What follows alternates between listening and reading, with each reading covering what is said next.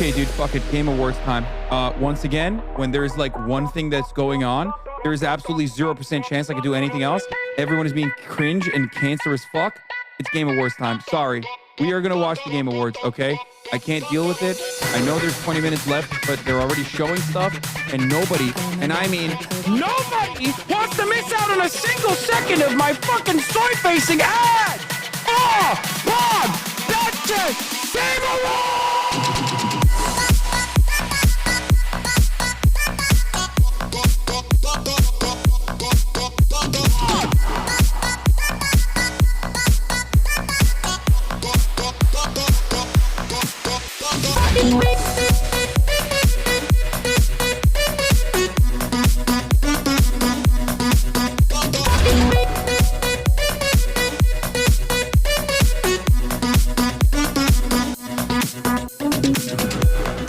Focus on this anymore because all you motherfuckers keep talking about the PlayStation event. You did fucking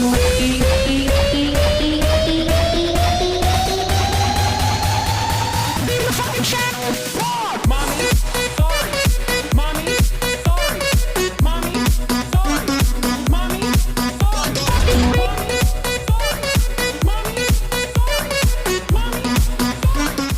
What's going on, everybody? I hope everyone's having a fantastic evening, fantastic afternoon, fantastic pre-noon, no matter where you are in the world. I'm Hasan Piker, and this is the Hasan broadcast coming to you live from somewhat sunny California, Los Angeles. Folks, we're live and alive, and I hope all the boys, girls, and MBs are having a fantastic one because today's a beautiful day. Today's a wonderful day. Today is Saturday, folks. That's right. It is Saturday, fun day, folks. I'm Hasan Piker. And I hope everyone is having a wonderful time, a wonderful day, regardless of all of the awfulness that happens in the world. And that's precise because it's a beautiful Saturday. We're going to be having some fun. We're going to be having some immaculate vibes, and that's it. That's no matter what happens, we're going to have fun. Can we watch Bill Burr on Sneaker Shopping? Sure, we can. I saw the part where he talked about Luigi Mangione. He's like, these fucking billionaires. Yeah, people are very mad at very mad at Bill Burr. We'll talk about that as well. But this is the part of the broadcast where I tell you about my personal news about what's going on in the world of HasanAbi Piker. There's a new Overzealots video. I'll be watching that as well. But in terms of what's going on in the world of HasanAbi Piker, shirt right here is also part of the new merch.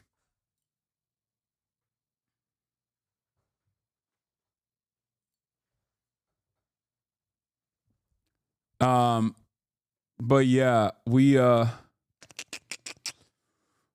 what's going on in my world is, my brother's here. Well, he's not here right now. He's doing some stuff, but, Fifi's here. Fiona. She's laying down somewhere in the house, but, he's staying with me, and he really wanted to watch 0 Day, and I could not do it. I could not watch 0 Day. It's so bad. But having said that,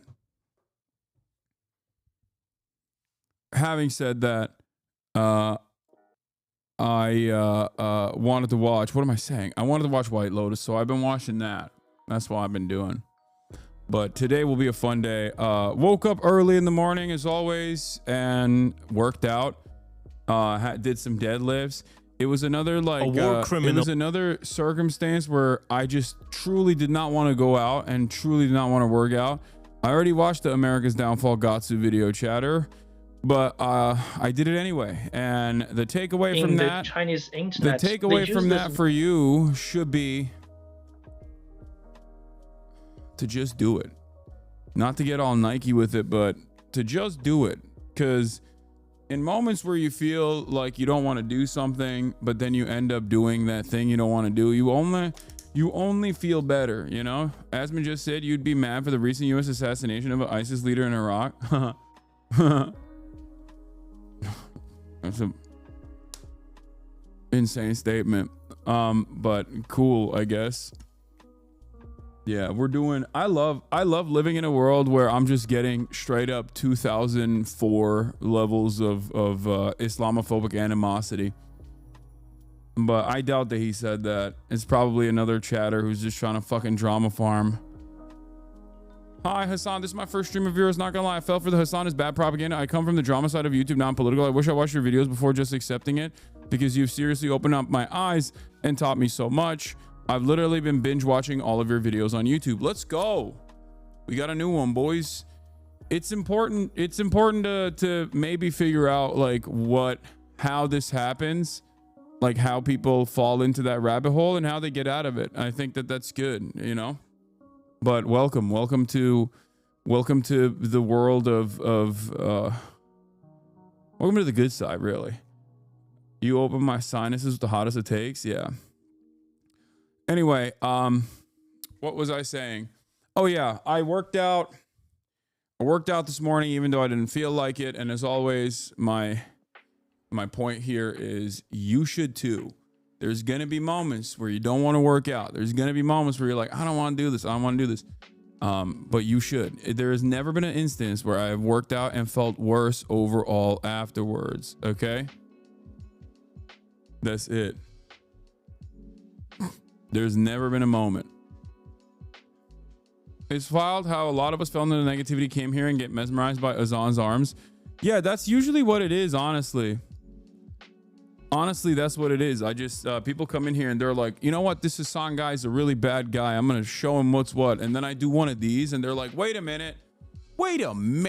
This guy seems to take care of himself. And he seems to have some opinions that maybe I misunderstood because other people were saying he was bad, but they weren't really explaining it.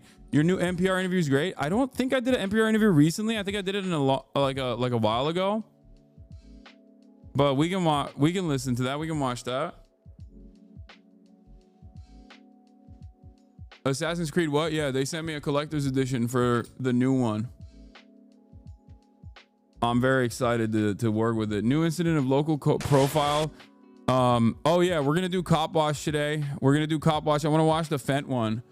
I want to watch the Fenty one. The one where the cop is like arresting a or the one where the cop almost dies to a fentanyl or something. Like I want to watch that one too.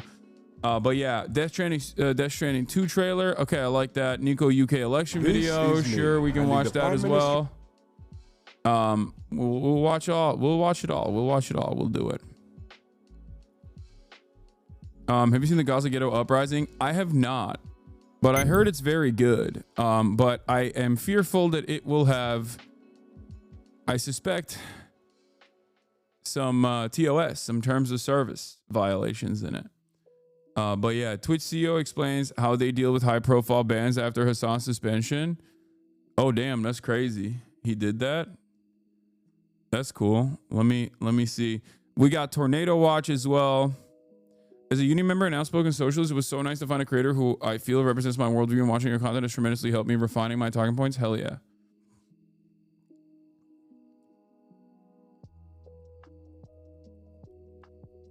Ireland's most hated hero.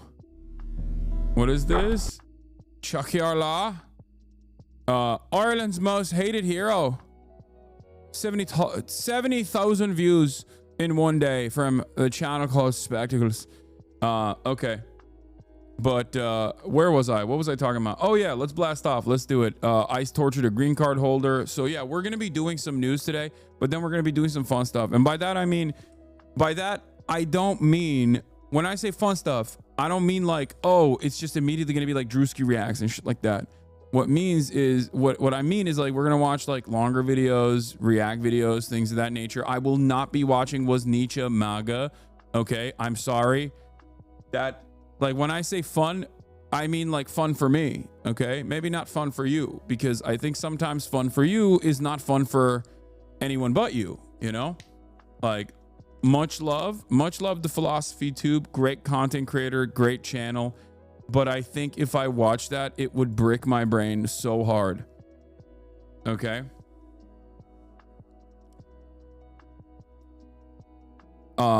Yeah. U.S. launches broad attacks on militant sites in Yemen. Of course. Anyway. Light news. Tornado watch. ICE. Tortures another green card holder. I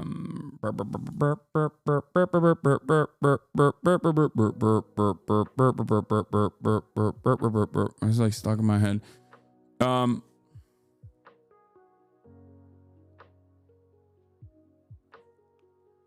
Where was I? Voice of America is closed. No, not Bloody Sunday. Bloody Saturday for Voice of America. No, I can't believe it. I'm so upset about that. R.I.P. Anyway, Saturday, FUNDAY, Cop Watch, Hog Watch, Fun Reacts, Gaming. We got it all. Isn't the reason you want Asmongold on stream with you just so you can get him banned again? You think I got him banned last time and not what he said on his stream? What? No. Do you think that I run Twitch? Like, do you think that I have like genuine power over Twitch? I mean, I just got banned recently. Was that like a fake ban? I really want to understand where you're coming from with this. I do genuinely want to know, because like it's got to be some cool ass opinions. It's got to be some cool ass opinions up there. Yeah, we're gonna watch the Chinese support for Palestine as well. That's like a really cool 9-minute video. Please, Mimic Queen, give me something good here, because I really do. I really do want to hear what your perspective is on this. Do I control the media? Is it me? Is that what you're thinking? Anyway, do we have a blast off meme chat? No. And also, the reason why I want to talk to Asmongold is pretty clear, like pretty open. I'm pretty open about it. I don't care about Asmongold doing like transmog competitions or even like reacting to political stuff in general with his own seasoning. That's great, right? I do, however, care about, like, you know, Asmongold doing right-wing propaganda, either deliberately or because he just doesn't have all the facts.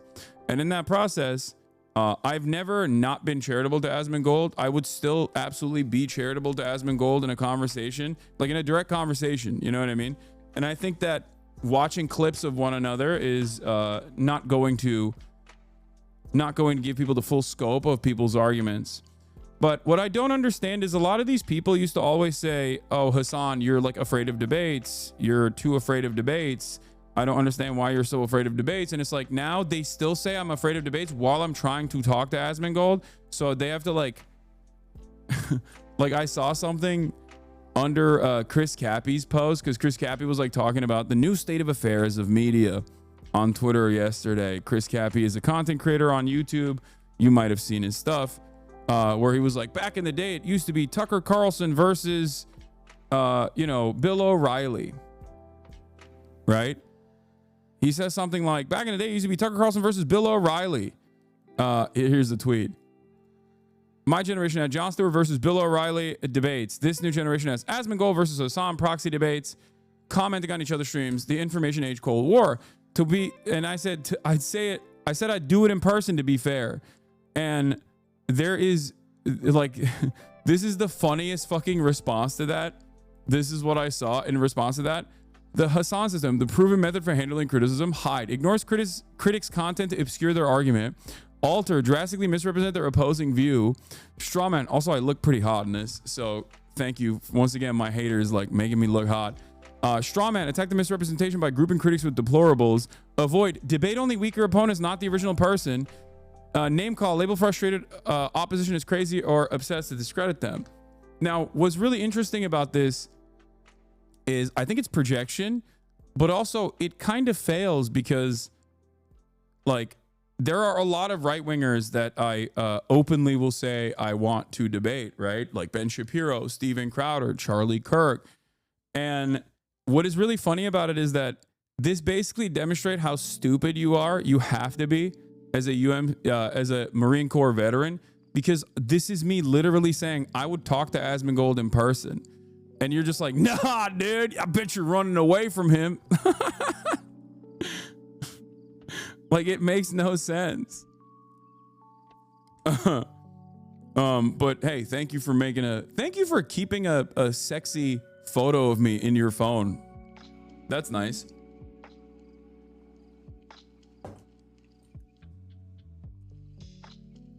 Blast off. Gavin Newsom and this is Daryl Cooper. That's funny. That's meta. God damn, that Daryl Cooper stuff it was a little shocking, I will say. There is a real growing movement on the right of people who just like don't necessarily care like one way or another about Israel. Some of them really hate Israel. Some of them don't care. Some of them are like agnostic, but they hate Jews. Like, holy moly. Like, really. And it's always been there, but like now it's pretty out and about, like pretty much out in the open. Interesting stuff.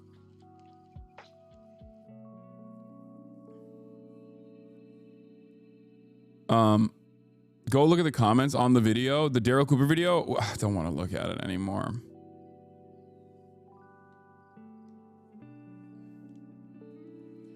The same executive order that shut down Voice of America also shut down the Wilson Center, a think tank that Russia designated as an undesirable organization in 2022. Huh. I don't understand why they're doing the Voice of America thing. But anyway, let's get started on this. Twitch CEO explains how they deal with high-profile bans after Hasan's suspension. Twitch CEO has admitted it's tricky at times when it comes to banning streamers and has also lifted the lid as to whether he has the power to suspend channels. Twitch bans have been a hot topic within the live streaming community. Streamers have called on Amazon-owned platform, blah, blah, blah, blah, blah. Speaking to Business Insider's Peter Kafka for his channel's podcast, Clancy revealed that some bans are tricky to do. On a VOD platform like YouTube, you can edit something or take something down. It's hard to sit there and talk for 6 hours straight and not step over the line, he said. It's 6 to 8 hours trying to make sure you don't step over the line. So it's the fact that sometimes people step over the line and you can't just edit it as you would on a VOD platform. I don't think it's contentious. It's just tricky for both them and us to make sure. Look, we keep it within the guidelines. So we have to see when somebody steps over the line and do something to make sure they don't step over the line consistently. That's a pretty good approach to it, I think. Obviously, people will not take this seriously because they've already made up their minds on Dan Clancy specifically and also Twitch specifically. I will say, like, regardless of my criticisms of Twitch or my immediate criticisms of Dan Clancy, I think that, like, for example, I don't like that he streams so much. Okay? That's one thing that that's my own personal opinion. You might not agree with it, right? I'm not like the biggest fan of that because I feel like you're opening yourself up to a lot of attacks in general, right?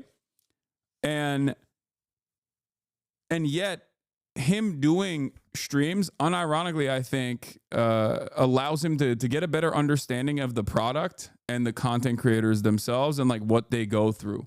Does that make sense?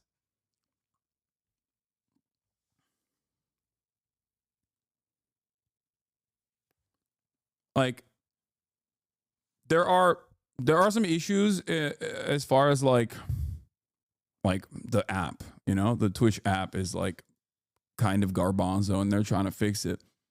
But as a CEO, I think like Ford CEO also drives a Ford. No, it's Ford CEO literally does not drive a Ford exclusively any longer. He's now driving a fucking Yangwang, I think. But yeah, as a CEO, it's still good to understand like the service that the platform is providing.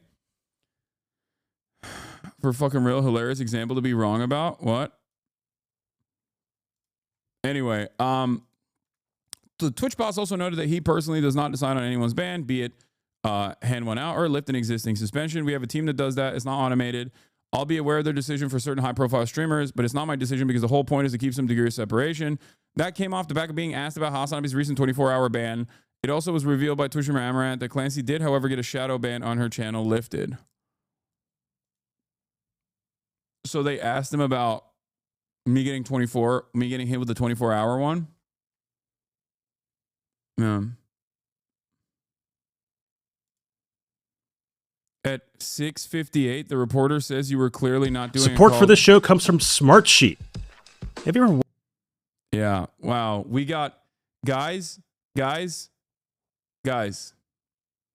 We clearly have shooters out there in the journalism. I do control the media, okay? You're watching on the biggest channels because those are the ones you've heard of, right? And on a big channel, it is the fact that chat flies by. The magic of Twitch is on the channels of there'll be somewhere between 200 and 1 or 2,000 or 3,000 people watching, 4,000. And chat doesn't fly by as fast then. Then you can really see chat, you recognize names. And the other thing is, you're closer to being on a message board. It's yes. And also you're dropping in once, okay? Part of it is you come again and again. And the analogy I often use, now I'm playing to my own generation, is back to the TV show Cheers. I'm familiar. Where everyone knows your name. And you show up in a chat room that you go regularly, and everybody screams out your name if you haven't been there for a while and says, Norm, where you been? Yep. Right? And you feel like you belong and that they're happy to see you. Always glad you came. One of your biggest streamers, Hasan Piker, someone I'm familiar with. I've interviewed him. He's got a caustic edge to him. Yep. He was recently suspended on Twitch. That's cool. He was making That's a cool way to, damn. He said, I got a caustic edge to me. I like that. Damn, journalism is not dead, folks. Wow,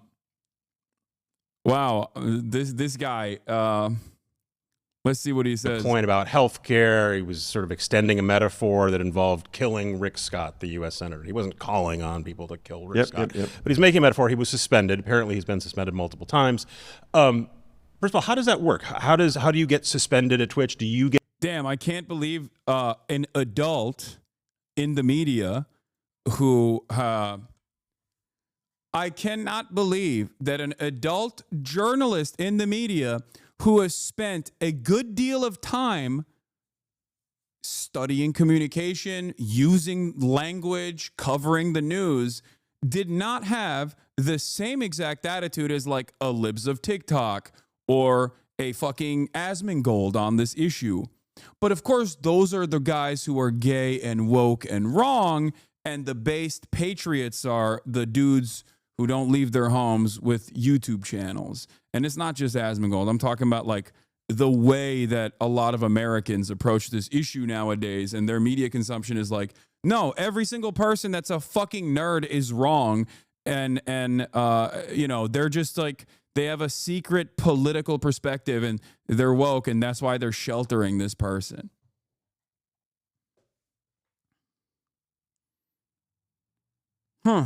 Interesting. All right. HasanAbi, renounce your citizenship. No, if U.S. is so bad. I'm good, man. Thank you, though. Thank you for the suggestion.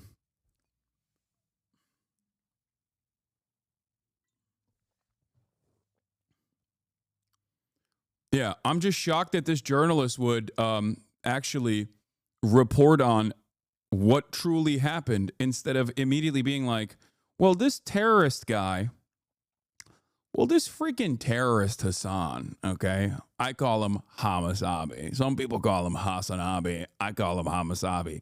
Why the fuck's he still on the platform? Or let alone in the United States of America? As a journalist for Business Insider, I say, get him out of here. As a matter of fact, get them all out of here.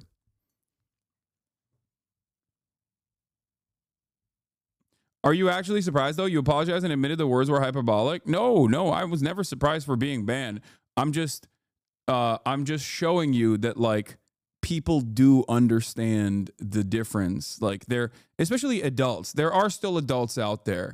Because I think the more we look at just, like, right-wing commentary online and how much that has devolved throughout time, we get a false notion.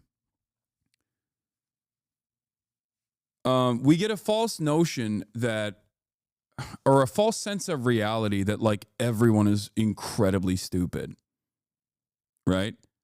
And I don't think that's the case. I think that there are still intelligent people out there, and you can't like lose sight of that. You can't forget that there are normal humans out there who also look to like Elon Musk Sig Heiling and don't immediately rush to defend him. There are plenty of normal people who see that and go, oh, that's it. I'm done. I'm writing this guy off. There are normal people out there who are still intelligent, careful, considerate, maybe not like super knowledgeable on an issue, but don't immediately just like fly off in the most reactionary perspectives. That's what it is, right? We need to remember that. We need to remember that there are people like this in the media. There are people like this all around us. And I think I sometimes lose sight of that because I've read too much Asmongold comments. You know what I mean? Like Asmongold YouTube comment section. And I think when you stare into that darkness for an extended period of time, you end up developing a false interpretation of like what our fellow citizens are like. Not to say that there aren't truly people like that, and those numbers are growing, especially online, where there's just like an incredible amount. There's a definite like crisis of intellect, a crisis of critical thinking, a crisis of nuance in this country, for sure. But I do think that, you know, it's not as severe as we think it is.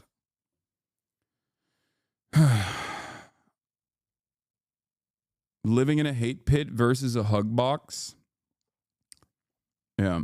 Are you going to talk about the U.S.-Yemen military op from today, or did you already cover it? Dude, can you calm down? I will. Yes, it's right here. U.S. launches broad attack on militant sites in Yemen. I know.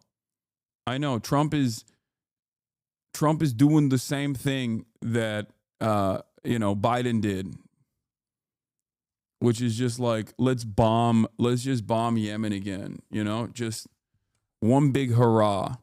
It'll work this time. Yeah, Mr. Peaceful Dove, dude. Mr. I'm going to handle this whole Israel stuff in a day. Mr. I'm going to handle Russia in a day. We'll get to that. Okay, this is seemingly... Get involved when it's a high-profile person? Is this automated? How does that work? And how do you get reinstated? Yeah, so first of all, they're indefinite. I'm not indefinite. They're for a given period of time. They're not indefinite. It's sort of a timeout. It's a timeout. It's a timeout, so think of it like that, right? And all it is try to make sure people stay within the guardrails, right? And so the idea, of course, is, look, if someone goes outside the guardrails a little, give them a little bit of timeout. So then it's like, okay, I'm going to work hard to stay within, the community guidelines. And we have a team that does that. It's not automated. I'll be aware of their decisions for certain high profiles, but it's not my decision, because the whole point is to keep some degree of separation, right? Where they're trying to make what is a consistent decision on the platform. And it seems like it's an ongoing theme for many of your big name folks, that they constantly are sort of, not constantly, but often are pushing the limits, getting in trouble, getting booted, getting reinstated. And then there also seems to be sometimes a question of, did the streamer say something? Was it one of his fans saying something? Was it someone off camera saying something? How do you... Yeah, I think it's like Twitch still as a medium is somewhat new, right? And a lot of normies don't entertain the idea of like tuning in to a broadcast for like 6 to 8 hours a day. So they have no way of comprehending how you can easily manipulate language and take advantage of the nuances of any kind of statement, let alone political statements. That's pretty much it. It's just like, it's very difficult to fully understand what a person's perspective is when they're talking about political issues for 8 hours, 10 hours a day, and then you're just reading what they have to say through 12-second clips. It's just not. You're never going to understand a person's perspective that way. It's virtually impossible. And because people don't really know what this medium looks like in general, I think a lot of people get duped. I get duped, and I'm in this field. You know what I mean? I'm in the heart of this, and I still get duped sometimes. Like, I'll give you a high-profile example of this. There's that guy. the Black Captain America or whatever. Like there's a tweet out there with like 100,000 likes, and I didn't even see what he actually said. Was it Anthony Mackie? Hold on, I think why your rage responded. Oh, here it is. Like this is what I want to show you in terms of context, in terms of like how we operate, right? Anthony Mackie has a 1 minute and 45 second response here where he talks about, I guess, like masculinity. And this person said, it feels so real to finally be being given a reason to hate him. Pivot podcast. For the past 20 years, we've been living through the death of the American male. They've killed masculinity in our communities. At Anthony Mackie, right? Star actor Anthony Mackie has soared to the highest levels of Hollywood, but one thing he really doesn't play about is raising his boys to be young men. He talks to, okay, when I saw official Crowder, I was like, Steven Crowder, what the hell? He talks to these people about how he keeps them humble. He brings them up with respect and responsibility, but strays from society's trend of what they are trying to make young men think and feel, right? So let's hear what he had to say and whether he worded this or weirdly or not. And we'll see if he was clipped out of context. I keep my boys humble. Like, my boys have never had a pair of Jordans. You know, my boys don't do all that internet fly shit. I'm like your kids. None of this is controversial so far. He's literally just saying that he doesn't like the flashy, he doesn't like the flex culture that he sees, especially for younger generations online. I agree with that 100%. Let's see. And no, I don't give a. I could be the biggest star in the world. Do not let me catch you being stupid. Mm-hmm. Do not. And my oldest gets it. My 15-year-old, he tells the other ones, he's like, yo, don't make dad mad. Because once you get one that's right, he gonna straighten the other ones out. Mm-hmm. So it's just that thing of, in the past 20 years. This is such a funny, this is like the most old head podcast, by the way. It's like, I don't know anything about this podcast, but it's like, as soon as it panned over to the host, I'm like, oh, this is amazing. We've been living through the death of the American male. They have literally killed masculinity in our homes and our communities, for one reason or another. But I raised my boys to be young men. And however you feel about that, you feel about that. Right. But my boys will always be respectful. They will always say, yes, sir, yes, ma'am. No, sir, no, ma'am. They will always say thank you. They will always open a door for a lady. They will always make sure that their mother is taken care and provided for. They will always be men. And that's always, since they were 2 years old. Every time I left for a job, I tell my 15-year-old, you're the man of the house. You make sure these doors are locked every night, this alarm is on, you text me or you call me every night before you go to bed and you wake up. I love that. Because we're men. If I'm not there to protect, he got to be there to protect. Because you can have all the money in the world, climb through the window, that money means nothing. Right. You can have all the celebrity in the world, jump through the door, that celebrity means nothing. Yeah. So you got to have a little guard in there, you know? And so for me, it's always that idea of American masculinity is very different. Hold up. Limitless. Okay, so it comes across as like kind of right-wing, right?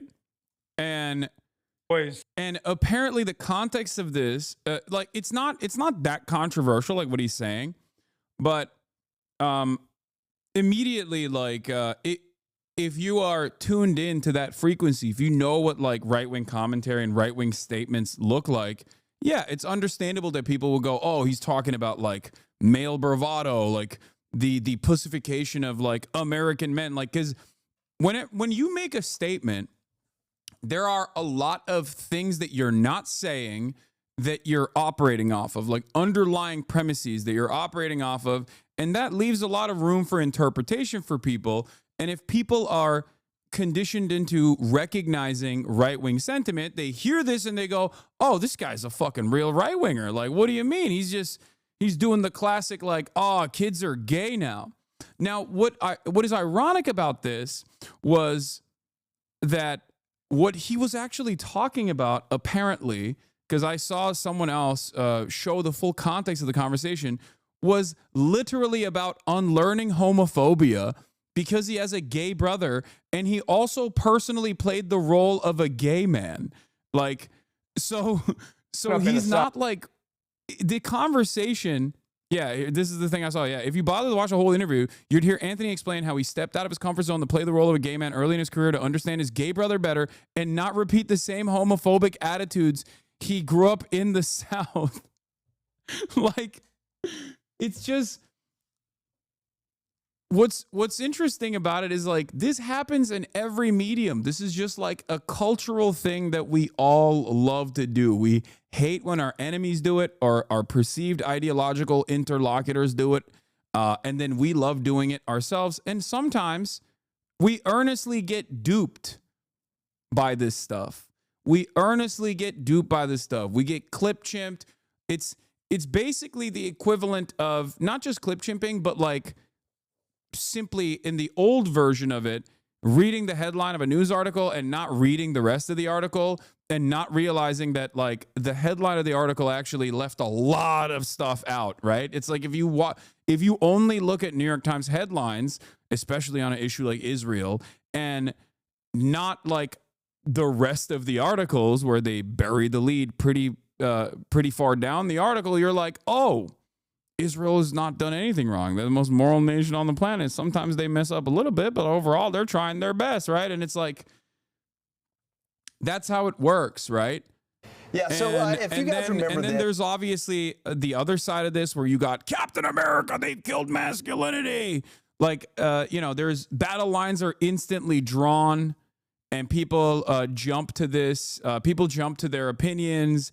And then these wars are fought, right? Here, let's hear what he had to say. South in the 90s. He starts the other clip with saying he doesn't like the money spread 999 Rolex, 1,200,000 or 1,200 haircut individuals. Yeah. For the record, he's a black man on a black podcast talking about his own community and his own interpretation of what he is seeing amongst the youth. Something that I have also talked about as well. Something that I also fucking get annoyed by in general by American culture is like American consumerism and flex culture has like completely gotten to a new level at this point where people are just like, they substitute having fucking expensive watches or expensive things and living a lavish lifestyle as a mechanism to say like, I'm a good person. Look at how successful I am. Right? It's annoying. And before there's like immediately people going Gucci shirt. Like, I know you're joking when you say this, obviously, but like, there's never been a moment where I have been like, look at what I got, bitch. Like, I'm the man. I fucking made it. It's usually people, because I'm a leftist, people constantly throwing it back in my face.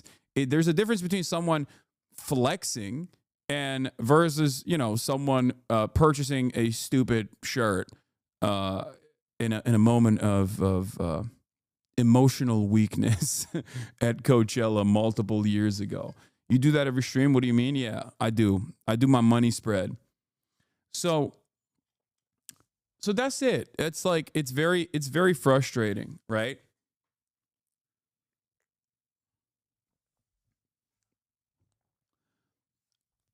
I think that's a perfectly valid thing to get upset about, because I think it's a sign of it's a telltale sign of insecurity in general, right? You flex your biceps on us. Okay, that's a great example. Okay, that's a great example because I think, jokes or not, like, I'm very proud of the amount of work I've put in to my own body. I'm very proud of my own accomplishments, and I want other people to also take the lesson. And that's why I talk about my workouts, talk about my diet, talk about fitness in general, because I want to hopefully influence people positively and get them also to do the same thing. But even then, flexing your fucking biceps is like, well, yeah, you worked on it. You know what I mean?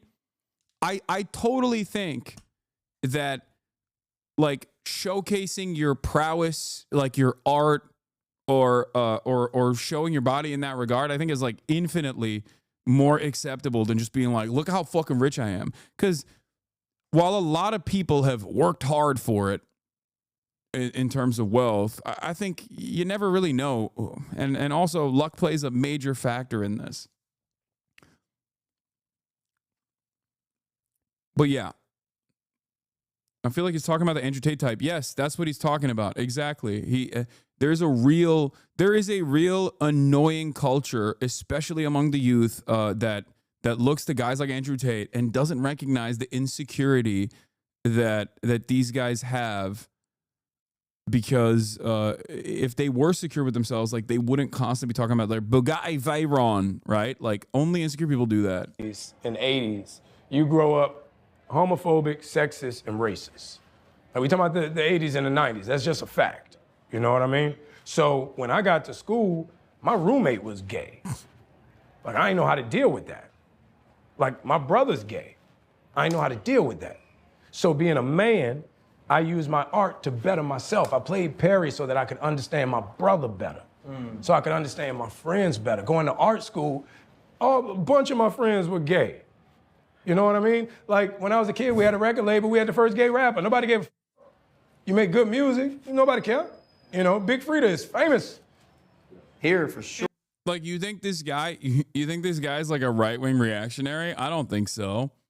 Especially like a lot of people rob others of their social development, their world experiences. They never look to like how a person got to the position that they got to, right? Like that's really interesting. That so many people will be like, well, I grew up sheltered, you know, I grew up in New York to like woke ass parents, and I expect everyone to arrive at my worldview and my position instantly out of the womb. And it's like, of course, that's not going to be the case. You have to look at these things. You have to be. That's why I always say, be normal, be a human. The reason why I try to educate people on this process all the fucking time is because, unfortunately, with the way that our information environment works now, with no third spaces, no sense of community, no like going out and being around other human beings, and constantly being in a social situation where you are forced to interact with other humans on a regular basis, we spend most of our time socializing online. So a lot of the nuances that you normally would use to filter certain pieces of information, for example, are just gone. Right? It's the difference between watching someone talk or watching a video of someone versus reading their quotes on paper. It's an entirely different format, and the outcome and what your takeaway will be entirely different. And the same goes for the difference between watching someone on a podcast for a minute and 30 seconds versus seeing them in the wild, you know, interacting with them in the wild. Not saying that like you're going to meet every single person, right? You're probably not going to encounter, what's his face, Anthony Mackie in the wild and get a full understanding of what his worldview is.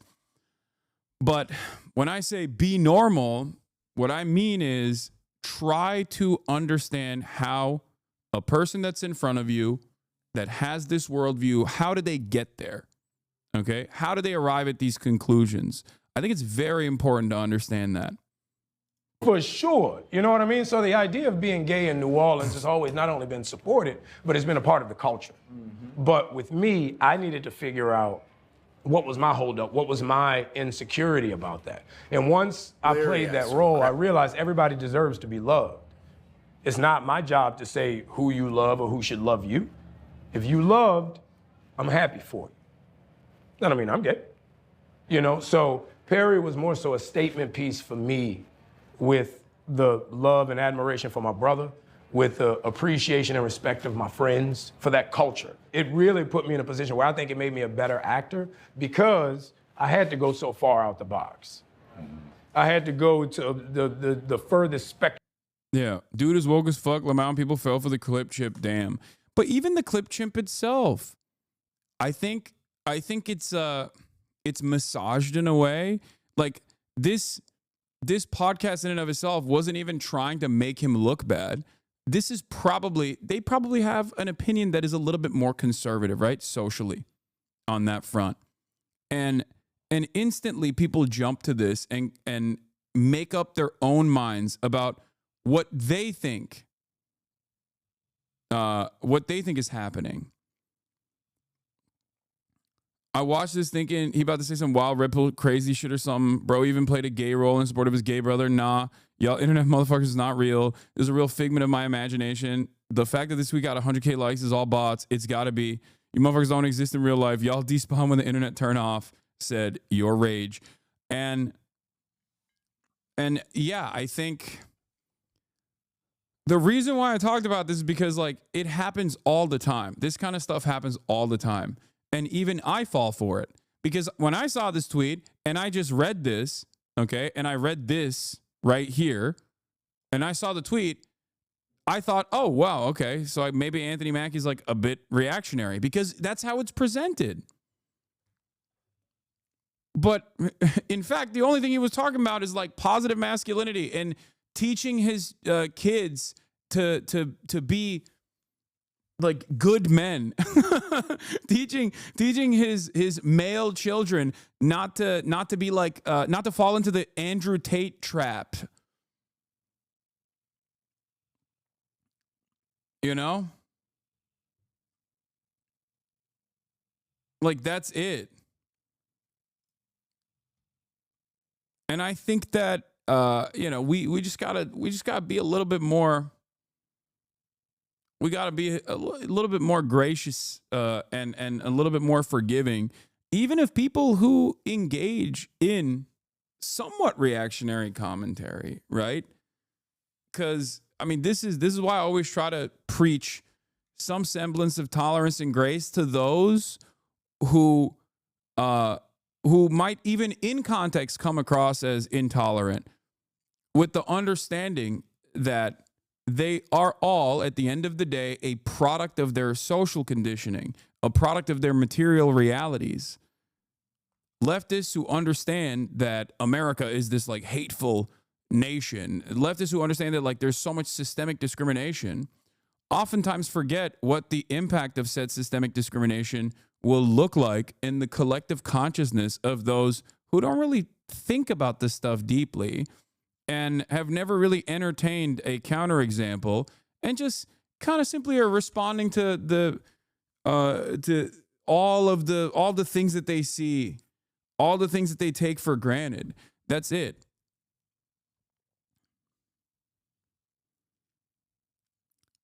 But yeah, same goes for every single person. Every single person will eventually find themselves in the throes of being misunderstood. It is what it is. And the reason why I use the Anthony Mackie example is because I personally saw that. And I initially thought, oh, what the hell? Like, is this guy like weirdly right-wing or whatever? Because I hadn't even watched the clip.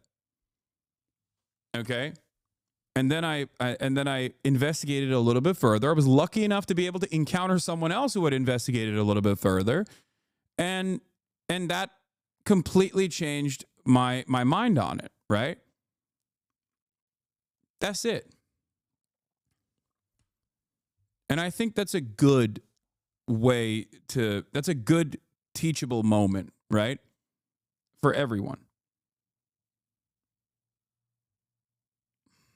No room for intellectual elitism while we're all trying to live in solidarity. Yeah, I mean, there is a balance to everything. And I think that balance also should factor in, for example, like not treating people like they're idiots either. Like I'm an advocate for not doing like Den's theory. And I think everyone plays a different role. My role is to do agitative propaganda, of course, and to help Americans understand their class position and who the real, like what the real vectors of harm are in our current hierarchy, right? That's my goal. That's my role. But that doesn't mean that like I have this attitude that like the average American, the average working class person is too stupid and too dumb to understand theory either. So there's a balance there as well.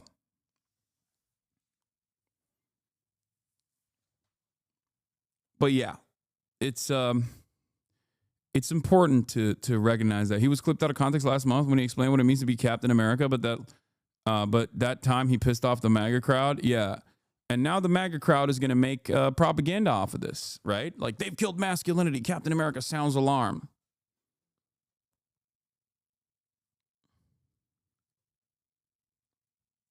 But yeah. That's important. It's a little brief moment, but we'll So we are gonna- good TikTok regarding Larry, conditioning and normies. correct? Come on up. You are next. And my understanding is you were in the overflow room? Yes, How many more are up there? quite a few. Okay, if there are any of them that are going to be testifying, Wait, hold on. and we're getting down there on slips, so if they want to make their way down here, if they plan to speak, I would invite them down here now. So, all right, Larry, the floor is yours. You got 2 minutes. First of all, I'd like to apologize to you people. I was invited here to give my support for Bill 401.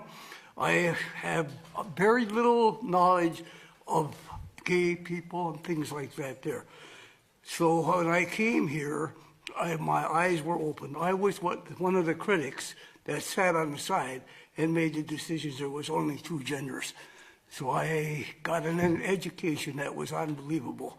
And I don't know just exactly how to say this, but my perspective for people have changed. So I don't want to take up no more of your time. I'd like to apologize for being here, and I learned a very lot about this group of people. Bro, I'm telling you right now, this is why I always fucking say, and this is a truth that every single trans person in this community knows, okay? Being fucking normal and chill, especially as a trans person out in the real world, goes the distance, okay? It is like the most successful weapon you have. You will brick the brain of grandpas like this, or even your own coworkers like this. Like, it played a role in my development. You know what I mean? If the starting position is like 2 genders and it's a rigid binary and that's all you hear and that's all you know, and then you got like a normal ass chill trans person being like, nah, this is not, that's not the case. Like, it truly does allow people to change their minds on these issues, This isn't also what? Why are you talking about trans people? I haven't met a trans person in my entire life. I doubt you have even met a trans person. Like, why do we talk about people who barely exist? Chatter, get down. You're fucking surrounded. Okay. Let me tell you, this is perhaps the stupidest community to say that in. There are a lot of trans people in this community. Okay. That's awesome. I don't disagree in terms of like, there aren't that many trans people in general. The hyper focus on trans people is totally constructed and manufactured, and the anger and resentment that people feel towards trans people is because like people are gearing others to get mad at them. They're a vulnerable population. They're in the margins, and they're constantly presented as the villains for very cynical propaganda purposes. So you're not necessarily completely wrong on this issue, but like obviously, every now and then we're gonna be talking about trans people, considering that they're like less than 1% of the population, but are comprised, but make up like 95% of the resentment on the right. It's insane. But yeah, according to the HasanAbi census this past year, 14% of this community is trans. So trans people are 14 times more represented in this community than the American population. So You know, I've shaken HasanAbi's hand so much for being a foe, shaking my head.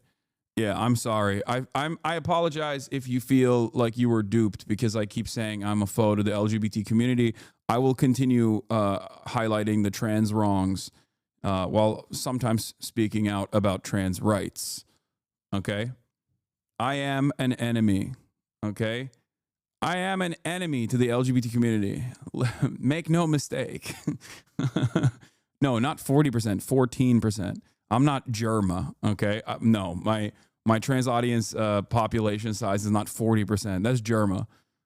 He's a couple doors down.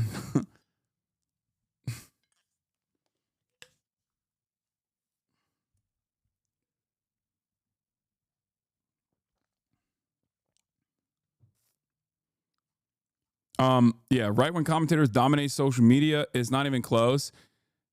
True. Obviously, like the metrics for this are not the best. Like they're just simply looking at like raw follower numbers and follower counts. I don't think you can make a decent assessment of like who has the most motion, for example, or who has the most like unique reach. Because I would go so far as to say that like Asmongold's reach as a right-wing content creator is far greater than Ben Shapiro's reach right now at this stage.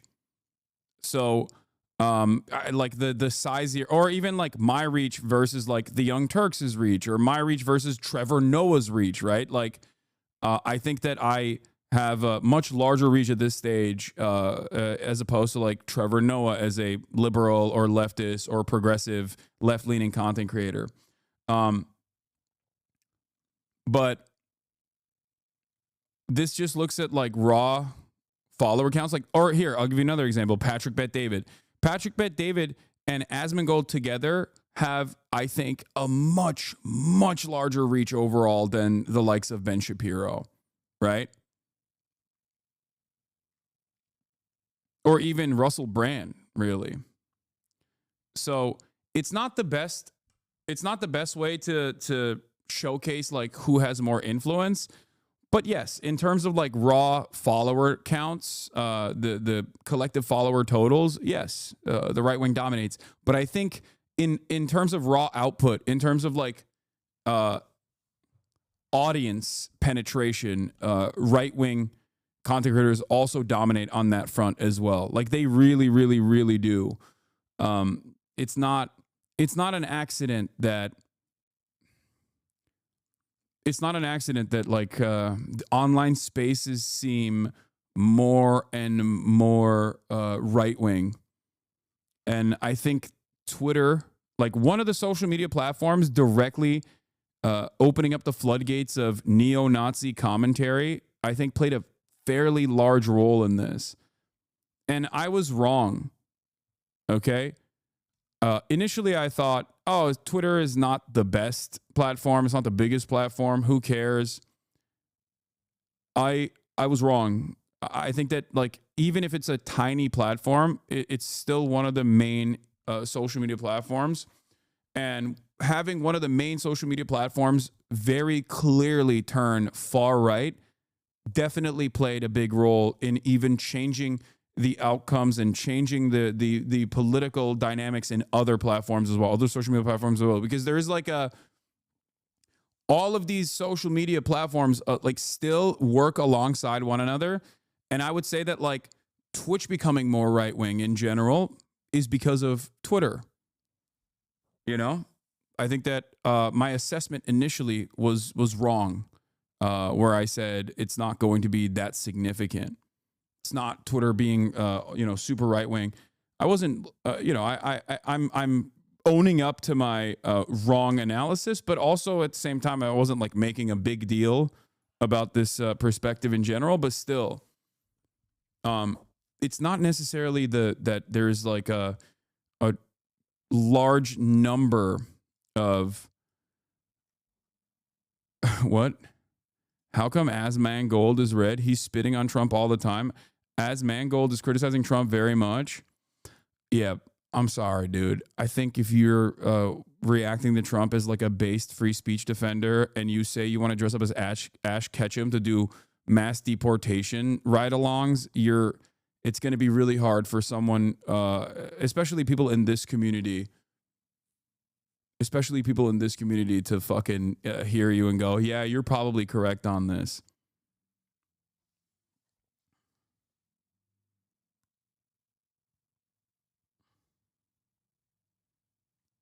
You know?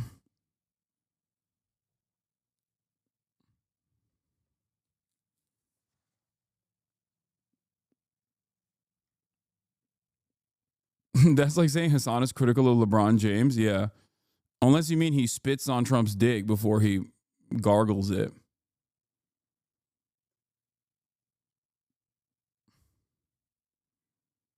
You know? Great new piece about you in chat. WBUR.org. The stream is up. The politics of Twitch personality Hasan Piker and his dedicated community. Oh, this is the new one. This is a new piece that came out, right? Yeah, March 14th. I can say to my new Samsung Galaxy S. Parent origin story video for Tim Houthi.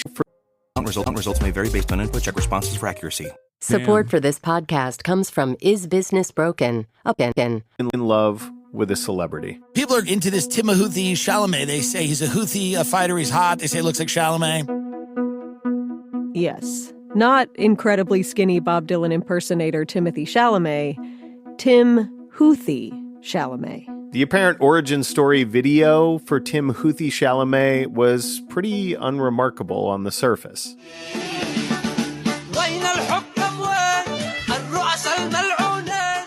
Just a guy with curly, dark hair steering a small boat with one hand and holding his phone in selfie mode with the other. A light blue skiff bathed in the sun. Very mindful, very demure. A much bigger ship hulking in the background with big white lettering that said Galaxy Leader. This was 33 seconds of, honestly, not that much. But then, like that, this video had 13 million views. Because, I mean, look at him. Okay, I don't understand why people obsess over actor Timothy Chalamet either, but Tim Houthi Chalamet's celebrity was in some ways an example of a new way that people are consuming news and information. Coming at it kind of sideways. At least that was true for me. Tim Houthi was how we learned more about the Red Sea and the attacks. Yeah, this is WBUR. It's a NPR local for Boston. I did this interview, I think, months ago, like months and months ago, and I believe they just only recently came out with it. But every day, 7 days a week, for 8 hours or more, Hasan Piker is live on the video game streaming platform Twitch. This is where he shares his political commentary with a dedicated community of viewers, many of whom fall into a particularly sought-after electoral demographic, young men. One of the dominant theories about re-election of President Donald Trump in November 2024 was that it was aided by commentators like Piker, brash and broy. But Piker is a socialist, considerably to the left of the mainstream Democratic Party. He gets into streamer beefs, but he also talks a lot about empathy and bringing a spirit of charitability to political discourse. What kind of effect does he have on his community and their political activism? Who's tuning in 50 hours a week to get their news from one guy? Spoiler, it's not just 20-something men. And really, who is that guy?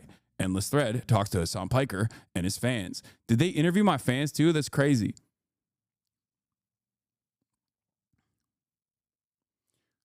Weren't you live for this interview? No. I did this offline like months ago. I forget exactly when. To the Red Sea, where the UK says Iranian-backed Houthi rebels have carried out their largest attack so far on shipping lanes. The Ministry of Defense. That is the BBC. But we didn't first listen to that report until a few weeks ago. No. My understanding of Yemeni fighters disrupting a key international shipping route in reaction to the war in Gaza started in the diffuse, crackling, digital, foamy broadcast waves of the internet, somewhere between TikTok and Twitch. Okay, that's crazy that this is a straight-up journalist on NPR, Boston Public Radio, openly admitting that his perspective shifted on the issue that the Ansar Allah movement was presenting, the reasons as to why they were dealing with the Red Sea in the ways that they were on my fucking Twitch stream. Okay? That's crazy. Hey, Rashid, how old are you? Where are you from originally in Yemen? Let's orient ourselves a bit here. We're talking about the southern end of the Red Sea, which flows past Yemen, Eritrea, and Djibouti. It's this key shipping route because it brings giant ships back and forth between the Indian Ocean and the Arabian Sea and the east coast of Africa and the Mediterranean Sea and Europe. It is a massive shortcut for getting goods between the East and the West. An age-old plan to shorten the distance between Europe and the Orient by linking the Red Sea to the Mediterranean. Yes, to get from the East to the West, you have to head through the Middle East.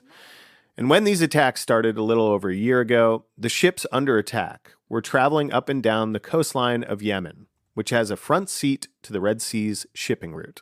The Red Sea, the Suez Canal that connects it to the Mediterranean, this is a zone that's had a ton of all kinds of commercial shipping for a long time.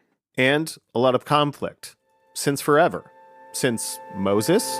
The long history of man's efforts to create a passage through the Egyptian land barrier can be traced back to 2000 BC. The Houthis are a group of fighters in Yemen that are vaguely associated with Iran, and they're in their own intense armed conflict with their neighbor, Saudi Arabia. They've driven a civil war in Yemen against the government there, with a resulting intense humanitarian crisis. We are not going to try and explain this conflict further right now. Which is probably for the best. But the Houthis have been reportedly doing this because they believe Israel, the U.S., and its allies were doing nothing to stop the humanitarian crisis in Gaza. It's not. It seems fair to say that, right? It's not AI. Not everything is AI. You need to stop being brain dead Zoomers. Secondly, there's not much else I can do in terms of like visual, visual guides here, because while we conducted this interview technically on camera, and obviously I didn't know that this was going to be the way that they were going to cover this interview, because we talked about a variety of different issues. This is a radio broadcast, okay? This is a radio broadcast for WBUR, which is the Boston NPR affiliate, okay? This is Boston NPR. It's an interview conducted for a radio broadcast for the show Endless Threads. I assume the podcast Endless Thread. Please, I just want you guys, I have never heard this either. I want to hear what their perspective is. I didn't know this was going to be about, I did not know that this was going to be about like my interview with Timothée Chalamet. I didn't even realize that they were going to predominantly feature that interview, okay? God, you guys are so annoying. Put some Subway Surfers up. Just watch, please. Please, just watch. Right now, politics and armed conflict have a much more direct and highly personal impact on daily life in Yemen, to say nothing of the larger region. But much of the way we experience this story in the U.S., unless we have a personal or family connection to Yemen or the merchant mariner industry, this feels and is pretty far off. Timothée Chalamet, also known as Rashid Al-Haddad online, brought it closer somehow, especially after he did a big interview with what we might call a news delivery service. I'm doing journalism, chat. Calm down, okay? Not the New York Times or BBC or NPR, organizations that might at least have a few reporters stationed in the region near the Red Sea. What platform is best to talk on? He said Instagram. Okay, that works. By the way, 19-year-old Timothée Chalamet said he was not a Houthi fighter, but he did seem to have the trappings of an influencer. He said, Hasan, wait a few minutes until I set up the lighting. Bro, this dude is a professional, dude. The news service getting the big interview with the Chalamet of the moment also had good lighting, access to translators, and a huge engaged audience. Associated Press, Reuters, It's kind of crazy because, like, I do make the sausage in real time. Normally, you never see how the sausage is made.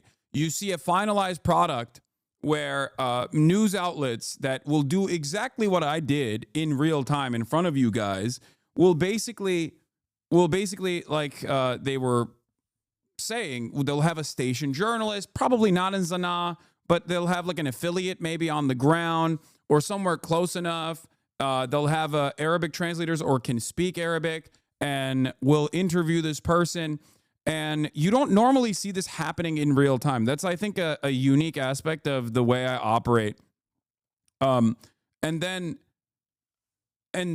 you see the finished product where like that entire interview in and of itself, and even like how we put it together, would never be seen by the world, right? You would only see like maybe 2 to 3 minutes, like specific answers that you're hearing from Timothée Chalamet at the time. NBC? No. More of a dude who's a professional dude. Hasan Piker.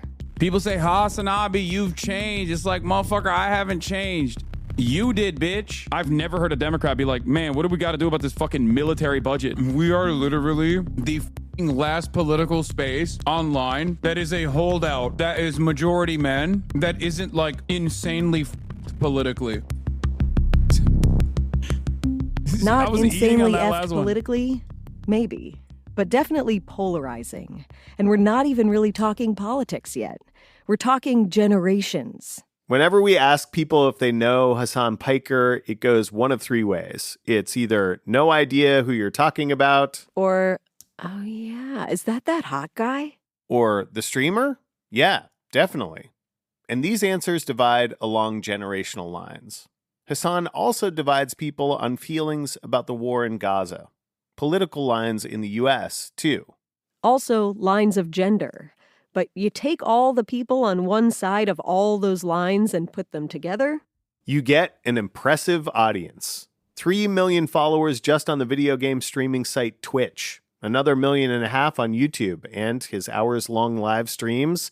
There can be 20 to 30,000 people watching and listening to Hasan at any given moment. That's how you know. That's how you know this is old, because now it's up there. Now it's more than that. Now it's a Saturday, so we got 25 in here, but now it's 30 to 40,000, as you guys know. So, you know, just saying, this was an older interview.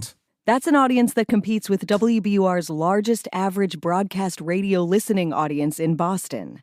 The same audience as our entire station in a major metro area. But it's one Twitch stream, one guy, Hasan Piker, 33 years old. He's ripped, a true Chad. And as Americans celebrate or slide into despair following the second election of...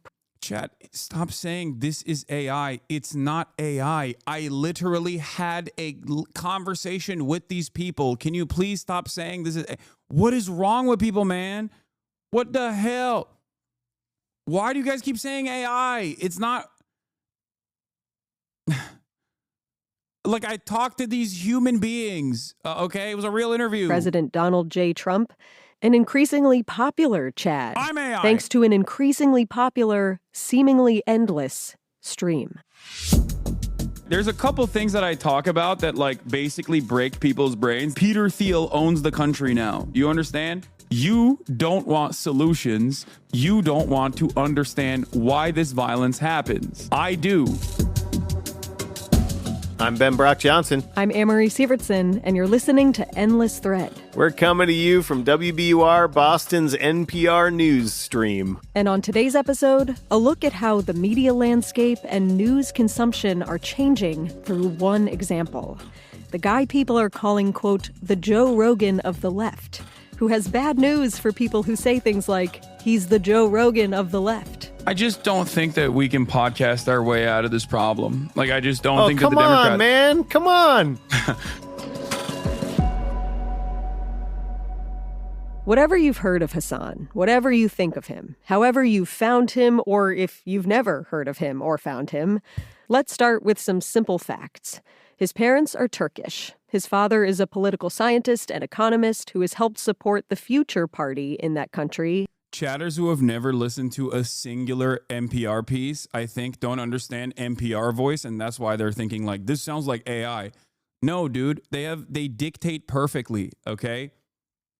That's what it is. That's just, they enunciate in a way where it almost comes across as, like, robotic. And even, like, the cuts that they put in with my voice sounds like AI as well. They got NPR voice, And also the way that they like cut certain stuff, like even there's like an NPR filter, I guess, where it also sounds like I'm doing AI voice. In opposition to the right-wing Justice and Development Party. His mom is an architectural historian teaching at the Institute of Technology in New Jersey. And Piker's uncle started the Young Turks, the popular progressive news network that began on the radio, jumped to YouTube, and is now played on some television channels. 4.5 long years of we're making progress. We're not making progress. You're heading off a cliff, dude, and you don't even realize it. Hasan's of an even younger generation than the Young Turks. He's on YouTube, but he's most established on the video game streaming platform Twitch, where people watch other people play video games. And in Hasan's case, people watch him talking about politics. But if you're going to stream on Twitch, you're probably going to do both.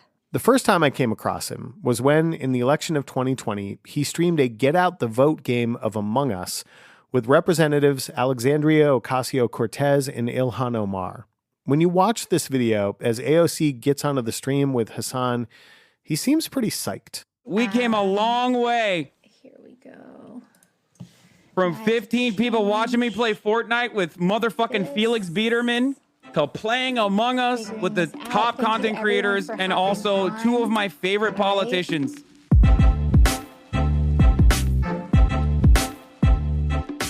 The Among Us stream, just a little more than an hour-long total, netted nearly 700,000 concurrent viewers.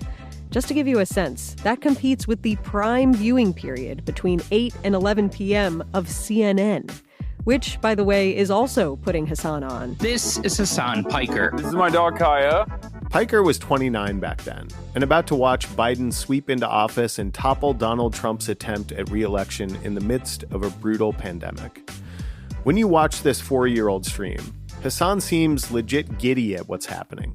And it's this odd combination of video game nerdery and progressive political energy. Or maybe it's not that odd of a combination. Hasan Piker represents a huge change in the way people consume information in 2025, especially digital natives, people who have only really been around after the internet and computers. Increasingly, they don't. I was thinking a lot about this, actually. You know how people always ask me, Hasan, like, what has your attitude really changed on? I don't think my values have changed. I've been fairly consistent on that stuff for the past decade.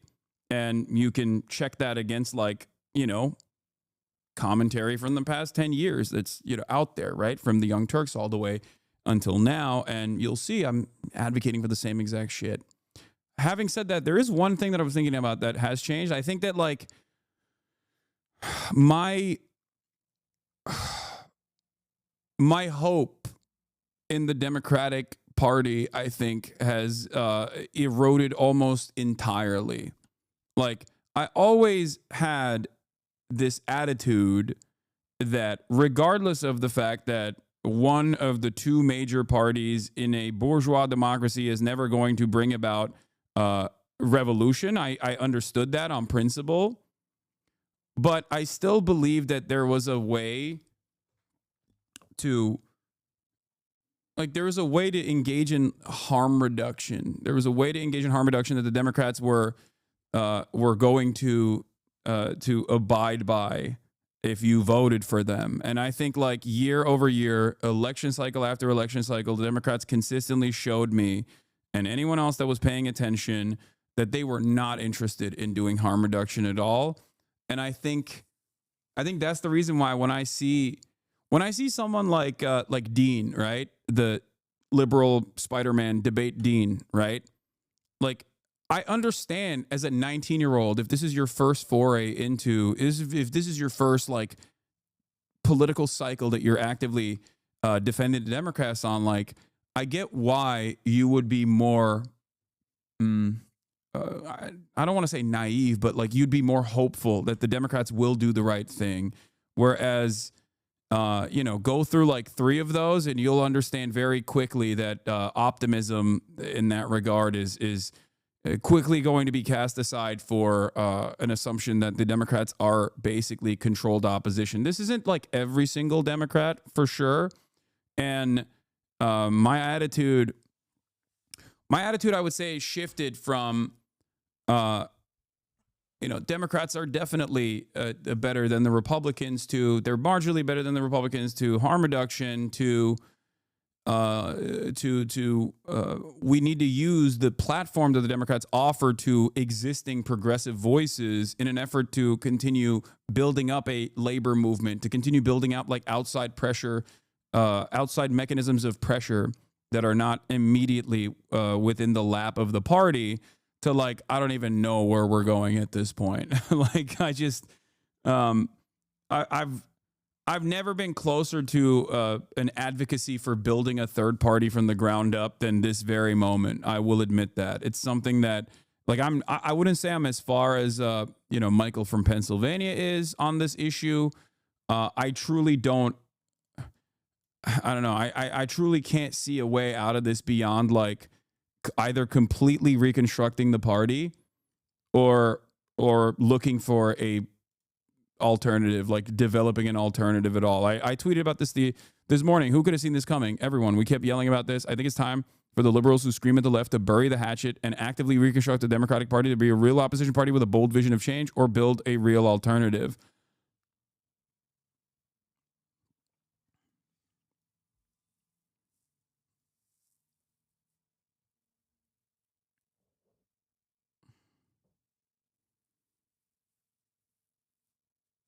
And it's just like,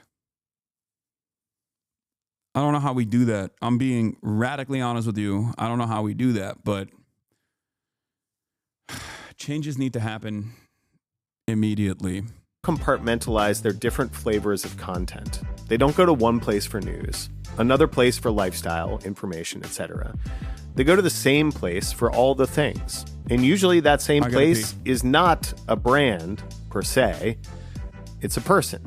We wanted to hear from some of these people, so we reached out on Reddit and got a bunch of responses. Some Hasan fans have requested that we only use their first name because, well, Hasan takes political positions that some employers might view as extreme. I had gone through different posts, reading comments, because I just basically view reading Reddit as like people watching, and kind of bookmark Hasan in my head as like, I got to figure this guy out. This is Janet. She's in her early 40s, lives in Colorado, goes against a few of the larger characteristics of Hasan's audience, but she's part of a growing demographic. Percentage of male went down. Percentage of female went up. We're up big. That's Hasan streaming his annual HasanAbi community census on Twitch. Hasan's subreddit lists, quote, 151,000 comrades as its follower count, which is where we found Janet. Janet started out reading HasanAbi hate on Reddit, but she's a comrade now. She's watching his Twitch stream every day. And it's not just Janet who's taking it all in. My toddler gets a little bit of TV time in the morning, so when Hasan starts, the TV goes off for him and we throw him into lunch. He knows the Hasan is streaming song, and we'll start doing sign language for food when that song comes on, so I've kind of ruined the baby, but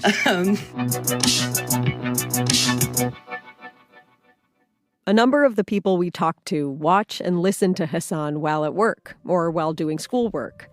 But Janet's home with her baby, so...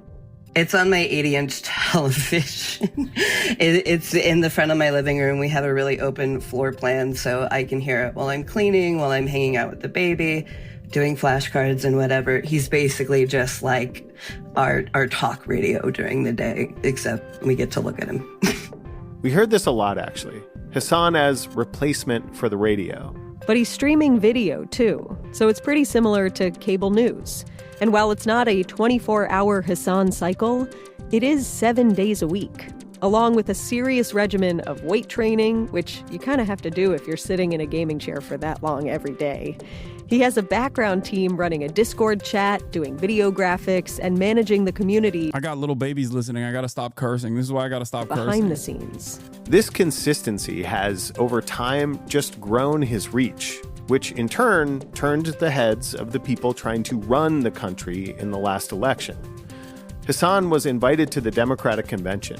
He was looked at by many in the run-up to the election as Exhibit A that Kamala Harris and company were talking to the right people to help them talk to the people who were going to vote.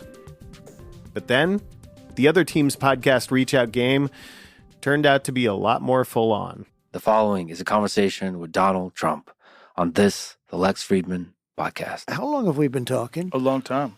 Let's go. Probably like 3 hours. He's one of the most famous people on earth, and I'm grateful for this chance to learn more about the man behind the headlines. Today's guest is Donald Trump. The Associated Press has called the presidency for Republican Donald Trump. Ever since, Hasan has been on what almost feels like a group therapy tour, talking to a lot of legacy media organizations and helping to explain to them how they could have possibly missed this thing that the polls really bore out, that young men were breaking for Trump. I think Trump speaks to male insecurities better. It's not necessarily flooding the market with like a bunch of liberals. Like, if we had like 8 more Pod Save Americas that kind of look like me, for example, like more bro-y, right? Then that would be fine. It's like, no, you can't podcast your way out of this problem. There it is again. You can't podcast your way out of this problem.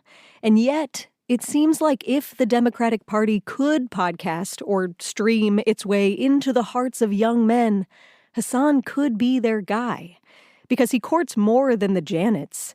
He also courts a lot of Jadens. Right now, Heber Springs has a population of about 7,000 people. 24-year-old Jaden didn't find Hasan Piker in his hometown of Heber Springs, Arkansas. It's a pretty close-knit community. Arkansas heads, rise up. My slander against Arkansas has not gone unnoticed. I apologize. Community. A lot of people know each other. A lot of people will go to the same church, for example. All the beliefs of everyone are pretty much shared throughout the entire community.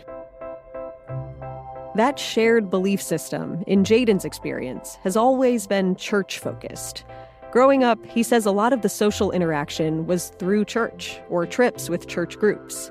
One of these particular trips, to some cabins in the woods, he remembers in particular. It was cold, it was windy, it was so miserable. There was always a theme or topic of discussion for these trips. For this trip, they decided to make it about homosexuality. Jaden thinks this trip happened when gay marriage got national protections in the U.S. He says that the trip turned out to be a bunch of adults telling a bunch of middle schoolers about how homosexuality and gay marriage were ruining society. I had so many experiences like that, kind of around church and things like that. When Jaden started to spend more time online in high school, he discovered perspectives that didn't really match the homogeneity of Heber Springs. And when he went to the University of Arkansas in Fayetteville, his own belief structure started to shift even more. Jaden says straight up that the only reason his belief structure has changed is because college and the internet. Which is where he found Hasan. I thought that the way he broke down certain topics was just really easy to understand, easy to digest. Digest what exactly? Hasan's worldview. Whether it's, American foreign policy being ultimately damaging to the world, or whether it be an advocacy for enshrining abortion rights in the Constitution, gun control, like reasonable gun safety measures that must be implemented, focusing on universal health care and free college education. All of these things have not improved at all. Jaden says that Hasan Piker's point of view on a bunch of different topics felt logical and approachable, and that they were ultimately compassionate towards America's most underprivileged people. Unhoused people, veterans, racial minorities, working class Americans, etc. It was definitely sort of a gradual realization that a lot of these things that the church and conservative-minded people were saying were concepts and ideas that actually went against the Bible in some ways. I think that was kind of the biggest contradiction that I sort of realized was when they talk about politics, it's pretty clear to realize that these people are not 100% for loving thy neighbor and looking out for those less fortunate than you. Jaden. Back in Heber Springs, Jaden's parents and his brothers are not watching one of Hasan Piker's streams 3 days a week, like Jaden is. His parents are watching Fox News. His little brother? He's definitely sort of that Joe Rogan, Till Coney, or Kill Tony, Andrew Schultz kind of audience member. So family conversations, even though Jaden gets along well with his parents and siblings, can be a little tricky. But Jaden has a new vocabulary. Definitely one benefit of tuning into Hasan and all these other left-leaning political commentators is that you're able to have discussions with these people and introduce new perspectives on looking at things that they have definitely not been exposed to before. Maybe one of the reasons Hasan resonates with people like Jaden, who identifies as a cis white male, is that in a lot of ways, he looks the part. Hasan has said he was teased as a younger kid for being, as people in the 1950s might say, kind of a shrimp. And like many young people before him, Hasan channeled that teasing into time at the gym. Which, in turn, feeds a persona that, on the surface, might feel like it's part of the manosphere that many of us have heard about. The online spaces where men prioritize alpha masculine behavior and ideals above all else. He does look and a little bit sound the part. Bruh. Dude. Oh, dude. Holy dude. It's like, bitch, what do you mean? But this is another case where you have to look closely enough to see the differences between streamers, who definitely don't line up along the same clear, bright lines between, say, Fox and MSNBC, or even NPR and the Wall Street Journal. And yet, the streamer world is drawing more and more of the audience that used to go to big broadcast news organizations away from that and into things like a video game streaming platform that might have a bunch of political thought mixed up with a game of Among Us or Counter-Strike. Hasan Piker has drawn a lot of controversy for his positions and his statements. And I'm not talking about bitch. I'm talking more about, if you look at the civilian deaths versus the deaths of soldiers, Hamas's percentages are infinitely better than Israel. That's just facts. So no, Hamas is the lesser evil.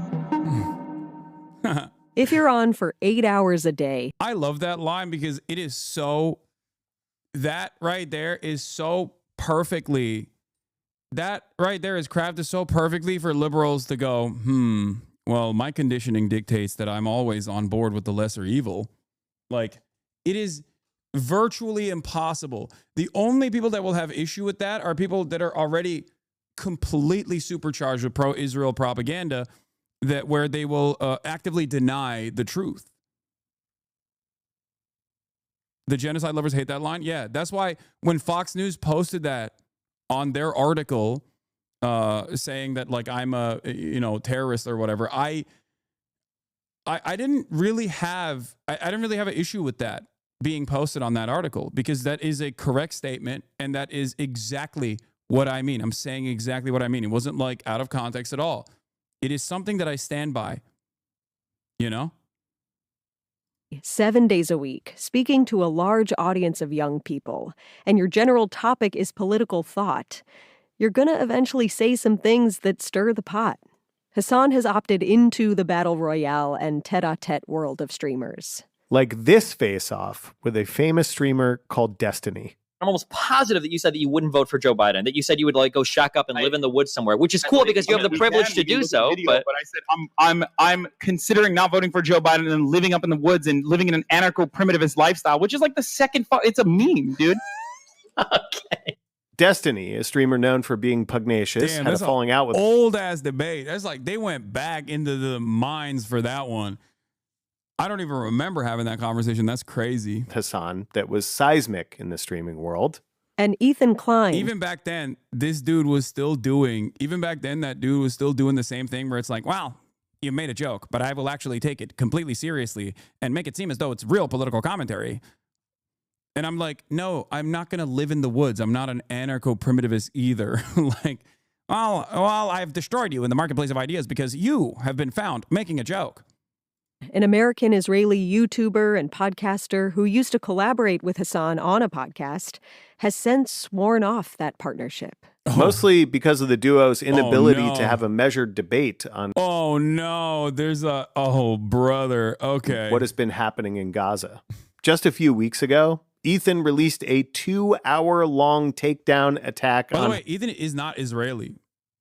He's not. I mean, he's an American. He is an American through and through, like straight up. He lived in Israel, but he's not Israeli. Hasan, much of which seemed I don't even know if he has an Israeli passport. Focused on Hasan's support of Palestinians. Hasan's chat had been calling me a Zionist, baby-killing genocider. maybe it is unreasonable that I'm asking him to moderate his chat for a friend. Hasan responded in kind while on vacation in Japan. Yeah, dude, I am pro-Palestine. That's it. If that's news to you, you are the dumbest baby on the planet. This, we can say, is giving streamer, big time.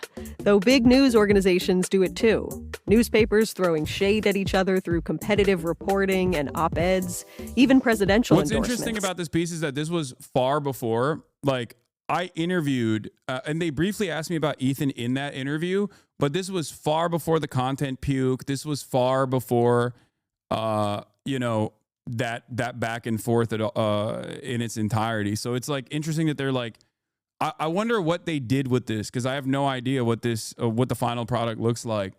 But I do remember like briefly talking about it. And at the time, because when this interview happened, I still was, when this interview initially happened, I still was very much trying not to talk about Ethan at all. So that's why they have snippets of me from Japan in the piece.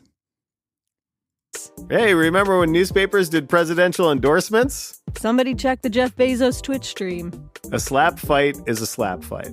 But underneath the bros and the bitches, the bluster, the muscles, Hasan's pushing political thought too. So it's time for us to @ him in the chat. And we will when we come right back.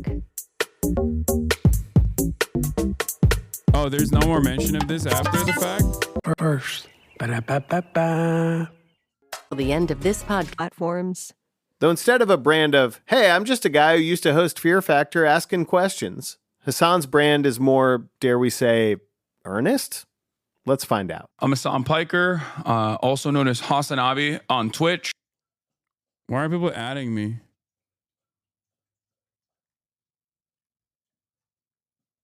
What? Why are people adding me? I'm confused. They said it? Oh, I didn't hear it. Or Hasan the Han on Twitter. Or Hasan D. Piker on TikTok and many other social medias. I'm 33 years old. Why does it sound like that? So I have all of these different usernames in every single website. It's a big mess. Do you remember your first screen name? My first screen name was actually Hellboy Hasan. Nice. Yeah. Nice. That was way back in the day. Can I ask what might seem like an overly simplistic question, but why stream for 8 hours a day? I really enjoy it. And also there's a lot of news to cover. Outside of that, I think that there's also a lot of fun to be had besides talking just about the news and doing outreach to a broader community and trying to get them on board to at least like view the world from a more charitable perspective to the way I see it. So there's like a mission for you in that altruistic mission. I mean, I don't know if it's altruistic. Some people might consider it to be, propagandistic, I guess, or is that even a word? They would say it's propaganda. And would you say it's propaganda? That. I do, yeah. I don't think propaganda necessarily is a bad word, but it's considered a bad word when someone uses it in especially the Western world. But yeah, I think that you can be honest with the things that you're talking about. Now, Hasan told us he's a political commentator, not a journalist. But what gives some journalists indigestion about Hasan is that some people do get their news primarily, or in some cases exclusively, from Hasan, as if he really is the news. As you've heard from Hasan already, depending upon when you jump into the stream and how long you listen, it could be both. I mean, there's definitely something different. Megan is a 37-year-old from Connecticut. If something happens and I'm not there for it, it's like I missed that moment where like the chat tells him like Trump just got shot. And then like immediately he's switching over to the live feed. And then right away chatters are sending him links like this is what we know so far. It's addictive. It makes me not want to miss it. In a way, Hasan is really a new filter for the news. When it happens, he's reading articles of real news outlets and commenting in front of his audience, and his live chat is feeding those articles to him in real time. It's almost like a live updating discussion feedback loop where Hasan and his audience are talking to each other about what is happening. Megan didn't find Hasan looking for news, though. I think it was actually his Chad Vice segment that I saw first. Can you still not nut? Oh yeah, yes. Oh no!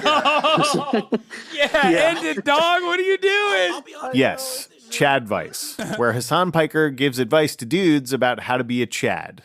In internet parlance, a desirable, successful, with the ladies kind of guy. And Hasan's goal seems to be to do this Chad Vice segment without all the misogyny and toxicity. Again, a perfect example of the Gen Z and millennial audience's habits. Less about the network, more about a person they trust and the community. People, I think, come in and they're like, well, that's a cool guy. He seems progressive. He doesn't seem like an asshole.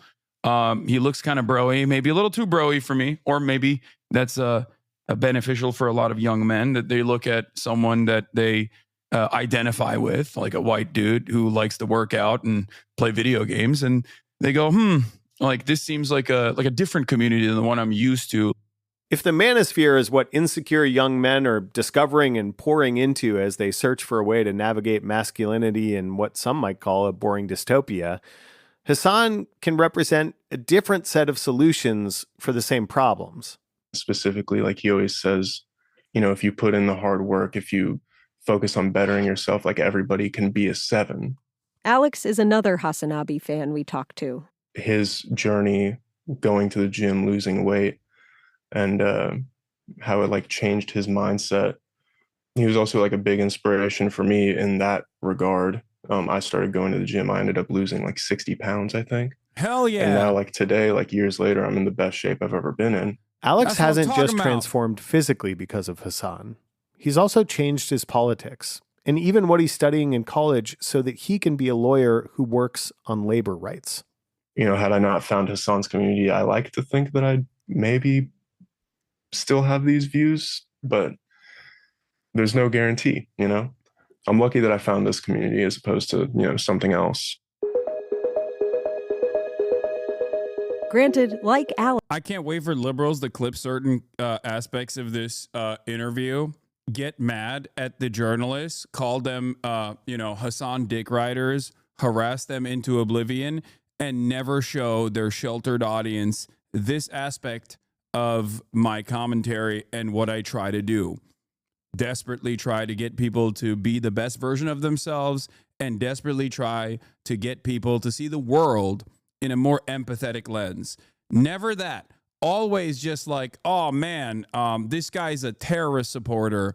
He loves terrorism. He's getting his chatters to love terrorism. Why? Because he's against the Israeli government doing a genocide.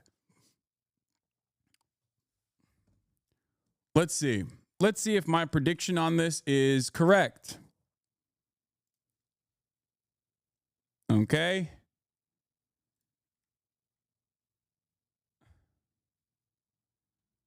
Okay. H3H3 Productions subreddit. Apparently, Hasan said again on stream that there's no proof Hamas committed. NPR loves terrorism now, I guess. Right on the money, baby. 39 minutes ago. He's in here. The person who posted this is in here, or at least saw the Twitter post or saw my Instagram post and instantly ran to the liberal H3H3 subreddit, supposedly progressive H3H3 subreddit. I'll never understand how people can be this influential. Oh, wait, what? I'll never understand how people can just be these influential media personalities and be so ignorant. There's no justice in the world. Please, what will it take for you to shake yourself out of this stupor? These people are knowledgeable media figures. They're not just random people who are oblivious. They went so far. If you were to listen to the interview, you would recognize that they went so far back that they found old debates that I had with Destiny at the time. This has become a snark sub. This is what I was saying about Ethan's hypocrisy. Ethan understandably hates snark subs. I have talked about I have talked about how snark subs are unhealthy and they're bad for the people that, they're bad for the people that entertain the snark subs, and they're certainly bad for the people in the crosshairs, like the content creators in the snark subs. Everybody understands this. Ethan certainly understands this, except he operates a snark subreddit and also a snark podcast at this point. Like, look at this. Any number of different people within the crosshairs. What is this? POV Hasan takes you hostage? What the fuck? What is this? 800 upvotes.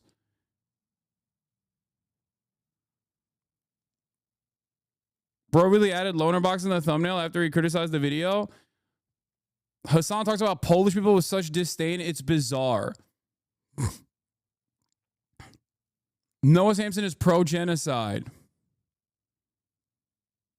Like, random memes about me. Like, this is insane. How do you not realize this is a snark sub now?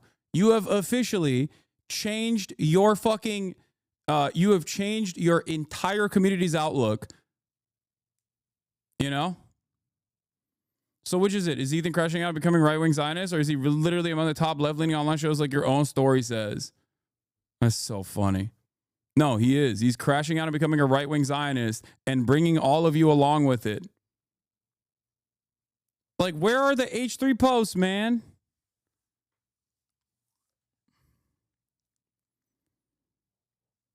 Made my Hasan-loving best friend watch a new H3 app with me last night, and she locked in.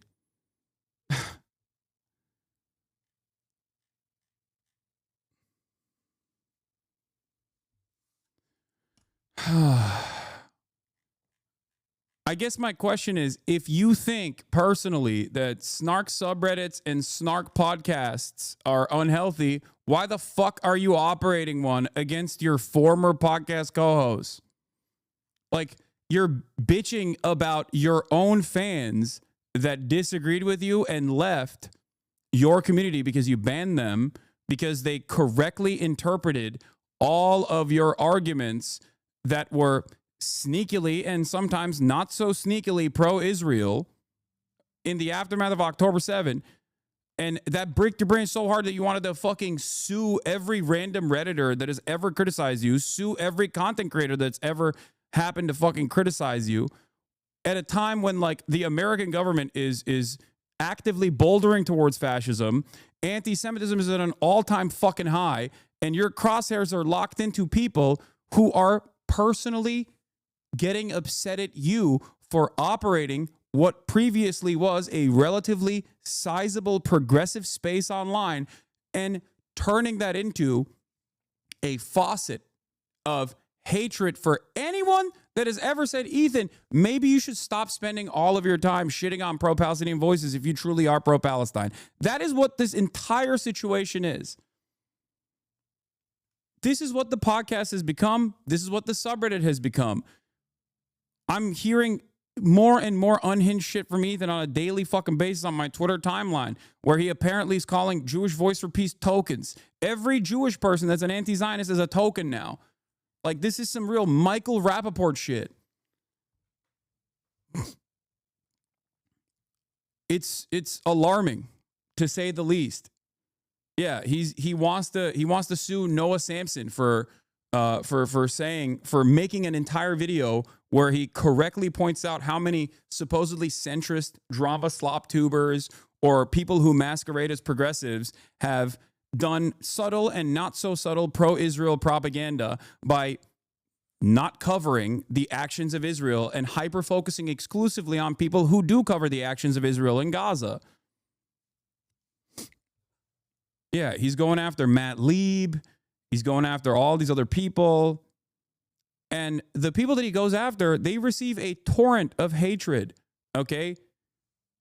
When you go after someone like this, when you go after a content creator, small or large, when you go after them and you actively try to deplatform them, as he has successfully done so, like, their fucking replies are flooded with the most Islamophobic shit. And at first, I remember talking about this with Frogan, right? When I was like, there's no way those are Ethan's fans. There's no way those are Ethan fans who are, like, saying unhinged Islamophobic shit. I think at this stage, they absolutely are. You have changed the dynamic of your community, and you have changed the overarching politics of your community, and those who remain, who are major fans of you, are also changing alongside the rest of the people that came in afterwards. It's so weird, and everyone can see how fucking weird it is.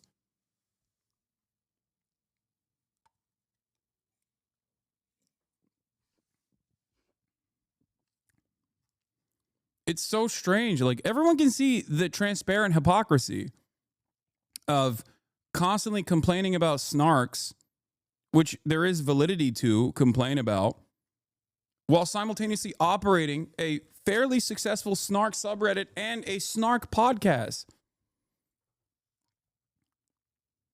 Anyway, let's continue with this. Hasan's had his own awakenings and political evolutions too.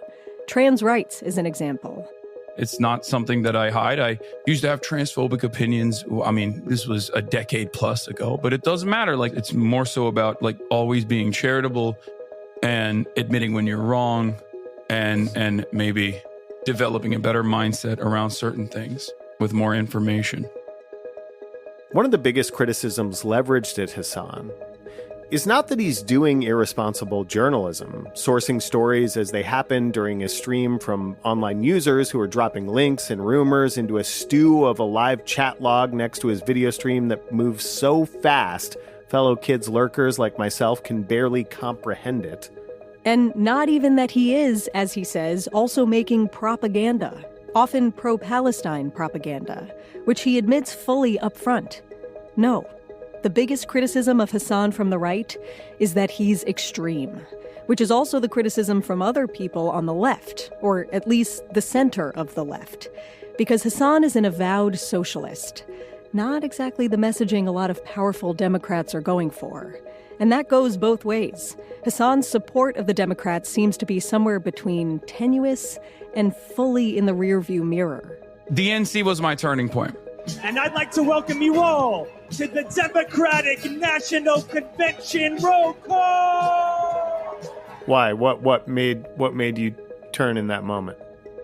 I was shocked at how not tapped into the real world I was when I was at the heart of where things are happening. I was genuinely shocked at how out of touch I was with everything else that was going on in the world. Because when you're there, when you're in that bubble, when the DC bubble comes to Chicago, right? You're still in that DC bubble. And I now understand why so many people, so many staffers, so many analysts, so many of these guys that, write these think pieces and whatnot are so unimaginably out of touch with the needs and opinions of regular old, American working class people. And when you talk to regular working class people who listen to Hasan, like Megan, you do get the sense that he's having a real impact on their opinions and their feelings about the world, whatever their lived experience. For Megan, that lived experience includes a period of homelessness. After she failed at her second college attempt, feelings of shame kept her from going home. Despite that home life being one that Megan describes as privileged and supportive. She's back on her feet now. She works as a court reporter, doing transcriptions of court recordings. And in her spare time, she volunteers helping expunge minor marijuana infractions from people's records. But it's so much closer to all of us than we know. And Hasan does a really good job of helping people to remember that these people are just like them. The person that you see on the street that has like leathery skin at this point from being under the sun, from sun damage, sun exposure for many, many years, who clearly is not mentally well, right?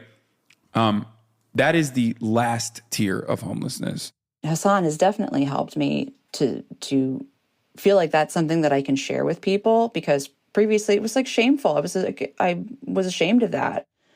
Now, if I do share that with someone, I will follow it up with the tiers of homelessness and, try to leave people with like a little bit more empathy for people that they see panhandling or whatever. Empathy and charity. feisty as he may be on the screen, these are words you hear a lot from Hasan and his fans. More charitable to those ideas.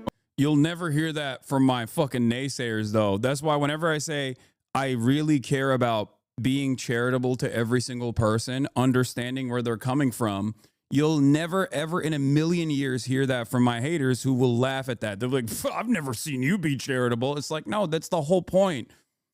Trying to be charitable to the best of your ability until the person on the other side of the screen shows you that they do not deserve said charity, that they're here to simply piss you off, to simply fuck your conversation up. That is precisely the reason why I am always charitable to content creators as well. Content creators with massive communities that I know I can speak to directly. When they turn the crosshairs directly on me and make their fucking entire output how bad I am and the way I see the world and my politics, all of a sudden, you're going to have a shit ton more haters. People that could have just as easily been in support, allies in this struggle.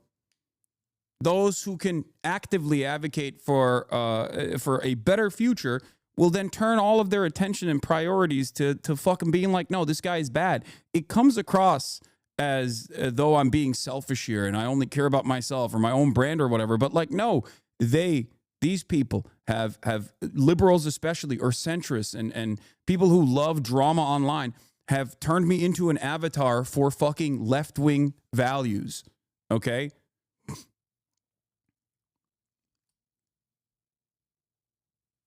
The problem, this is precisely the reason why I have tried to be as charitable as possible to XUC, Asmongold, H3H3, even fucking Destiny initially.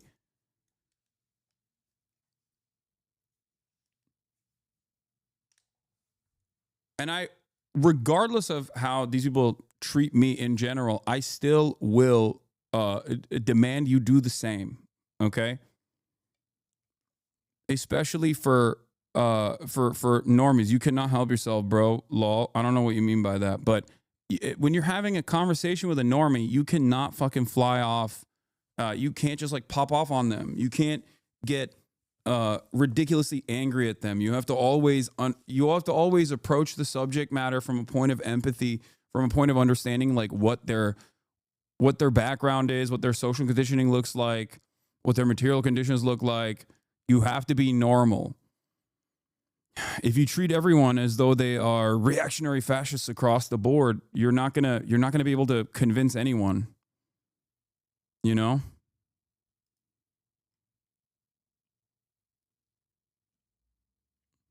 Wasn't the other guy's complaint that you weren't reining in your audience while they accused him of wanting to kill babies? Yes. That is the most hyperbolic approach to that subject from a person who felt wronged at the time. That is like the pivotal reason as to why he's still been doing a year-long deplatforming campaign that has been completely and utterly unsuccessful. In terms of the actual impact of deplatforming, it's been unsuccessful. It has been, however, successful in like convincing his own audience of normies who are not super political into thinking that I'm a fucking, I'm a fucking terrorist or whatever. I'm like the arch villain of American progressives. Having said that, the people that were calling him a Zionist at the time, not baby killer, okay, but a fucking Zionist at the time, were saying that because of his output, because he just kept saying things that were pro-Israel from a liberal Zionist perspective. And of course, a community like this one, or any community that understands the propaganda dynamics, of course they thought that. Of course. And I kept trying to both privately and publicly explain to him, like, Ethan, the reason why people feel this way about you is because they don't know the full, depth of your opinion. Because at the time, I did truly think that he was pro-Palestine. And I kept telling him, like, you can't say that, like, a gay sex worker is going to be thrown off of a building under Hamas leadership for saying that they're pro-Palestine if you don't want people to think you're a Zionist. That is just a pure, insane Zionist propaganda talking point. Like, that's what you hear from the likes of Ben Shapiro or a Jordan Peterson or a Trump, right? Of course, people are going to assume that you are that way. And to be fair to everyone that like clocked him early on, he certainly showcases his attitude a lot more openly now. He mocks your talk to Sam Cedar line now. Lamau, what a freak. Yeah, I know. Like, that was my last message I ever sent to him. The last message I ever sent to him, and you know, he's the one who leaked this to say it was inappropriate because he claimed it was anti-Semitic. I went back and I looked at it recently to see what I had said, because he had texted me on September 29th, and I didn't respond to him because he saw like a clip of me saying, I have no problem with Hezbollah. And he was like, oh, I really find it like ridiculous that you love Hezbollah or something. Like, he said, your support for terror orgs has been upsetting to see, my friend. I see nothing wrong with Hezbollah. Really troubled me, to be honest. I don't expect you to say anything, to be honest, because it's how you feel. And I think it's good that you're being honest, but I wanted to at least voice my concern to you. You don't need to respond if you don't want to, obviously, but I'm not expecting. That's what he said. Right. And I didn't respond to him because, you know why I didn't respond to him at the time? Because I didn't want to fucking talk to him about this issue at a time when I was covering the Israeli invasion of southern Lebanon. Like, that was his hyper focus on that. Okay. And after that, after all of before the context nuke, or before all of that, there was a point where I tried desperately, like my last ditch effort, my Hail Mary, where I said, and again, he is the one who has revealed this text message. So I don't have an issue like rereading it, you know, so that people understand. On Thursday, October 24th at 7:22 a.m., after the deplatforming efforts really escalated, before the context nuke, but you know, the deplatforming efforts had really escalated at that time. My last text message to Ethan, who he didn't reply to, was as follows. I don't know what happened over the last couple of months, but I'm trying this as a last resort. I don't think you see me as an honest person at all, but I really think you should talk to Sam Cedar privately. You clearly respect him a lot more than you respect me, and he has lived experience. This isn't about debates or drama or clips out of context. I have always admired and defended your open-mindedness and willingness to change your worldview, so I hope you will do this. In spite of everything that has happened, I hope you're doing fine. I hope your family is well and the crew is good. Also, not that it matters, but it was wild to see you using a clip titled HasanAbi from a unlisted link from a Destiny community account. October 24th, 2024, 7:22 a.m. He never replied to that. Instead, he went on his show, H3H3 Podcast, and turned around and said I was anti-Semitic for suggesting that Ethan Klein talked to Sam Cedar, a person he respects, not simply because he's a Jew. That's what Ethan's words were. Oh, you want me to talk to another Jew?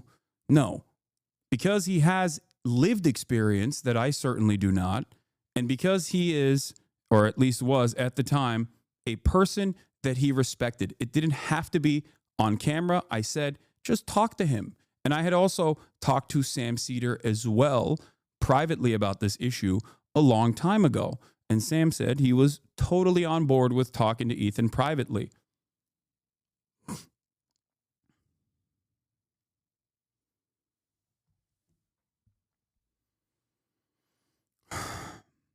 Now, if you look back at the time, around October, when I texted him that, if you look at the way I was talking about Ethan, both publicly and now, as you've seen privately, versus how Ethan was talking about me publicly, you will see a dramatic difference. I tried to be as kind as I could and as understanding as I could until the very last moment. And all of that kindness, all of that charity, all of that grace was slapped away by a person who was so lost in the sauce that they just could not see the world in any way outside of the horse blinders that he had placed upon himself when it came to this issue. So no matter how much people try to rewrite history on all of the adjacent drama communities, you know the truth. Okay? And it's not an accident that this exact same situation has played itself out a million times over with other content creators on silly ass drama too. Even with like XQC and shit. It takes a lot for me to just say, all right, you are not, like, you are never going to be charitable. You are always going to throw me under the bus. You are always going to use me as a vehicle to draw ire and to gain clout off of. And not only that, but also actively undermine this project, actively undermine what I seek to do. What I do requires charitability from the uninitiated. If they are not charitable, if they immediately come in with the attitude that I'm like a bad person, a terrorist, a fake, phony, hypocritical socialist, with a metric ton of pre-existing resentment and animosity that people have towards socialism, towards leftist values, towards progressive values, like, it's virtually impossible for me to convince people. It's virtually impossible for them to see what I have to say with an open mind. This is precisely the reason why I talk quite a bit about how, like, the drama slop tubers and other content creators who are apolitical, how they've played a formative role in undermining not just myself, but just like leftist thought in these spaces. And of course, in that process, understandably, a alternative content creators with like alternative visions, right-wing content creators, are going to thrive in that environment. If all liberals care about is shitting on fucking content creators to the left of them and leftists in general, then yeah, right-wingers are going to blow the fuck up in the process. It's normal. Especially at a time when right-wing commentary is also popular. It's always been popular online, but it's especially become more popular. That's it. That was simply my point. A more charitable perspective. It was that charitability. A lot of charitability. To put a finer point on it, while Hasan lives in this disembodied world of Twitch and YouTube streams, interviewing people who know suspected domestic terrorists at home or abroad, he does seem to push this common theme of get involved in your local community and just help get things you believe in done. Which, again, whatever your political stripes, is probably good advice if you are not a billionaire but you want to make meaningful impact.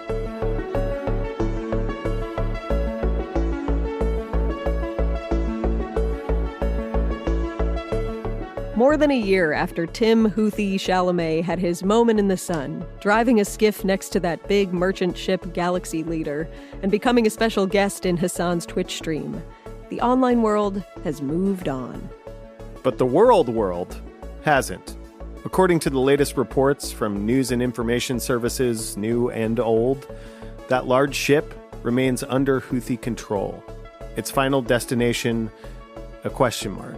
And in a way, we're all there too, unsure of what the future holds. For journalists, propagandists, billionaires, streamers, our goldfish attention spans in hyperdrive. I think they made this before the Houthis released the ship and the people in it. Somewhere Like in the back of our minds, do an update on trying to hold on to North Stars of how we should act towards our fellow humans, listening and watching and wondering what to do. Whatever the case, the stream is up.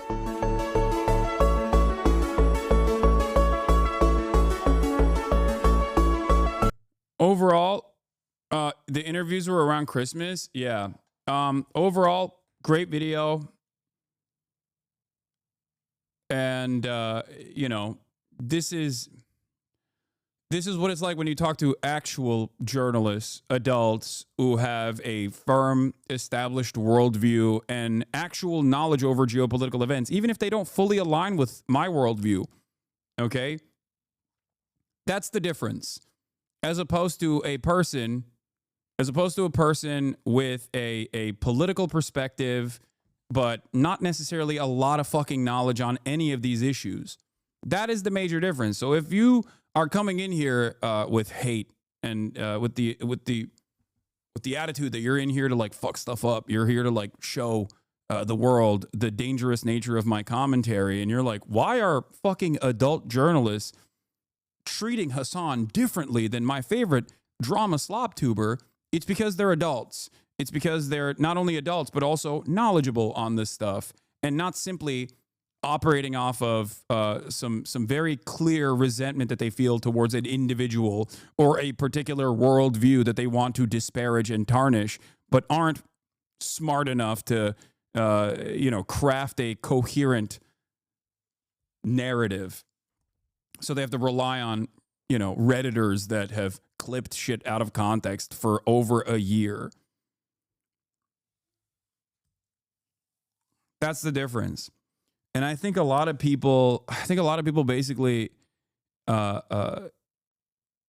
see this, and they have two options, right? When they see stuff like this, they have two options. They're like, either everyone who is mature and grown up and knowledgeable on this issue are wrong or somehow blinded by Hasan's demeanor, or maybe the communities that I find myself in have a false assessment about the issue. Like maybe we were wrong. Maybe I was wrong. Maybe I misunderstood. Now, for a lot of people, I think taking a deep breath, taking a step back, and admitting that like perhaps you didn't understand the issue in its entirety and maybe you were duped, is gonna be difficult. That's gonna be very difficult. So I think that's the reason why I see a lot of people going in the exact opposite direction, where they go, no, it's stupid, sexy Hasan. He controls the media, and increasingly find themselves in the throes of like QAnon style conspiracies as they double down, triple down, quadruple down, and assume that there is like a mass media initiative.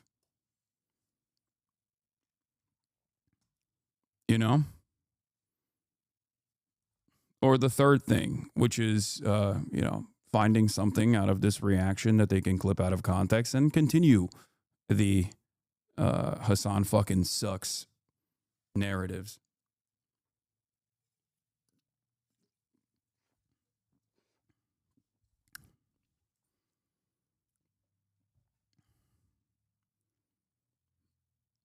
No matter what happens, though,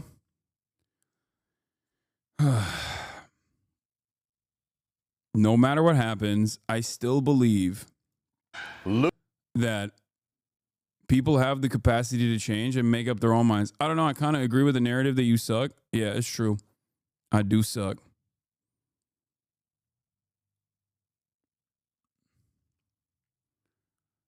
I'm just not going to stop. I'm a very stubborn person, so obviously I'm not going to stop advocating the things I'm advocating for, regardless of all this shit that's happening, all this background noise that's happening. And a big part of that is obviously because I've been able to create this massive community of like-minded individuals who do care about empathy, who do care about changing people's minds, who do actually go out of their way to protest, to join local organizations, to join community organizations, to join unions. And, that is what makes it all worth it at the end of the day.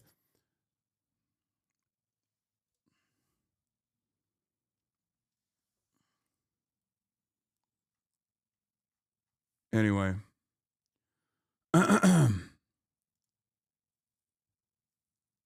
What is this? What? Lol, you suck. Asmon is for you and you can't stand it because he's so much better and bigger than you. Radical hypocrite fool. Me. Greets from Austria. What the fuck?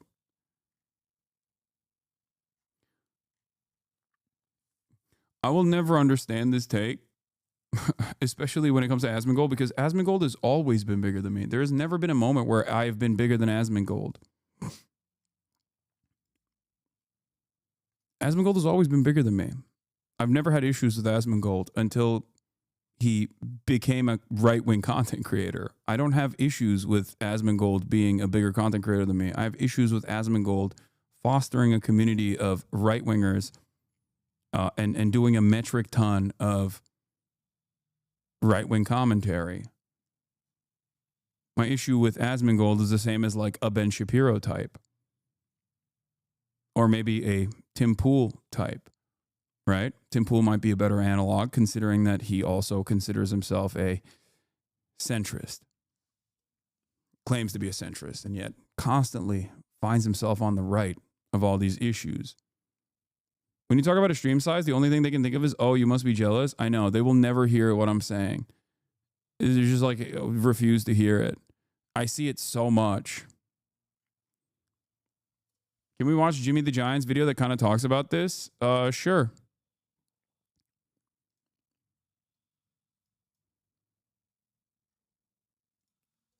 Let me see. Which one? Did I escape the alt-right just to be brainwashed? This is the one you're talking about, right? He put me in the title too. I mean, he put me in the thumbnail. You go down to the pool that I have jumped out the alt-right pipe. Right? This video is brought to you by Lies of the Left. When are you dropping How I Escaped the Alt-Left Pipeline? Woke crap. Since I made that video, Escaping the Alt-Right Pipeline, there has been a claim that's kicking around that I have jumped out the alt-right pipeline and landed slap bang in the far left. Can you clear for the haters? Are you demonized or do you choose not to run ads? I choose not to run ads, but I am also demonized. Alt-left pipeline. In this video, I want to talk about that. I want to talk as well about what the direction of this channel is, how you guys can help. Yes, that means I'm setting up a Patreon and I'm going to ask you for money. But not just that, right? We're going to talk about the culture wars, the evolution of wokeism, and most importantly, am I now woke? Yes, my favorite small YouTuber who only posts obscure content finally uploaded again. This submarine is sort of woke now. Don't tell me that isn't a woke-shaped submarine. Trying new stuff, I guess. Sorry, I didn't know the Walt Disney Company is making submarines and it looks less people. I figured I'd start this video out with me doing my political compass. I did it on stream, and when the results came in, shit. God, I'm a fucking lefty. That's mental. That's insane. I can't believe it, bruv. Yeah, I guess I am pretty left. For those of you who don't know, Jimmy the Giant used to be, by his own admission, he's someone I interviewed as well, by his own admission, someone who was like firmly in the alt-right. And he is at his own personal journey where he's become a little bit of a lefty, also by his own admission. Now, look, I'm going to make my excuses. The problem I found with these tests when you do them is that it sort of doesn't account for new. I think it's impressive that you focus on problematic content creators and drop them once it more or less gets resolved. More or less resolved. I mean, it fucking rarely ever gets resolved, unfortunately, but yes. Once, because me as an individual, I can be very critical of unregulated capitalism. However, I really like capitalism. I really like businesses. I like it in many industries. I like when people come up with innovative businesses and they create cool shit. I think without checks and balances, capitalism has some nasty tendencies. Competition in capitalism can drive innovation, but I believe in order to actually have real competition, you have to have things built in to stop the 1% of wealthiest people hoarding all of the wealth. Everyone calm down, okay? Let him talk. Like, you don't have to immediately go, this man is an ideological enemy. Like, just chill out. This is what I mean about charitability, okay? This is literally what I mean about being charitable to people. You're talking about a dude who was like a couple of years ago saying like, we got to save England from the scourge of unrestricted migration. And then the moment where he's like, I've gotten out of all that stuff. And I still think that like capitalism is good. I like cool shit that they invent. He's not a card carrying commie. Like, you know, I guess he's an enemy, you know? He doesn't, not a card carrying commie who wants a permanent first world genocide. This is crazy. wealth. I believe a state should control its utilities, like private billionaires maybe shouldn't own our water supply, our rail, our electricity, etc. But you see, these political compass tests, they don't let you type out your answer. It's basically, is capitalism exploitative? Yes or no? So you just have to take my word for it that practically and politically, I am a social democrat. I believe in the sort of Bernie Sanders, the Nordic model, but the graph says I'm far left, so fuck it, I'll own it, I'm far left. But you see, this does leave two very important questions. Firstly, why am I not a communist? And secondly, and much more importantly, am I woke? Almond milk. All I want's proper bloody milk, not left-wing options, proper milk. What's wrong with me asking for that? To answer it's a war on proper milk, lads. It's a war on dairy. Save England. It is pretty funny because, like, this is why I do Hogwatch, right? Because there is so much unlimited potential. It's an untapped vein of content. Right-wingers are constantly hilarious, organically, without even trying. That's why I think it's good to, like, sometimes laugh at them when they come out and do dumb shit like this, okay? It's just... It is a very successful mechanism of propaganda, the way that, like, right-wingers do this to some of the edge cases on the left. These questions, I'm going to tell you a very long and drawn-out story to extend the retention time on this video. Some of these, and some of these. Almost there, and done. Now let's see how it looks so far. All right, imagine this. You made it to summer, you managed to not top yourself during the British winter, and you go on holiday to Croatia. Croatia! It's beautiful. Look at it. Oh my God, what's that thing in the sky? Where's the rain? Where's the grey? Why is it not all grey? It's your first day and you think, you know what, fuck it, we're not gonna do the bags, we're gonna leave them in the hotel room and let's just go to the pool. And you're feeling good, right? You walk down, you're British, so obviously you've already got a beer in your hand at 10 a.m. And as you waltz down to the swimming pool and you look for a sun lounger, you peer over your sunglasses and you notice there's fucking towels everywhere. You know what? I'm not going to get mad. Fair enough. It's a busy day. I'm a bit late. My fault. Should have got there earlier. So tomorrow I'll wake up early and I'll try again. Tomorrow comes.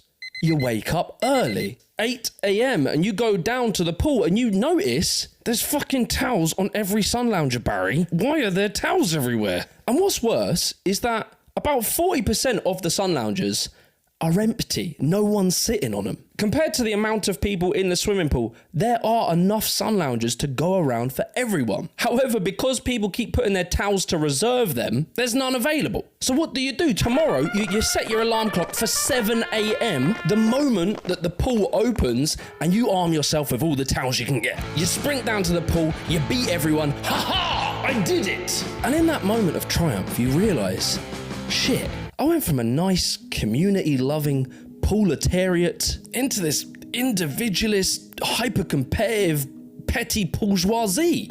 You've changed, man. This right here is what happens in a society with no regulations. The greedy, self-interested individual can literally dictate an entire culture upon people who would actually not mind sharing. We're all watching it because we're all horrified that we've had to do this every day on holiday, Lella. This has ruined my holiday. That 1% of people, and you all know him, everyone knows that greedy guy in the group. They don't really care that everyone else has enough. All they care about is making sure that them and their family have what they need when they want it, whenever they want it. Do you mind not looking at me like that all the time? It's really disturbing. This small minority of people, their behaviour makes a ripple effect, which causes people to respond in defense, mirroring their competitive behavior that otherwise they probably don't want to mirror. But they do so due to fear of scarcity. I mean, just think about it in your life. Like during COVID, this happened with the toilet paper, right? Everyone was scared that they'd have none for when they needed a dump. And despite the news repeatedly telling us we have no shortage of toilet paper, the shelves are empty because people were panic buying. As soon as you see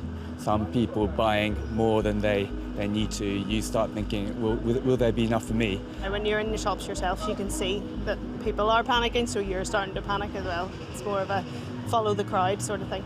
In a plea to customers, they said, "We need your help. There is enough for everyone if we all work together."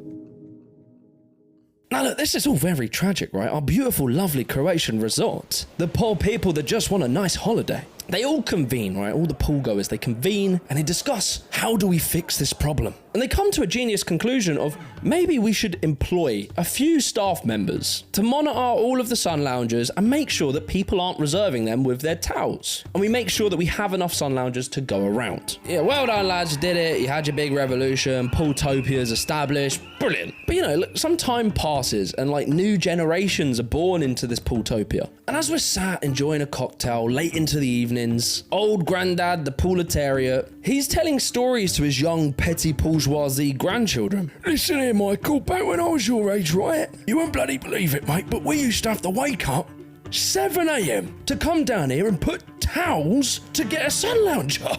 It was a nightmare. I'm telling you, it was a nightmare. Ruined the holiday. All right, Grandad, go to sleep. And one day, Grandad does go to sleep. And he doesn't wake up again. And slowly, we forget. They're off. Look at them. They're off.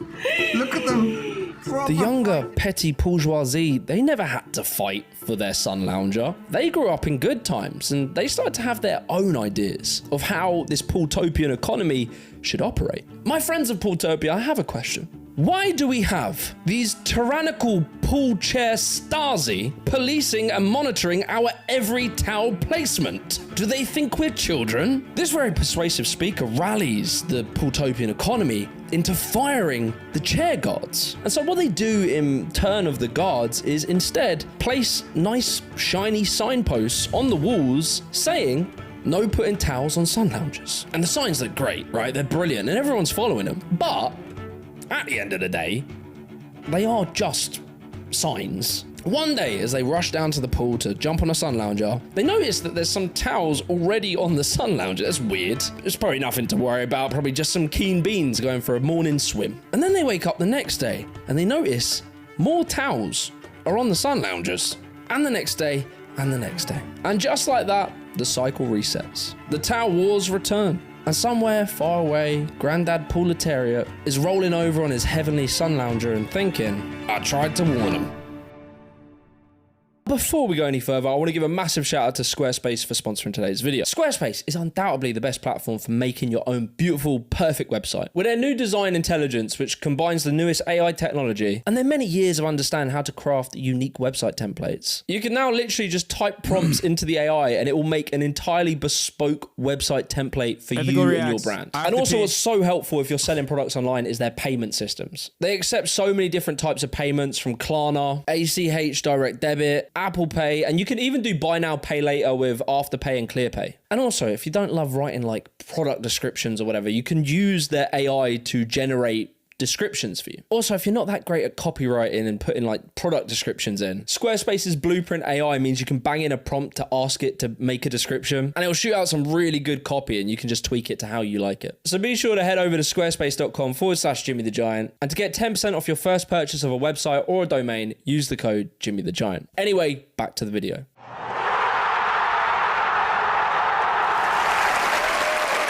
Thank you guys. Don't worry, you don't need to give me a round of applause. I know, it was a masterful analogy. This concept and this thought of like how power struggles in politics eternally have battles was encapsulated perfectly by the aristocratic socialist MP, Tony Benn. I'm old now, and the older I get, the more I realise every single generation has to fight the same battles again and again and again. There's no final victory and there's no final defeat.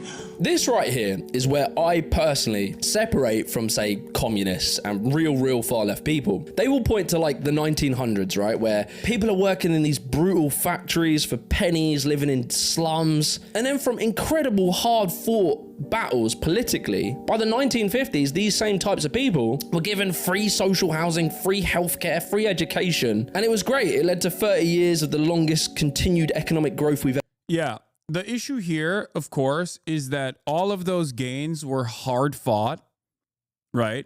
By communists, by socialists and trade unionists, like a coalition of people that had a range of ideology. And they were bloody battles. both here in the United States and also in the entirety of the Western world. The issue, however, is that while it took a while to claw back all of those social safety nets, ultimately capitalism won. Ultimately, capital owners won. They had their wishes. They were able to get their wishes because there is an extent to social democracy. There is an extent to how much. There is a limit to how many gains you can make, and social democrats will oftentimes reflect on the social democrats right now reflect on the social safety nets that were fought for by people that were infinitely more radical than they are, not recognizing that the advocacy for capitalism that they maintain, the posture that they have towards capitalism, is ironically the reason why those safety nets that they want to bring back now are getting taken away from them. This is why a lot of hardline Marxists will understandably say that the welfare state structure is simply a lifeline for capitalism, a band-aid solution. And it is true. There is truth to this. Ever had. We drastically reduced inequality. There was very few economic collapses. However, this incredible progress was completely reversed. Socialists don't like people to do things for themselves. Socialists like to get... It's also the stupidest arguments. Like, I can't stand it. I'm no elitist by any means. I myself will voluntarily recognize how stupid I am, how many limitations I have. But goddamn, the stupidity of anti-socialist thought truly frustrates me, because it reminds me that you don't have to be particularly brilliant. You don't have to be particularly smart. You can just basically say the dumbest things possible, and the overwhelming majority of Western society will agree with you when it comes to being anti-communist, anti-socialist, and the like. That's it. You can say anything you want about socialism and what it truly means, what it means in practice, or what it means in theory, and people will just go, yep, that seems right to me, because other people have also said that before me, and I'm just taking it for granted without ever actually thinking about things in a different way. Get people dependent on the state. Also, Margaret Thatcher isn't a particularly stupid person, okay? Margaret Thatcher is evil, albeit fairly intelligent. It's just even intelligent people can very easily dial back their intelligence and talk about socialism in the stupidest ways possible. And the majority of people will eat that up. Never build a great society that way. We were the first country to attempt and to succeed in rolling back the frontiers of socialism, which is the first cousin to communism. By the 70s, when Thatcher came in, the wealthy classes managed to undo a lot of this progress, stripping back welfare states, privatizing publicly owned assets. And the communists will argue that the reason this happened is because we didn't go full communist. And I agree with them. However, I personally don't believe that there is an eternal solution. Western leftists often ignore the majority of the world population being brutally exploited in the global south. Social democracy requires this exploitation. Yes. Another thing that I ironically tried to have a normal, productive discussion with Ethan on the Leftovers podcast back when we had a podcast was that social democracy can only exist in the ways that it does with hyper exploitation of the global south. There's no other way to have a social democracy. And on the domestic front, there's obviously always going to be exploitation of the domestic working population, and a consistent, concerted effort by organized, class-conscious billionaires, millionaires, and capital owners alike to claw back those beautiful, bountiful social democratic welfare state extensions that you have taken for granted. And as that goes away, you will become more radicalized. You will become more reactionary, because there's a lot of economic instability that comes from that. And if there is no socialism or socialists in your country that are telling you, no, this is fucked up, these people are stealing from us, they're stealing all of the benefits that we fought long and hard for so that they can make a tidy profit by privatizing these previously state-owned enterprises. If there's none of that, and there's unfortunately none of that in Europe, because capitalism won, communism lost. Let's be real. That's what the Cold War did. All that remains is right-wing populist sentiment.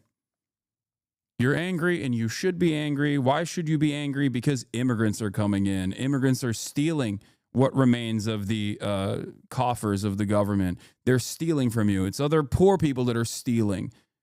You are a hardworking white man, and you work long and hard days only to get fucked over. And who's fucking you over? People on the dole. Who's fucking you over? Immigrants that are coming in and stealing your minuscule social safety nets.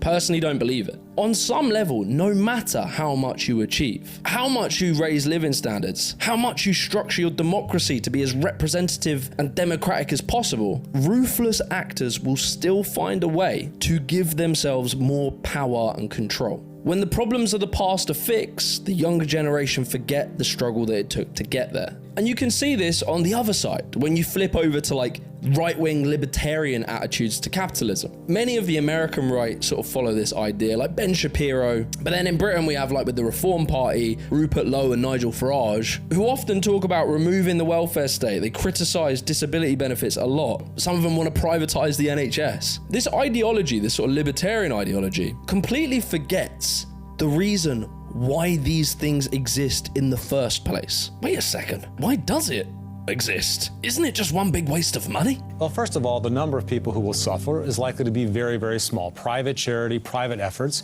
will provide support for the vast majority of people who would be poor in the absence of some kind of support. And when government does it, it creates an air of entitlement that leads to more and more demand for redistribution till everyone becomes a ward of the state. Well, look, let's talk about that. So let's say we have some bloody libertarian revolution, and we create the Free State of Britannica, sponsored by Meta. In this amazing libertarian utopia, we all go out and we make our own little businesses. I open a little shop selling gamer goo. You open a gallery displaying NFTs.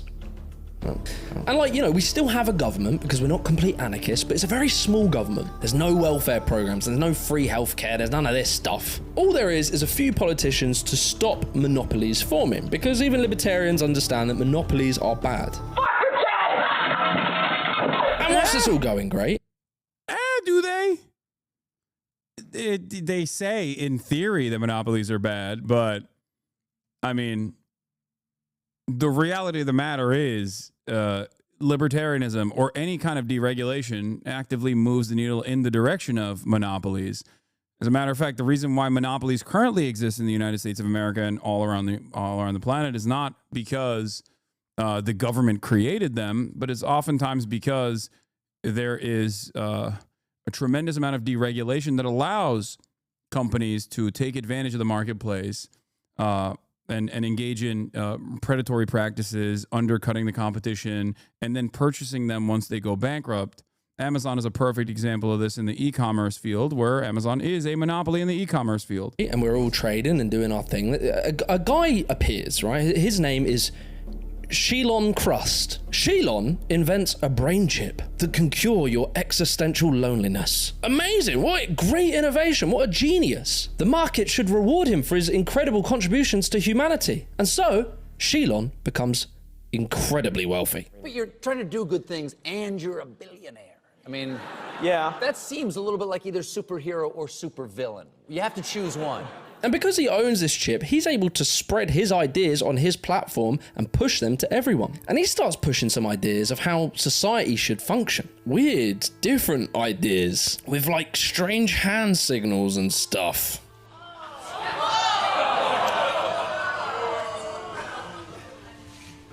Okay, And what Shelon does, because he's so wealthy, he actually manages to find a very charismatic politician. And that politician is called Ronald Rump.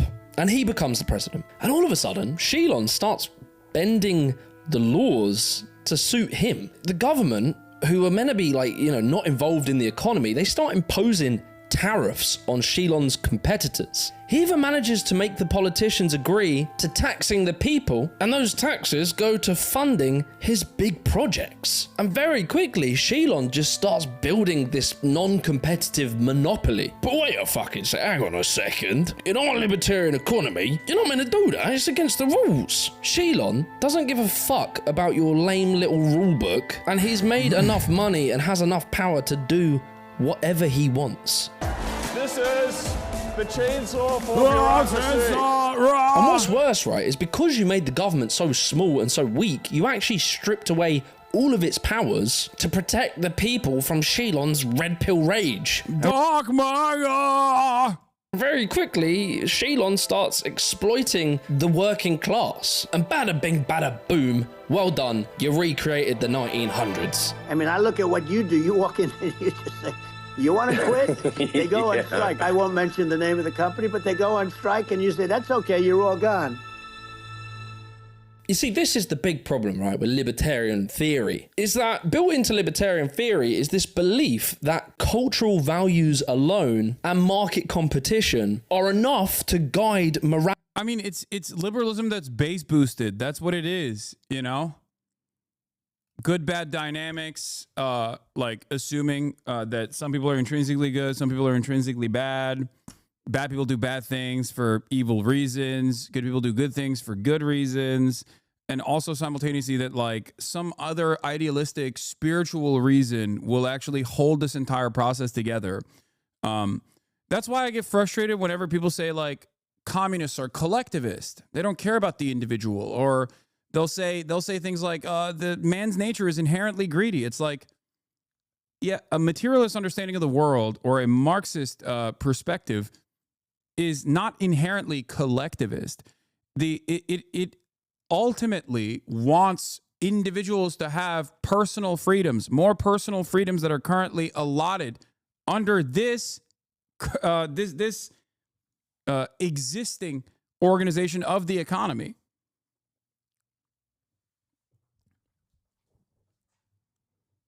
Yeah, cultural values. Cultural values enough to control exploitation. Are you a baby? Yes, they are. They are a baby. And just like a baby, they think that even though currently, I don't know, they work at a fucking Jiffy Lube, that they're going to magically turn around in this like deregulated structure and become a god, become a demigod amongst men. It's like, oh man, once the government stops holding me back, dude, I'm going to be one of the rulers too. It's like, no, you won't. You will be a slave. You are currently a wage slave, and in the next evolution under a, I don't know, fascist, anarcho-capitalist dystopia, you will be a slave that inevitably gets sent to the glue factory. You're currently a wage slave, and you can't even see that. Why the fuck do you think your situation is going to get better? You're currently advocating for your own demise as it stands. You're going to turn into a battery cell. They're going to melt you into biomatter. I'm telling you right now. Would it be different in a communist state? Yes. The entire purpose, the entire principle behind not just a communist state, but anti-capitalist thought and anti-capitalist action is quite literally to change the current existing hierarchy. It automatically is beneficial for the average working class individual. Okay? That's it. If you are truly someone who is self-interested and you are currently a wage laborer, you have one of two options. You either fantasize that one day you will be a ruler, you will be a part of the ruler class, you will be a capitalist, and, you know, then those working poors better look out because I'm going to be ruthless, right? You either fantasize about that every day, or you recognize your current standing in society, you recognize the class dynamic, and you choose to undermine it. You choose to work against it. You choose to, for your best interest, create systems where you can advocate for more, create systems where you can demand more from your bosses. For example, the profits, the surplus labor value that you contribute to the company, you can get more of that back. But it will never happen because you asked kindly enough. It will only happen if you get together and you say, hey, all of us, without us, you don't really have much. Okay? You don't really have much. You just have a factory. You have tools at your disposal. You have upfront capital, but value can only be created with all of us working on the assembly line. Without us, you have no value. That's just sitting there and it's depreciating. Those are depreciating assets. So we want more. We want more in return that you are taking from us. Currently, as it stands, we want more benefits. We want more of the profits, a larger share of the profits that we're generating for you. The only way to get that is through collective bargaining, and if push comes to shove, showing your worth to the company with collective action, work stoppages, a strike.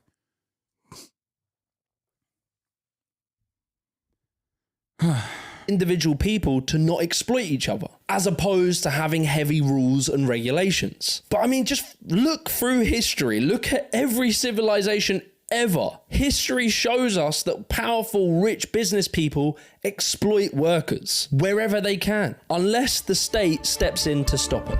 You have security cameras right behind you at all times that are looking at you 24/7. And if you don't meet standards or the rates, you're out the door. You're just disposable. Even Margaret Thatcher, No way, man. A socialist state always changes one hierarchy of the plutocracy billionaires to the government bureaucrats. It's one hierarchy over another, and they both debase individually. Yeah. Do you have an alternative? What's your alternative? Are you an anarchist? Is that what your alternative is? Like, this notion is hilarious. We currently exist in the fucking plutocracy of billionaires. You're making it seem as though under a socialist state that the government bureaucrats become the billionaires. Okay? The greatest example of this not being true is even when a country attempts to engage in a transitional socialist state like China, while there are still a tremendous number of issues in China in terms of its governance, in terms of its domestic policies, there is obviously better even development. Okay? It just is the truth. A truth that many Americans refuse to recognize. Many people in the Western world refuse to recognize that reality. Now, is China perfect? Far from it. Of course not. But with the limited amount of resources that they've had over an incredibly short period of time, they've been able to become a competitive global superpower that is seemingly going to outcompete the United States of America in a matter of a couple of years, if it's not already outcompeting the United States of America. How did that happen? Individuality, they both debase individuality is a silly centrist attitude to have in this process. You're imagining that socialism will create a new hierarchy, but then give the awesome power that capitalist billionaires have to government bureaucrats. All of a sudden, government bureaucrats are living in this living with incredible amounts of power. And your lives will still be dominated no matter what. Sure, there's a moral justification of that hierarchy based on the general good that ultimately concentrates power and abuses it. Yeah, I'm willing and able to concentrate power and abuse it at your behest. What I mean by that is, no matter how much wealthy people have told you that it would be terrifying to have public housing, I'm going to give that to you, whether you like it or not, okay? You might complain all day, every day about, oh no, we can't have socialized medicine in this country. That's devastating. That's terrifying. Yeah, guess what, dude? You're going to have it and you're going to like it. Doesn't fucking matter to me. And I'll give you an example of how you actually do like it. Are you ready? People with my mindset and the mindset of many others in this community have fought long and hard for a lot of the amenities that you currently take for granted. You don't like child labor. Child labor is hyper exploitative. It's ridiculous. Well, thank a fucking union for that. Thank the communists for that, for fighting long and hard through literal labor militancy, through battles with blood, sweat, and tears. You like the weekend? Thank a union for that. Thank some communists for that, okay? Do you enjoy the weekend? Do you enjoy, like, you have a sense of autonomy, a sense of purpose, a sense of humanity that you recover in that time frame? That is precisely because people older than you, okay, your great-great-great-great-grandparents fought long and fucking hard to get that, okay? It does not happen because people are kind and ask for it in a kind manner. It doesn't work that way. You like a 40-hour work week? Okay, thank a labor union for that. Thank communists for that. Thank socialists for that.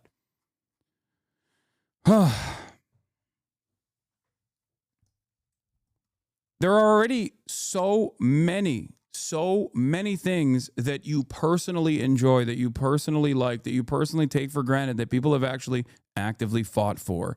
Those are good policies, but you can't disregard the reality of the risk of those hierarchies. We need social support and investment. We need universal health care and education, but that doesn't mean there won't be a debasement of individuals as cannon fodder for the ruling class.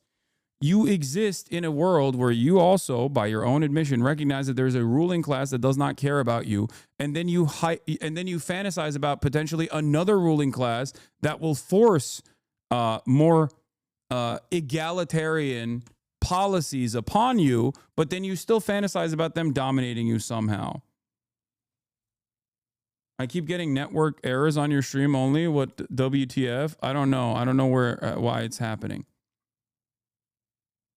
The icon of neoliberal philosophy. In her dying days, she regretted some of the forces that she unleashed through neoliberalism.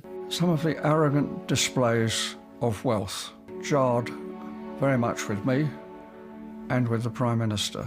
The capitalists have given Margaret Thatcher a bad name because she did not believe in excess. She believed in responsibility. In a system with no rules, power will always win. And power doesn't care about your cute free market fantasy. It cares about control and domination. The free market has never existed. It is a figment of the imagination of people. The market is a system that favors the rich, which is why the rich love markets.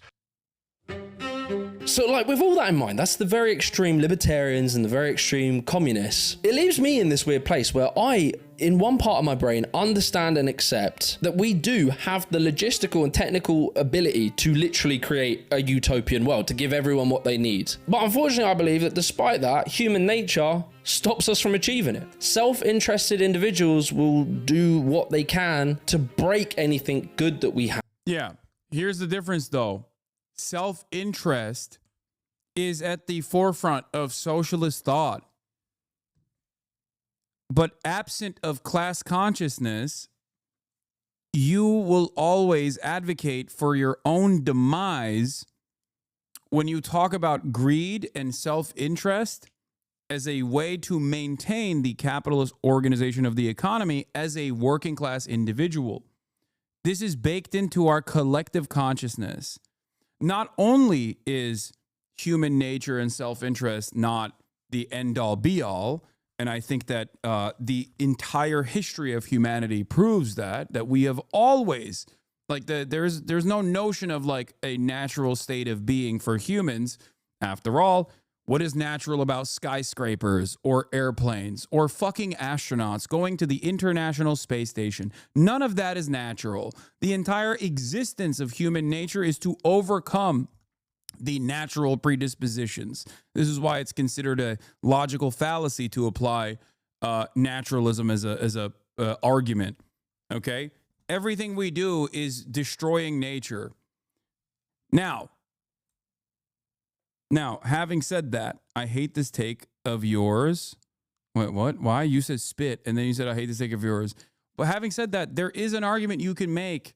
There's a selfish argument you can make for socialism.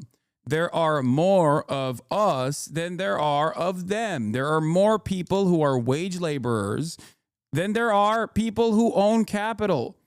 The problem is people who own capital do, under capitalism, run the countries, run the organization of the economy. They run everything. And the entire system under capitalism is designed to keep the existing structure the way it is. That's it. So if people were more selfish, wage laborers were more selfish, if they could have some class consciousness to recognize where they are in current society and advocated for their best interest, they unironically would be able to bring about a potential socialist change, a socialist revolution, if you will.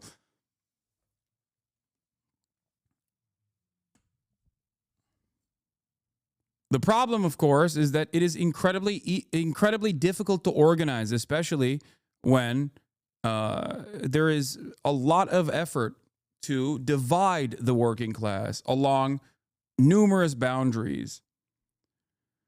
The easiest ones, of course, are to instill panic amongst the white working class and black working class, instill panic amongst immigrant laborers versus domestic labor, you know?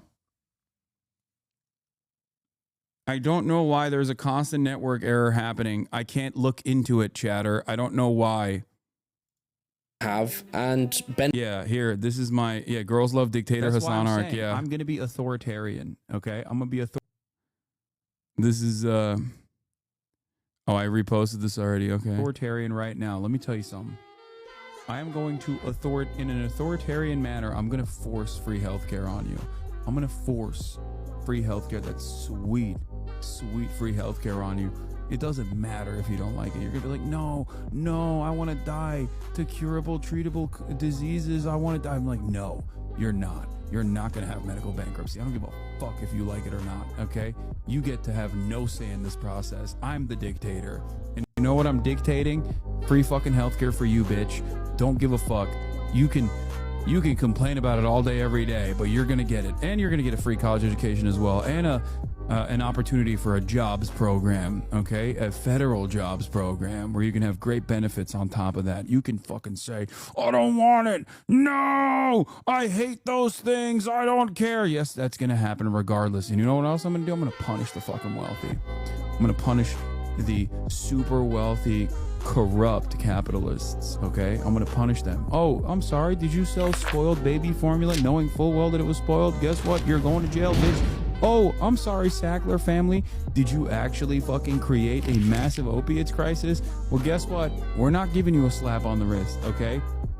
You're going to prison. That is my dream, okay? Whether you like it or not, you're getting these things. You're getting these fucking benefits. You obviously haven't lived in a society with universal healthcare. I have. It sucks. I grew up in Turkey, a much poorer country than the United States of America. And let me tell you, okay, public health existing, like a national healthcare structure existing, even though there is also still private insurance in Turkey, is still wonderful. Were you an adult in Turkey who had to pay taxes and you're rich and your family is rich, so don't pretend you understand the impact of those taxes? Yeah, rich people famously love paying taxes. Yeah, it's actually a very common advocacy from rich people to advocate for higher taxes so you can pay for fucking social safety nets for the poor. Famously, that's what rich people always advocate for.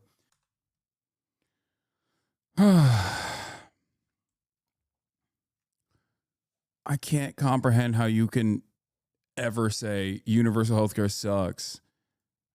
It just doesn't make any sense to me. Anyway, let's continue with this, but after that, we're gonna talk about potentially the Wartime Immigrant Act. Benefit themselves, and that applies to even what I advocate for, the system of social democracy. Even if you achieve it, it will eventually become undone. I think you even see this starting to happen in some of the Scandinavian countries, where there's more privatization happening and stripping back of their welfare state. I just think you have to build a state that protects us from that as much as is possible. There is no destination called justice or democracy, and if you catch a train driven by the right man, you'll get there. Every generation has to fight it.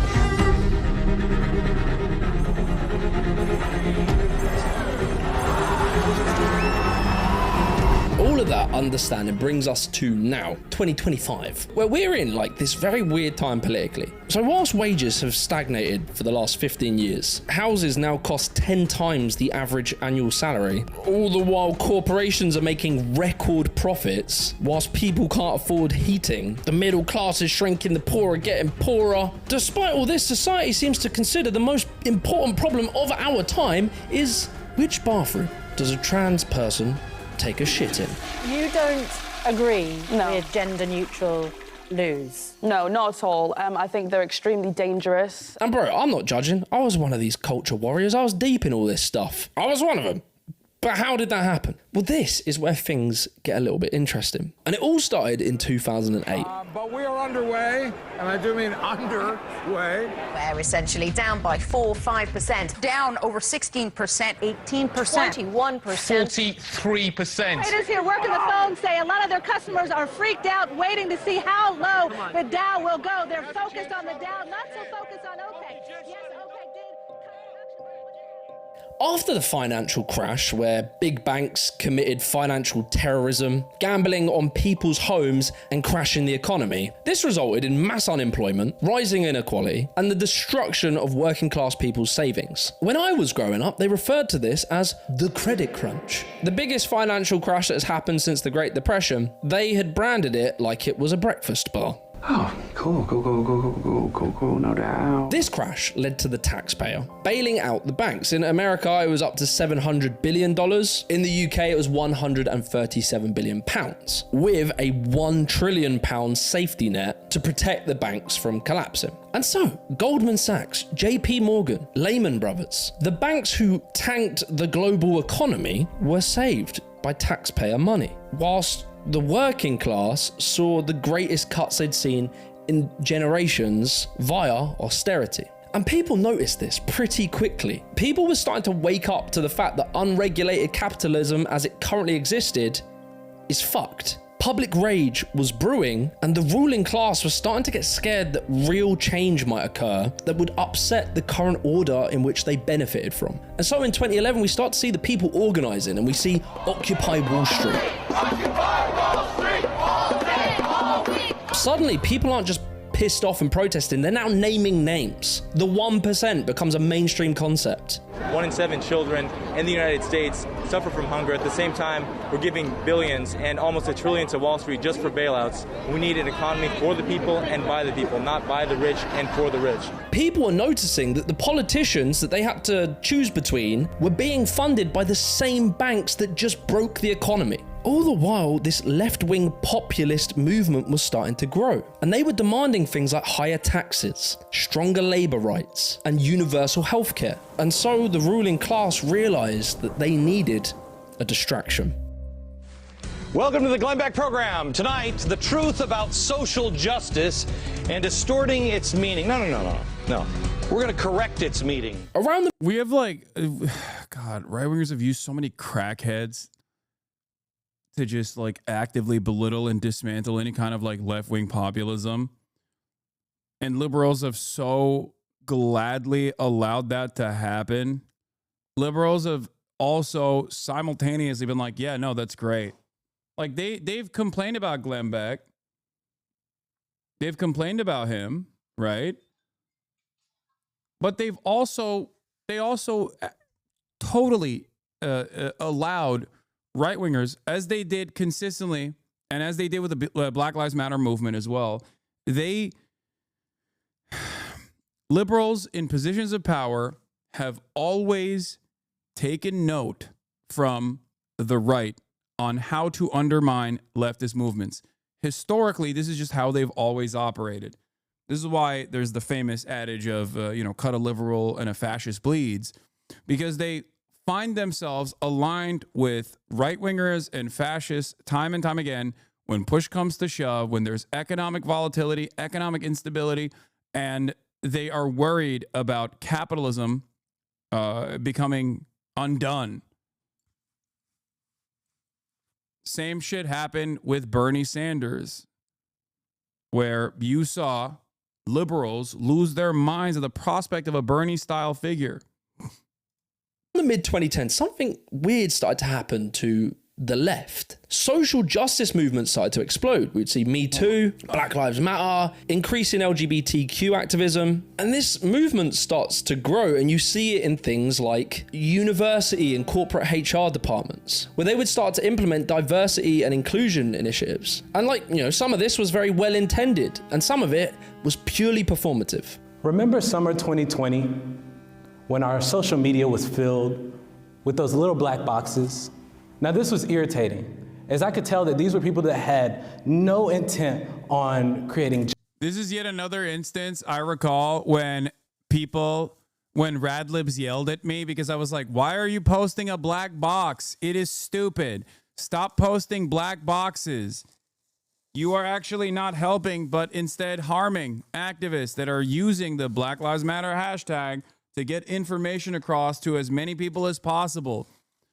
And people yelled at me because I made them feel bad, because they wanted to feel like they were helping. They wanted to feel like they were doing performative help, slacktivism.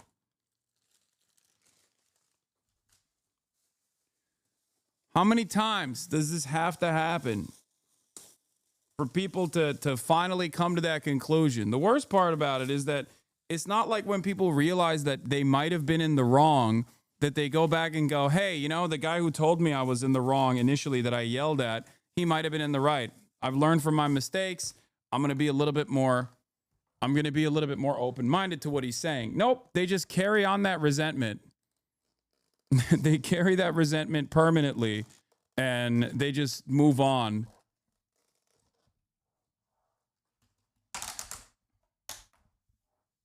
Yeah, similar thing happened with the AI Gaza pig. Is that Will's hat? No, we have the same hat, chatter. It's funny though. No.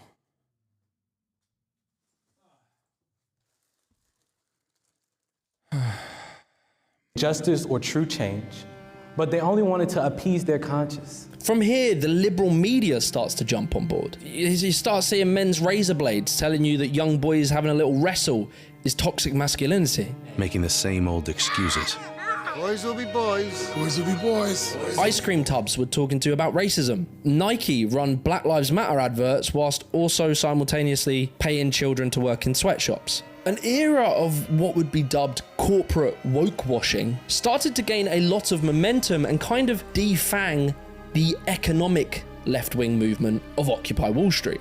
After George Floyd was murdered, big corporations would come out making these statements about racism, donating to charities, etc. But, you know, they were very quiet in perhaps supporting any economic policies like higher minimum wage, stronger unions, enhancing social welfare programs, things that might help the living conditions of people like George Floyd. Instead, these big businesses started to focus on pushing identity politics as the main leftist discourse. And to like average people, you could see it. You could see there was a hypocrisy. If you're not going to improve the living conditions that create many of these social problems, then it kind of came across as empty and hollow, performative, so to speak. And so it created a reactionary right-wing movement. I mean, you have talked about this woke mind virus. Yes.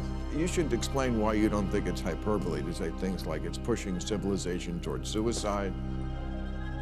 2016 onwards, YouTube explodes with SJW cringe compilations. And whilst it seemed quite organic, various think tanks funded by billionaires were actually funding these anti-woke content creators, politicians, and policies. Things like the American Principles Project, the Clement Institute, the Heritage Foundation, the Stanford Review, Rupert Murdoch, who owns Fox News, The Sun, The Times, New York Post. All of these people would weaponize wokeness as the biggest existential threat to society. David, am I overstating the fact that we're beginning to see the end of woke, the militarization of the Me Too movement and cancel culture? The oil billionaires Dan and Faris Wilks, they would pump big money into... Great video, dude. I mean, he is so dialed in. I've talked about all this stuff extensively, but goddamn, Jimmy the Giant really cooked on this one. To things like PragerU and Daily Wire, who would push people like Ben Shapiro, Candace Owens, Tucker Carlson, Jordan Peterson, etc. Eventually manifesting itself in Peter Thiel, the tech billionaire, being the financial backing force of J.D. Vance, who would of course become vice president. Some religions view the body as a temple, and some religions almost invite the pollution. I think the woke thing is inviting the pollution.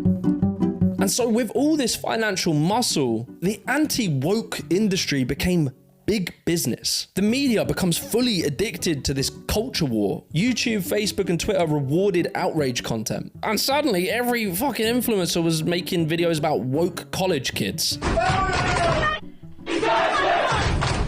Imagine being a parent and seeing your child in a video like this, looking deranged, screaming at a speaker. Leading to this once united working class movement being divided into two camps. Right-wing people believing that wokeism is the root of all problems, and left-wing voters convinced that fascism was the root of all problems, rather than the economics that created this condition. And all the while we were fucking fighting each other, the actual elite were just laughing their fucking asses off because no one was talking about them anymore. You can see this concept of like wealthy billionaire class deliberately trying to push the blame onto something else depicted perfectly in this post from Elon Musk, where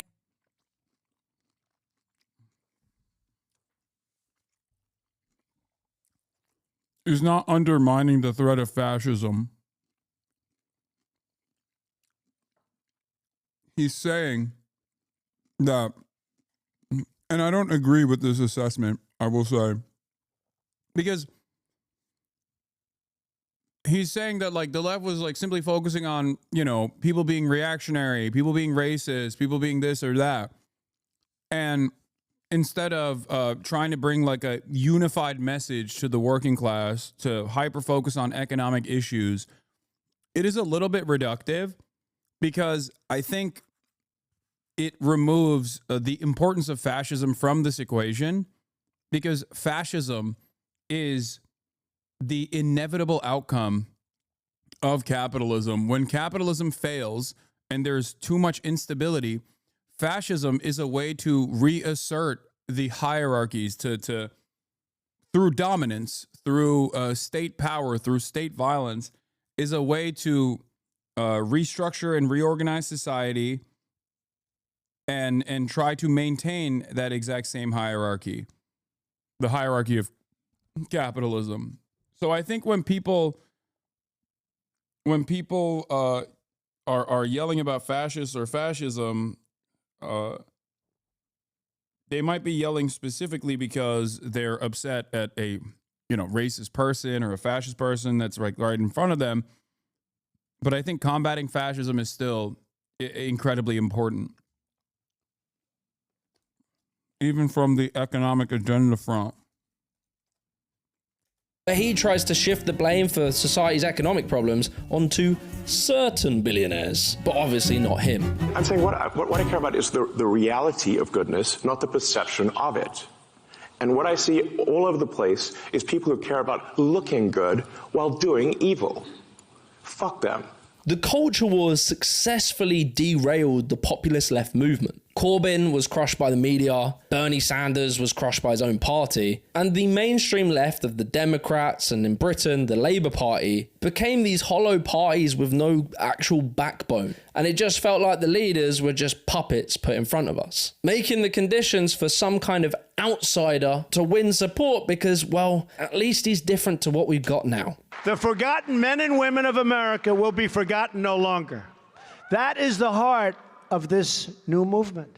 Hillary called them deplorable. They're not deplorable.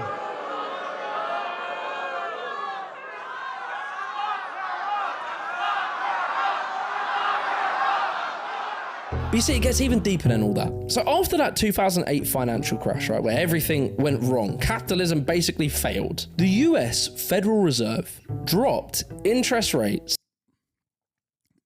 Grifting piece of shit. Get off your ass and make a difference, you lying fuck. You're just as bad. Seek help in 2020. Dog, I don't think you're a happy guy. Contrary to what your username is, if you've been a hater since 2020 and you like briefly come in every 2 years, every 3 years, I feel like you're a little miserable, no? But yeah, give me some advice. What would you have me do? Do you want me to lead the vanguard in a proletarian revolution, a violent proletarian revolution? Is that what you're saying?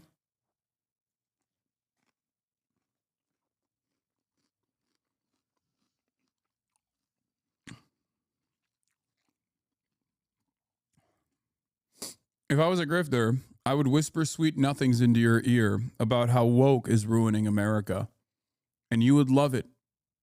I would tell you that the only way to be honest online is by being reactionaries, by being bigoted, because everyone, yourself included, have these bigoted opinions, and the wokes are too afraid to admit it. That's what I would do. And I'd make a shit ton of money doing so, too.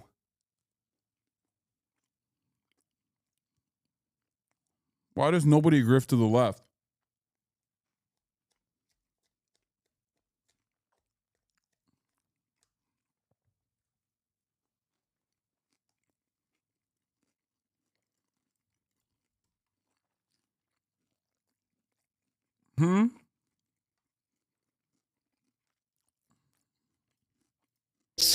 To 0%. For the next decade, mega corporations, investment banks, and asset managers like BlackRock and Vanguard had access to virtually unlimited capital at 0% interest. Free money, basically, which they use to expand their control over the economy. Companies like Amazon, Google, Facebook, and Tesla were able to expand their businesses aggressively whilst they didn't have to make profits. Amazon, for example, weren't profitable for years. It just kept borrowing at a near zero cost, undercutting all of their competition until it just monopolized online retail. And many of these tech startups that dominate the world now did exactly the same thing.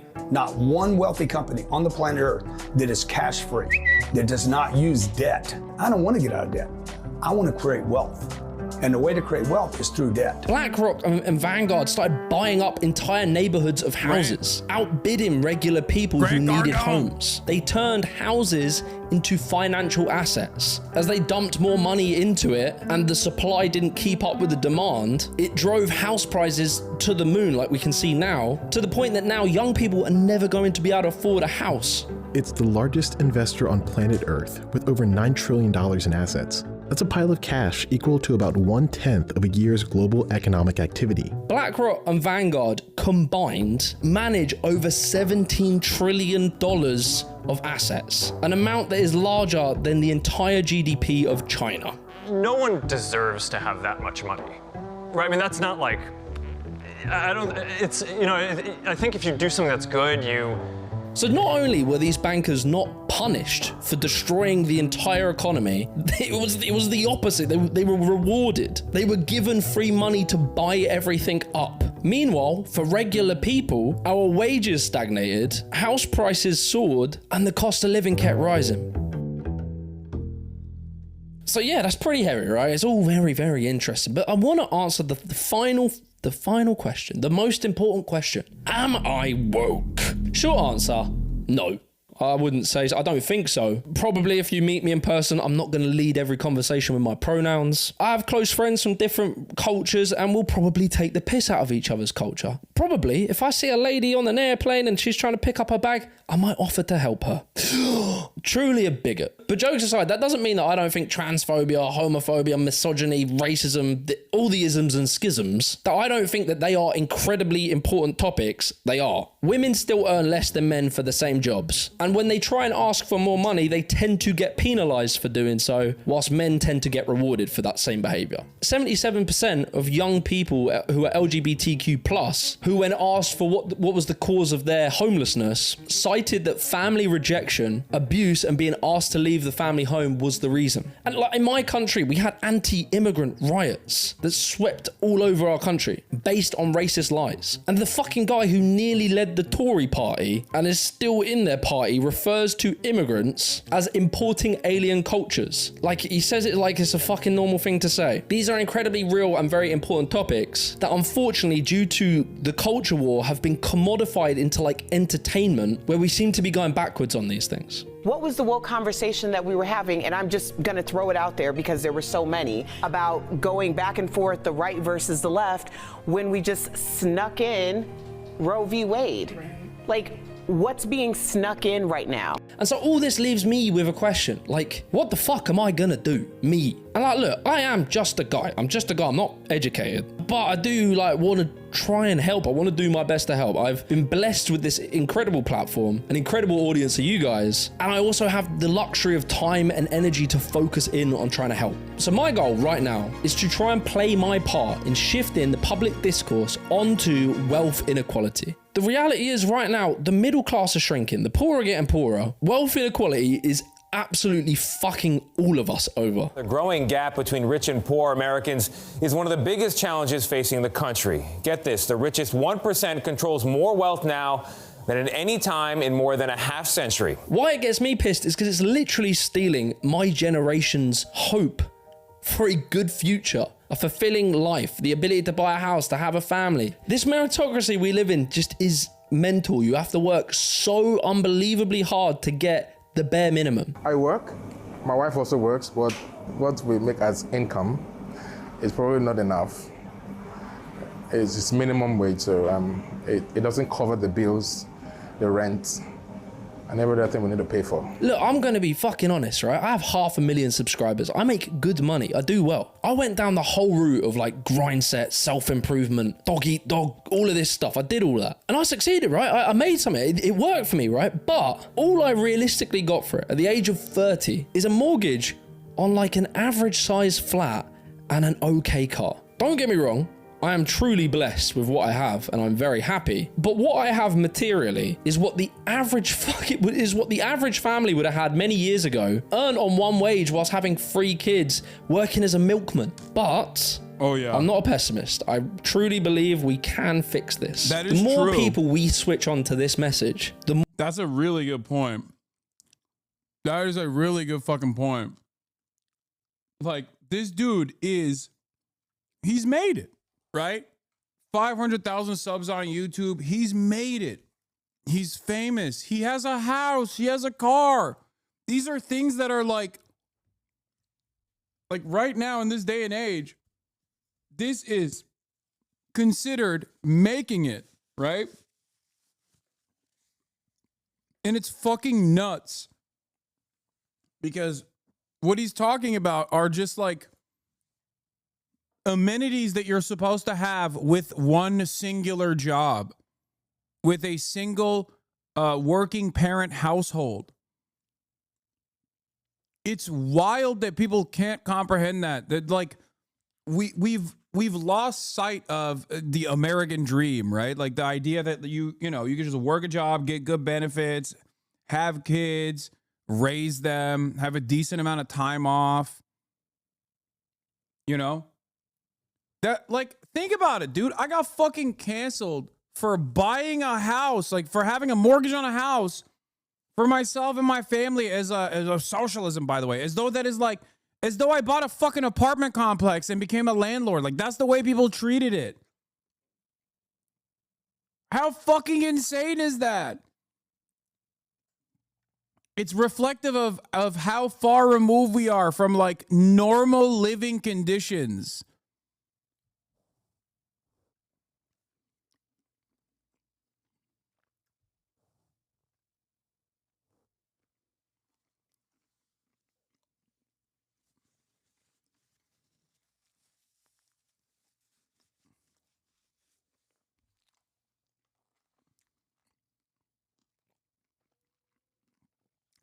Okay, dude, it's a huge fucking house in Hollywood or wherever the fuck it is. It is kind of different, at least on the vibe check. Bro, what are you saying? First of all, it's a single family home in West Hollywood. And if you think it's a fucking mega mansion because of its price, you would be deluded.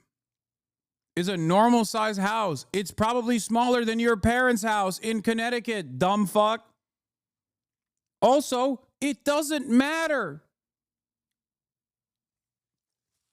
I didn't design the market. That's number one. Number two, it literally fucking doesn't matter. Like, think about it. Please, for a brief moment, take a deep breath and go, Hasan, having a house or renting out an apartment, does this change his commentary even a little bit? Does this change his worldview even a little bit?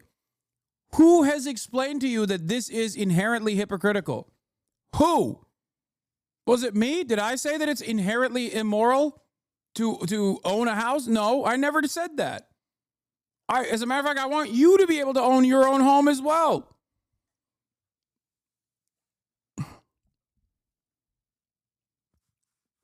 This is the problem.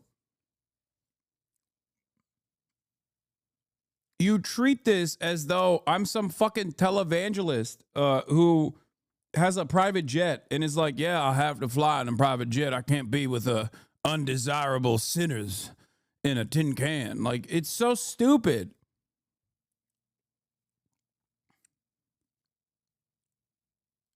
There's no like even normal exploitation in the way I fucking generate revenue too. You know how I generate revenue? You have subscribed to me. Times that fucking 45,000, 50,000, that's it. And you don't even have to. That's the craziest part about it. People are voluntarily saying, hey, I like your commentary. I want to give you $5 a month. I want to give you $6 a month. And initially it was because they wanted to avoid the ads. I don't even fucking run ads anymore. And people still subscribe. And people still gift subscriptions to the fucking chat. It's not like it's not like I'm giving you something extra even behind a paywall. I'm not. It's just perfect, completely voluntary. Getting mad at that is so psychotic. It's not like I'm fucking operating a sweatshop. And then people will go, well, Amazon is a hyper-exploitative company. It's like, okay, where is the non-hyper-exploitative company that I could be working at? That I could have a contracted gig, like a contracted wage structure with, where I could still reach the same amount of audience.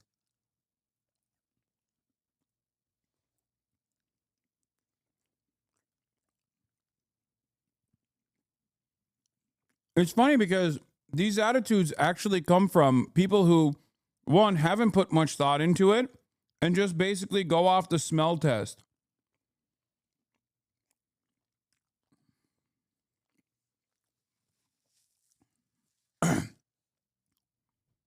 The notion that someone else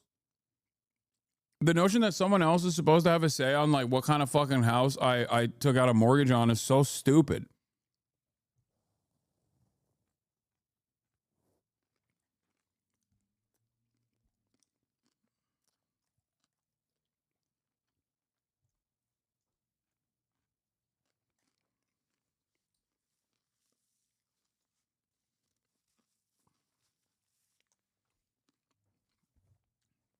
Anyway. More that we can fight wealth inequality. So, here is my plan. Currently, I am in talks with a publisher about potentially writing a book. We'll see where it goes, but the idea is to distill all of these ideas, these important bits of education that people need to understand into a... Also, the other side of that, that I think is really funny is when people go, you're advocating for these things, but you're rich, you fucking hypocrite. And it's like, what do you want me to do? You want me to change my entire worldview now that my finances are different? Is that what you want? This doesn't make any sense.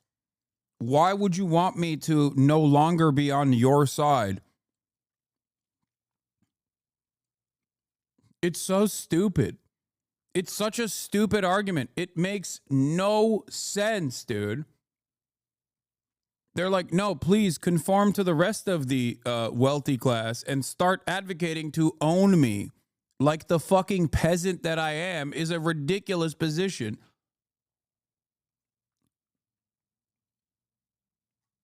Yeah.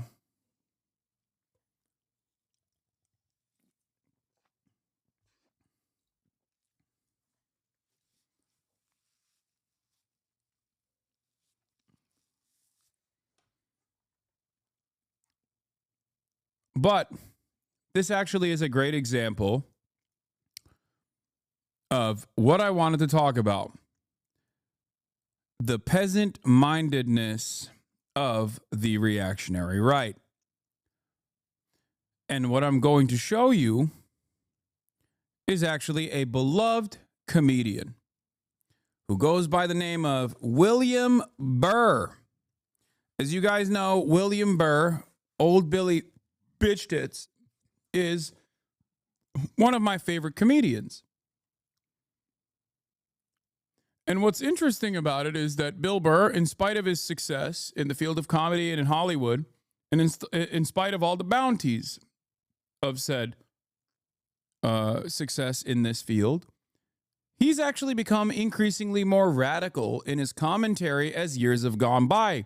Instead of becoming more out of touch, he has, I would say, become more in touch with the needs and the anger and the resentment of the average working class individual. Bill Burr says a metric ton of, dare I say, radical, maybe even violent things about billionaires and people who own corporations, the mega wealthy, on a daily basis. Okay? You're literally the counterexample to all those people telling me you'll get more conservative and greedy once you get a big paycheck. Yeah, I know. That's why people's brains are bricked. because of the juxtaposition. I'm not talking about myself. I'm talking about Bill Burr right now. But if I were to talk about myself, that juxtaposition is what pisses people off. Oh, Hasan is rich, but he's advocating for socialism. That must mean he's hypocritical. That must mean he's lying. Oh, Hasan looks a certain way, acts a certain way, behaves a certain way that's like very bro-y, okay? In the way that like many of these people fancy themselves as, you know, someone with a rigid work structure that works out, that cares about physical fitness, personal health, things of that nature, has a good family life, has good friends. All of this stuff is supposed to be conservative. Conservatives can only have this. How can you say this and then be a progressive? How can you say this and be socially progressive? How can you say this and be socialist? This doesn't fit the propaganda. Like when you look at someone on a lineup, Sargon of Akkad versus someone like myself, okay? Or when you look at a lineup with someone like Ben Shapiro versus someone like myself, in terms of like what conservative values are all about, or someone like Asmongold versus someone like myself, that's an even better example. In terms of the way that conservatives fancy themselves and have presented themselves, most people would say, I'm the conservative one. Guy who works out, very bro-y, says pussy, bitch, you know, sometimes is very toxic. Guy who has a rigid work structure, who's constantly talking about personal development, versus guy who has not showered in a month. Who the fuck do you think conservatives think is the conservative one in the way that they envision what conservatism looks like and what conservative alpha males look like? Yeah, it's going to be someone like myself. We saw the exact same breakdown because of the ways in which conservatives hyper-focus on optics with the Sam Cedar versus gay Republican debate, where everybody was like that man bun wearing gay Jubilee kid clearly is the libtard here, and Sam Cedar, the clean-cut elderly gentleman speaking sense, must be the conservative. That's how it is.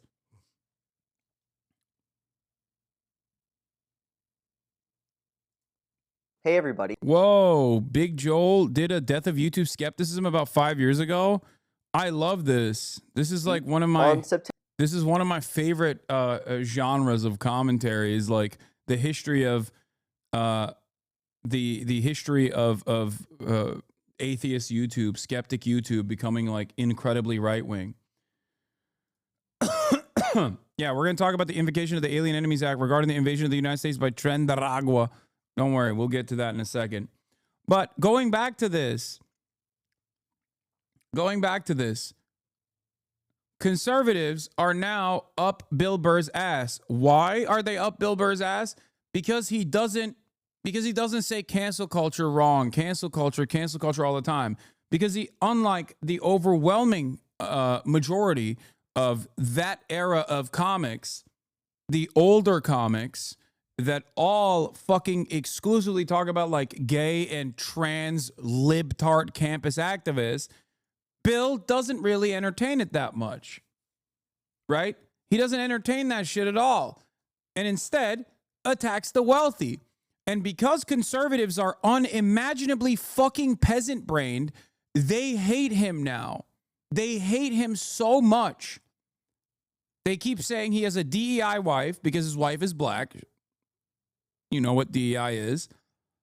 And the only thing he's done is basically say, billionaires fucking suck.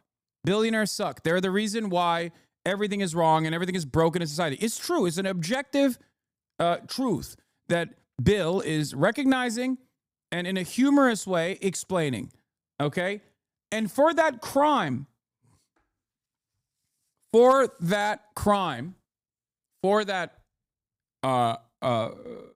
microaggression, right-wingers are relentlessly attacking him. It's crazy. It is fucking crazy. Aren't the Houthis terrorists? Yeah, I mean, if you believe the Trump administration, because the Biden administration certainly didn't seem to think so until they decided that these guys were actually doing something to stop Israel from doing a genocide by implementing a blockade on the Red Sea.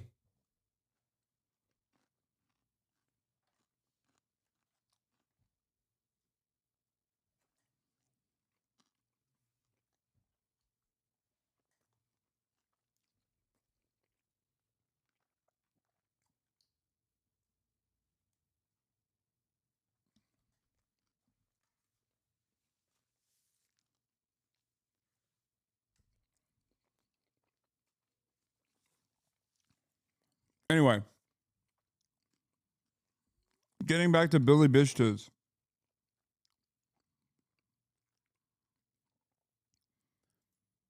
The reason why they hate him is because he's talking shit about billionaires. That's it.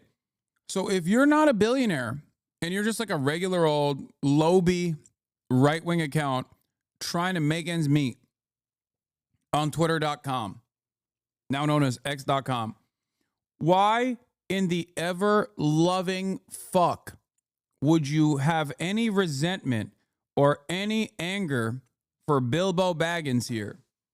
Are you a billionaire? No. Why are you saying, get behind me, billionaire, I will defend you?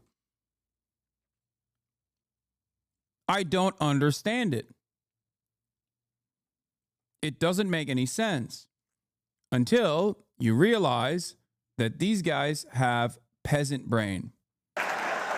Here, I mean, and it's not like he hasn't been anti-billionaire.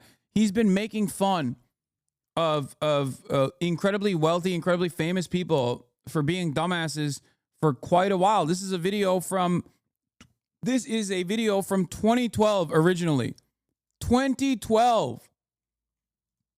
Actually, Nerd Jesus died in the last year, right? Steve Jobs.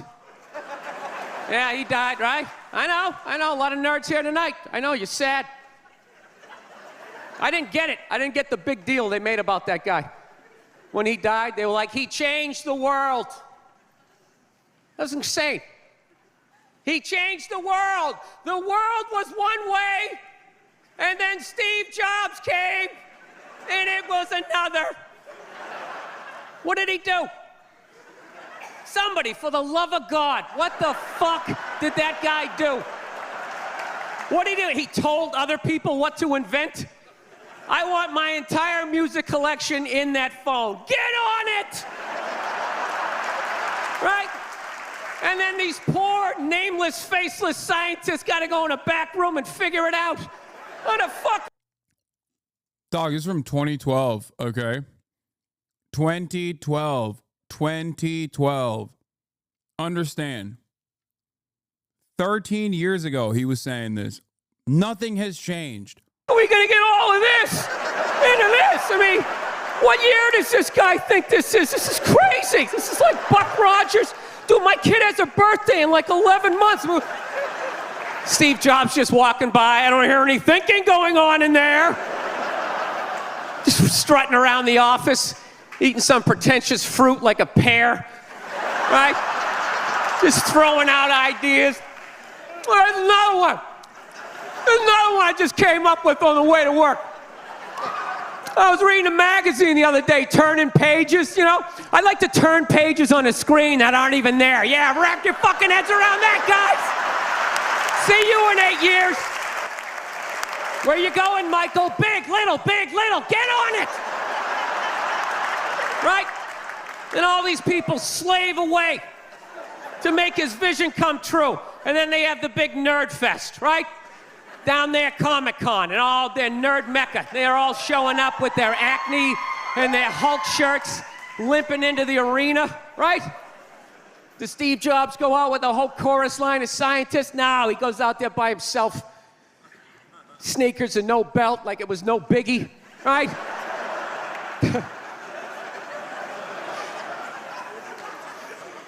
like he's Tesla. Tapping into the atmosphere. I know, this is always uncomfortable. I know, you bought into it, right? That whole advertising, the way they aligned themselves with some of the greatest people of all time. Jesus, Gandhi, me! Remember that? He means Nikola Tesla, not Elon. Muhammad Ali, John Lennon, this guy! How the fuck was that dude like any of them? Gandhi didn't have a sweatshop.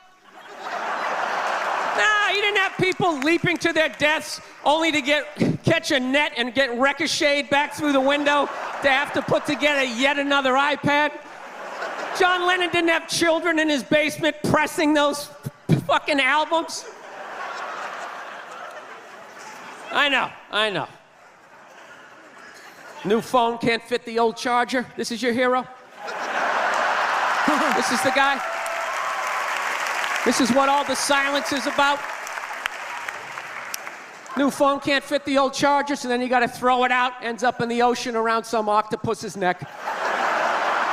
Do you realize how much sea life is ecstatic that that man is no longer walking the earth? That's where it all ends up, you know. Doesn't go in a landfill, ends up in the ocean. You realize that? I hate people who say I don't pollute. I don't pollute. Yeah, you do. You use shit and you throw it out. Well, you think because you put it in like a basket, it just poof, disappears? Everything you ever used is somewhere. You ever think about that? Remember that flannel shirt you bought back in the day when you got into Pearl Jam? That's out there somewhere. Probably on some porpoise's face. He's trying to get it off. Stupid little flippers. All the fads. You remember rollerblading? Remember that? Everybody had them. We set up cones, we did little tricks, right? One little homophobic joke killed that entire fad. What's the hardest thing about rollerblading? Telling your parents you're gay. Full-grown adults. Dude, I'm not gay. I don't have the cooties. These mean I suck dick. And they just threw them out. They end up in the ocean. They're made out of plastic. They can't biodegrade. They just break down to little cubes. Fish are breathing them in.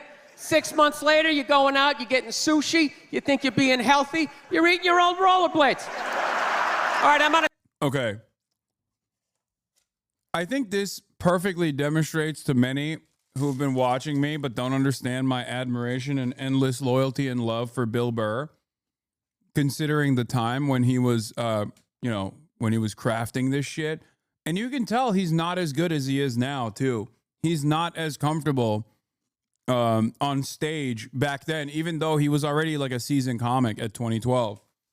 Now,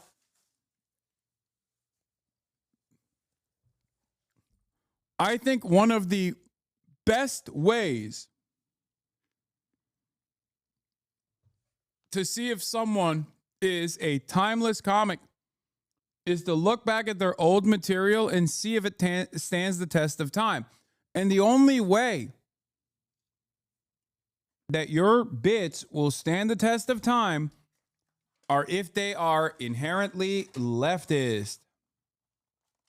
This guy literally on accident, because we weren't fucking woke about microplastics back then, but this guy on accident invented the thing that we now know as the meta, which is like eating the microplastics.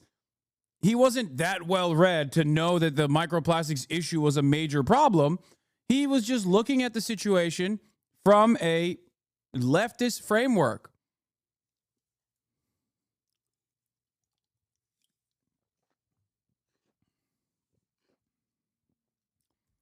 If you want to come across as predictive, if you want to literally have all of your friends turn around and be like, how do you fucking figure this stuff out? It doesn't make sense. Why do you come across why do you come across like you got the gift of prophecy here? What's happening? Be a leftist. A little bit of common sense, a little bit of critical thinking, and also materialist thought will go such a long way. Okay? It'll help you with pattern recognition.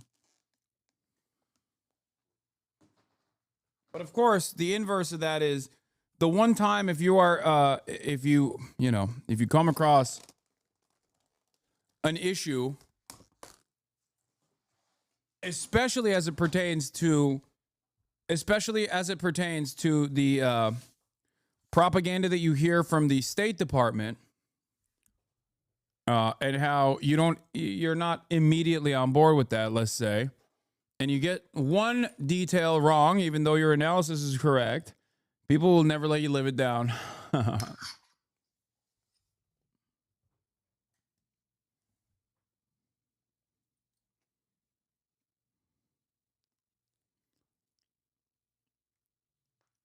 But yeah, there's a reason why people always... There is a reason why people always go back to like the old Simpsons and go, dude, why is the old Simpsons predicting this? Why is the old Simpsons predicting that? Why is this old Simpsons is crazy?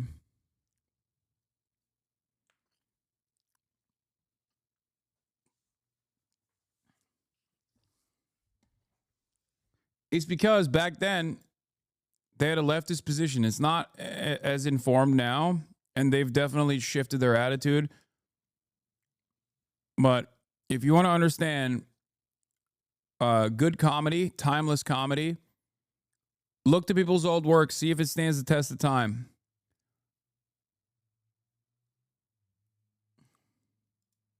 Bill Burr is having a rant. This is towards who? This is towards Elon Musk? Is this the one that you... Musk, I don't know if he's on a podcast, but I don't know what the hell. Is this the one? Oh, they're so mad at Bill. Oh, they're so mad at Bilbo.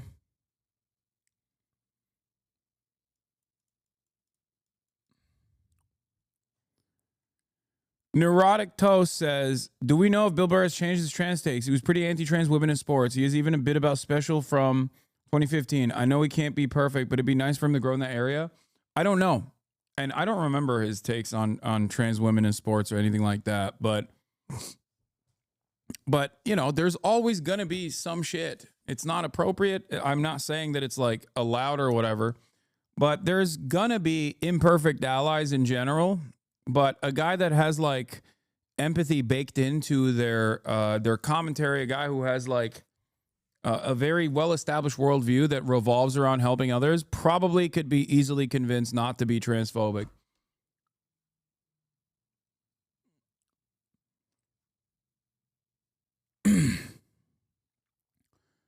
Also, I'm looking at your comments, and you talked about that whole issue with the Asmon calling you schizo when the subject of destiny comes up. He's acting like you haven't dealt with 7-year harassment campaigns, which you were silent on until recently. Asmon admitting to using the subreddit and knowing it brigades, by the way. Yeah, Asmongold knows that the Destiny community actively hunts me. He knows it so well because he has DM'd me about it in the past. He's just acting brand new on camera now. He's acting like he didn't know about it. He has personally talked to me about this before. He has also, I think, admitted in the past about the insane ways in which the Destiny community fucking tries to brigade everything that I appear on. So it's really weird that he's changed his stance on the matter now.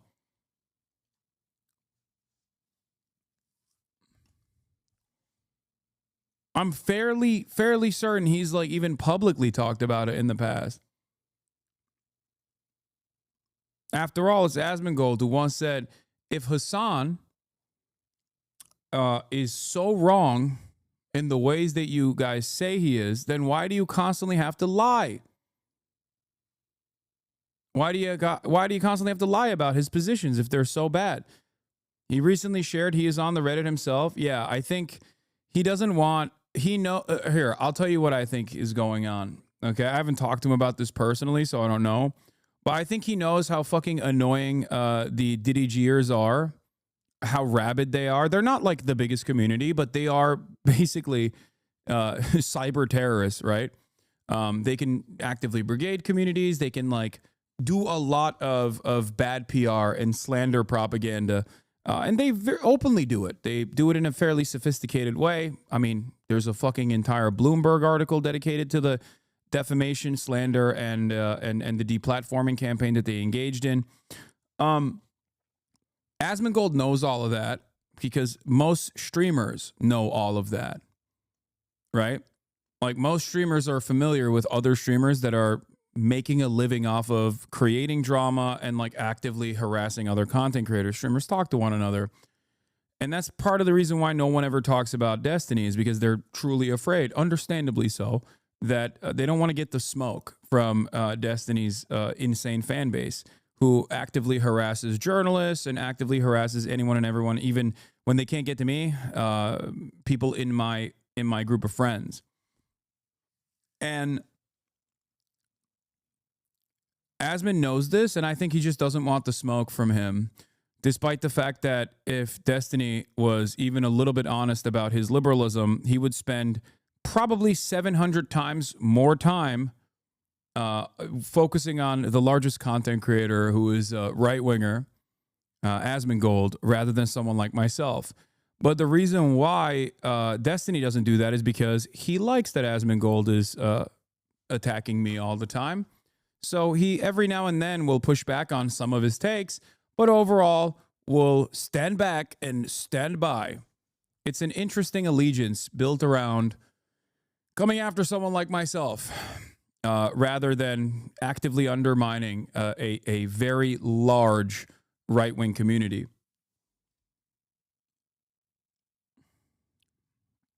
That's it.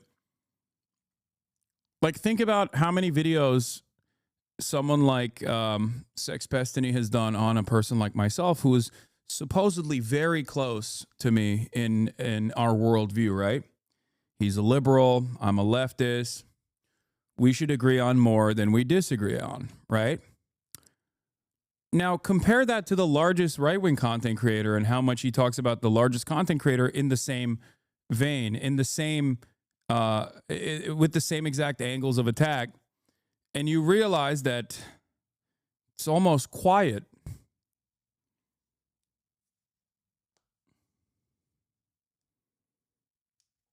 You know? If 20% of your output is directly on someone who you have ideological closeness to, and it reaches nowhere near that standard when you're talking about a dude who is much larger than me, then maybe you don't have any sort of real political dog in this fight, and you just simply are carrying out a personal vendetta against the person that you are upset with, and you're using politics as a weapon to wield in the process to actively recruit larger people, actively recruit a larger audience, to make it seem like this is a political battle that you're fighting, to normalize, common sense liberalism.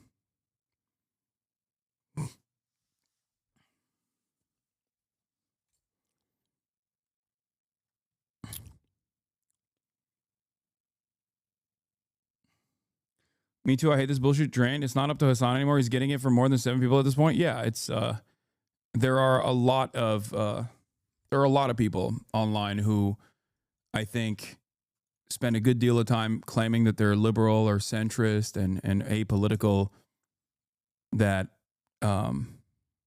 focus all of their efforts on being like, this is a bad guy, watch this guy. They never have that same critical lens for others, interestingly enough. And yeah, it's just weird. I don't know. Even when they have very clear ideological differences in opinion with others, they sometimes align.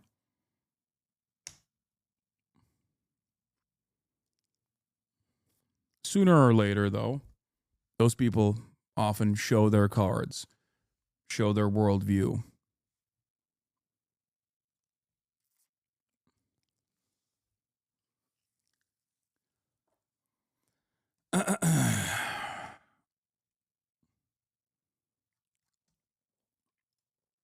Anyway, what is Bill Burr built? Bill Burr torched over Elon Musk Nazi comparison. Let's take a look. One, Rob? Yes, it's from his podcast, Monday Morning Podcast. Okay, go. How long is this clip, Rob? This is about 1 minute and 37 seconds. And just so you know, this just broke news yesterday and today, but this clip actually came out on the 17th of February. So this has been out there, just nobody reported on it, which goes to show nobody's listening to Bill Burr. Play the clip.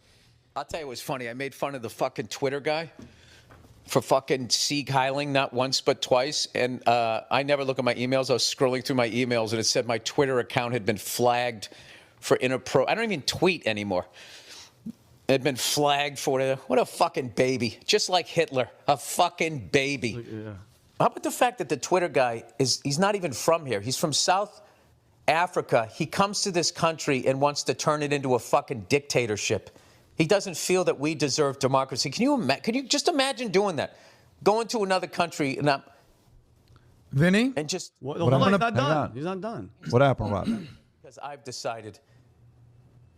What happened? Yeah, he doesn't mind living under a dictatorship as long as he's on the good side of it. Fucking laminated face cunt. Because that's another thing. All of these people that are into fucking Hitler, you know what I mean? And like, look at this guy like he was some sort of fucking hero. The guy's one of the biggest fucking cowards ever. All the pain and all the suffering that guy's caused, and the war crimes the Allies had to commit, firebombing fucking cities to get that motherfucker. When it came time for him to pay the price for all the suffering he caused millions and millions and millions of people. Vinny. Did he face the music? No, he gave himself a nice, quick, painless fucking death. Vinny, I'm going to ask you the question. I'll tee it up for you. Well, what? We had a poll. Is Bill Burr a top 10 comedian? You said yes. I was like, no way. Yeah. No way. Bro. I don't know. I wasn't around when George Carlin was obviously popping off in the 90s, but I wonder if there was a similar like right-wing movement against him. I know that he would sometimes appear on television shows where right-wing commentators would attack him, but of course now those same right-wingers will look back at George Carlin and be like, he's on our side. He's a right-winger. He's hated woke. He's totally on board with everything that we're saying. But I'm sure that there was a similar, like the same group of people, like whoever these guys would be in the 70s, 80s, and 90s were actively yelling at him. But now they go back and claim George Carlin for themselves. My dumbass racist families used to watch his shows, not realizing he was making fun of them. Yeah, that also is the same principle behind Stephen Colbert. Not Colbert now, but Colbert during the Colbert Report was, doing incredible satire to such a degree where people didn't understand it. Like conservatives would watch him and laugh, not realizing that everyone who got it were laughing at the conservatives.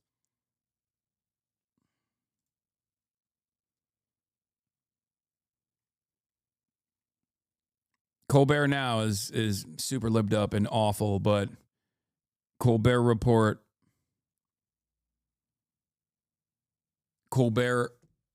back then was fucking fantastic. Publicly. Stop. You realize Stop. he's not funny. Stop for a second. Let him react. Don't change the topic because you're going comedy. Let him react to what he said about Musk. This is not a comedy topic. Go ahead. This is not a comedy topic. Damn. Are the girlies fighting? Is there some internal drama at Patrick But David? Are you value-tained? Did PBD invite you? No, he didn't, which kind of makes me sad because maybe I'm misremembering, but I feel like there was a time and place where PBD would have had me on, but Patrick actually posted, if you guys remember, Patrick posted about who do you want to have on the podcast next? And I responded, I think it's time. And I actually ratioed him, so there's no way that he didn't see it. Yeah, he said, who would you like to see on the podcast next?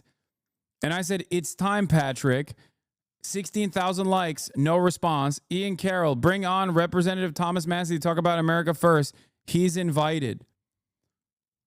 So he responded to Ian Carroll saying, bring on Thomas Massie to talk about America First. But he didn't respond to me saying, it's time, Patrick.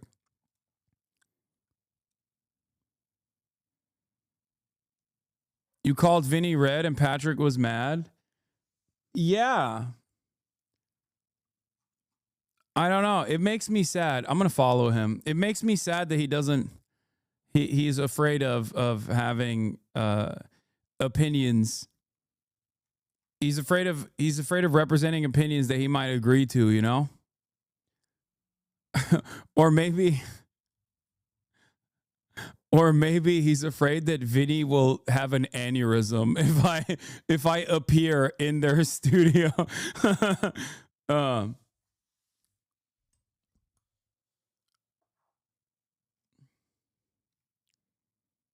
Sorry, man, you just aren't value-tainment material. Didn't he literally say he would have Jeffrey Epstein on? Yeah, right here. This person says Jeffrey Epstein. He has an open invitation. This guy's like, I would love to have Jeffrey Epstein on. Hasan, bridge too far. You know? Let's not get ahead of ourselves. Let's not get ahead of ourselves here. Hasan, no thank you. You might make Vinny turn a shade of red nobody has ever seen before. I know. The country is right now. And I know this one got 1.5 million views, man. Remember this? Hasan said, you know, Trump was talking about the border and the illegals are the problem. They are the problem. They are. Kerry mentioned one story. There's been 4 this week. And people like that say, oh, it's not really a problem. You say that because it's not happening to you. It is a problem. And by the end of this 4 years, the number's probably going to be 18 million. The whole state of California. I don't know what you're talking about. Yeah, it's a whole Oh, yeah, it's a total hellhole, dude. California Florida is a sinking. Look at your tan. Oh, yeah, it's sinking. By the way, first of all, I don't respect any Nepo baby that thinks Twitch streaming is a job. And I want the audience to know, this guy, Hasan, has said in the past that America deserved 9/11. So don't even talk. Don't even open your mouth. You don't have no reason to talk. Vinny, just shut up. I'm a big just fan do me a of favor you. and shut up. I'm a big respectfully. fan of you. And, okay, but hold on. I'm a big fan of you, so I don't want you to die. I feel like your heart pressure is going up. You're turning red, Vinny. Somebody like you shouldn't be on this panel. I'm sorry for my language, Pierce. He doesn't belong on your show. I feel like maybe he's actively petitioning Patrick to not have me on. I bet he can't even reply to you because Vinny called you a bunch of different slurs while bitching about you initially after this happened. Yeah, he went back to Patrick and he was like, Patrick, I was on a show. I went on Piers Morgan's show and this fucking Nepo baby. And then beep, like a bunch of slurs, I assume. This fucking Nepo baby. He said, I'm turning red. I'm turning red again. Patrick, stop saying I'm turning red.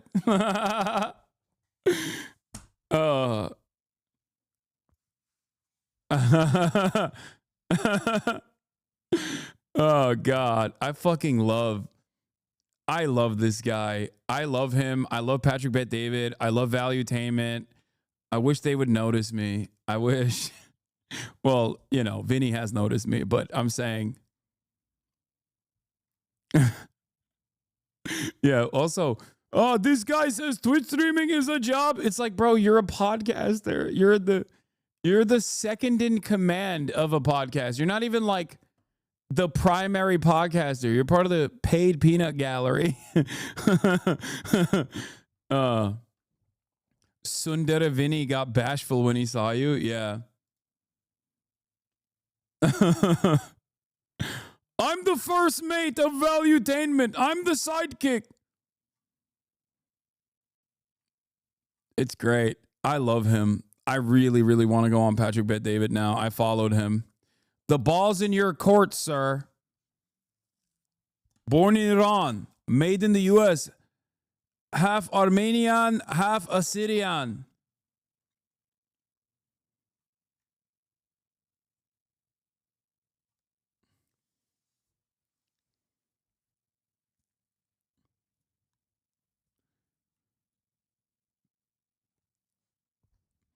Anyway, in my headcanon, Patrick won't have me on because Vinny will die because of the aneurysm that he has if he sees me in the room alongside his goat, Patrick.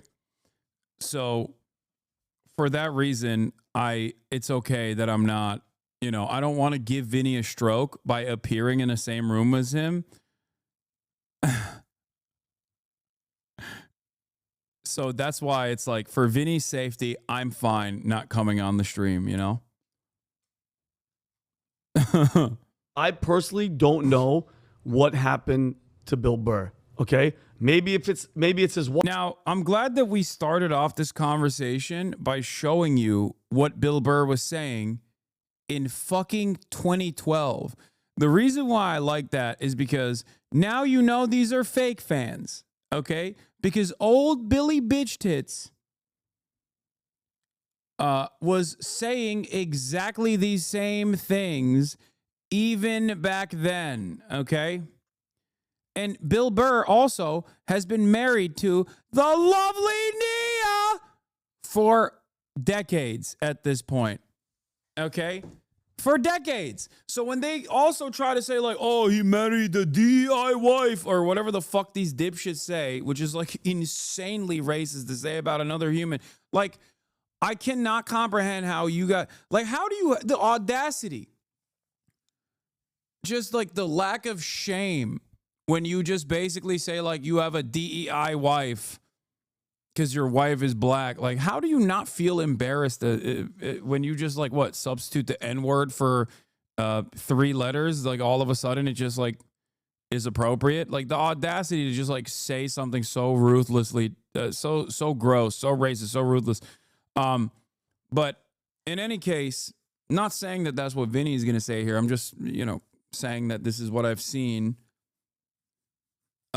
This is what I have seen from conservatives who want to figure out why Bill Burr has changed, and they just like falsely assume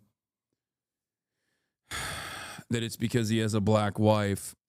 But real heads know old Billy Bitch Tits has been not only a Patrice O'Neill close friend, and also has been married to the lovely Nia for quite some time. So, wife, maybe she's in his ear, maybe it's something else, but the signs are... Oh, never mind. I spoke too soon. He did bring up the wife. Okay, got it. There, funny story. So back in LA, the pandemic's over. Okay, one of my friends, Mark, is doing comedy shows outside in Hollywood behind like one of those nightclubs. Bill Burr walks in, tight ass. I'm talking about the mask was so tight, nobody else is wearing masks. He's the only one. Tight mask. This is how gone he is as a liberal. Goes. Don't you lefties hate Patrice O'Neill? What? Incel for life? Dude, I need you to understand something, okay?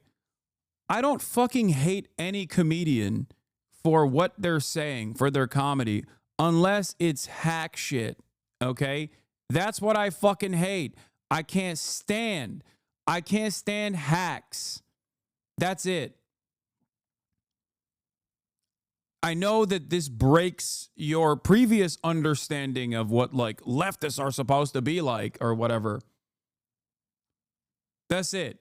Most of the people, and are there actual lefties, social justice warriors, radlibs or whatever, who don't like any comedy whatsoever because they think it's reactionary across the board? Certainly. I'm just not one of them. This community is not one of those communities. I literally have fucking Cumtown hosts on this broadcast all the goddamn time. Shut the fuck up, okay? Now, having said that, I can't stand hacks. What do I mean by this? Bad comics who try to talk about race-related shit or touchy subject matter, if they're bad, will oftentimes flop spectacularly and will then rely on the shock value of the statements that they're making rather than being able to find and craft the humor in being able to broach subject matter that is otherwise delicate, okay? Subject matter that is hard to cover in a humorous way. That's it. There's no such thing. There is no issue that you can't talk about in a humorous way. I don't believe that there's any issue. It's just there are plenty of people who are not creative enough, smart enough, funny enough to be able to drive comedy out of issues that are delicate in nature. That's it.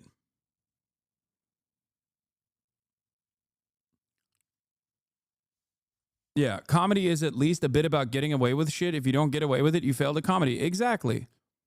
Exactly. The best comedian, the smartest comedian, and I think like Nick gets in his own way in a lot of instances, but Nick is a hilarious comic and he has a lot of edgy moments, right? But the best comedian, like someone like Nick Mullen, okay, can make the wokest motherfucker laugh with shit that he's saying that if another person was repeating, someone like myself, for example, who's not as humorous, who's not as funny, who's not as clever, who's not as charismatic, everyone would yell at. That's the difference. That's the difference. The difference is Nick Mullen can get away with it despite being a, self-sabotager and whatnot, but that's like totally irrelevant to this point here. Like when we're talking about raw talent, Nick is fucking hilarious. He's very funny.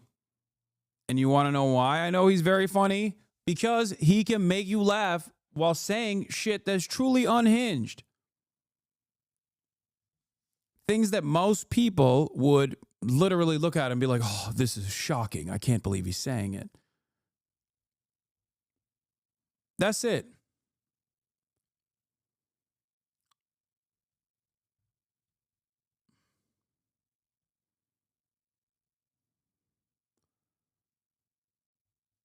Nick might have the greatest comedic mind in comedy ever. It's almost criminal how still unknown he is. No, he's fucking brilliant. He's very funny.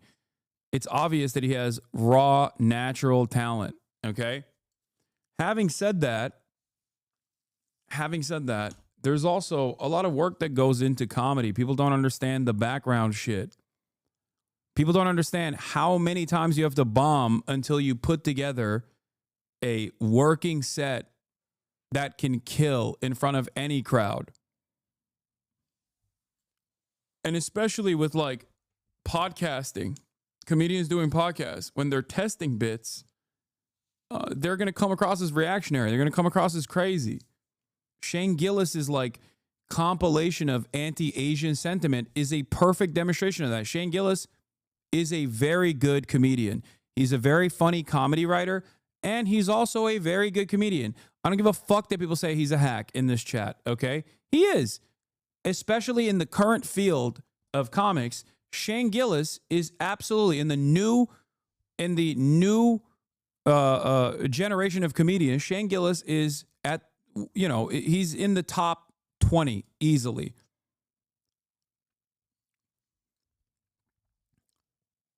But if you know him only from his worst moments where he's like very obviously bombing on his own podcast as he's like attempting to do humor and actually engaging in like hacky ass bits, then yeah, you're going to think he's a reactionary person. He's a bad person. He's racist, blah, blah, blah. Okay.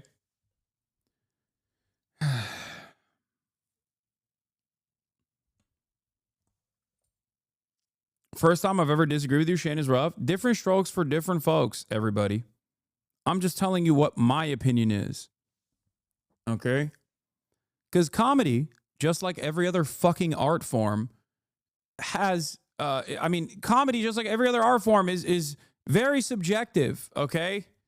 And a lot of people don't understand that because they think because comedy is like spoken word and dissecting social issues, that they think it actually is like philosophical or I don't know, it's political commentary technically. Like it's not, okay? It's not. It's just the ultimate purpose of comedy is to make you fucking laugh. That's it.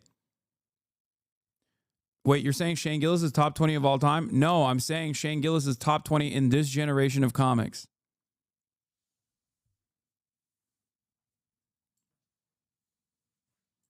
In this generation. And I'm friends with close friends with some of this generation of comedians. Like I trust me, I'm telling you, I think that he is easily in the top 20 of this generation's comedians, best comedians. In terms of like someone etching their name into the halls of greats, I would say Bill Burr from the previous generation of comics. Bill Burr has, I think, reached George Carlin era greatness, in my opinion. Which is why it's kind of weird when people are fucking getting upset at him on this like stupid ass right-wing podcast.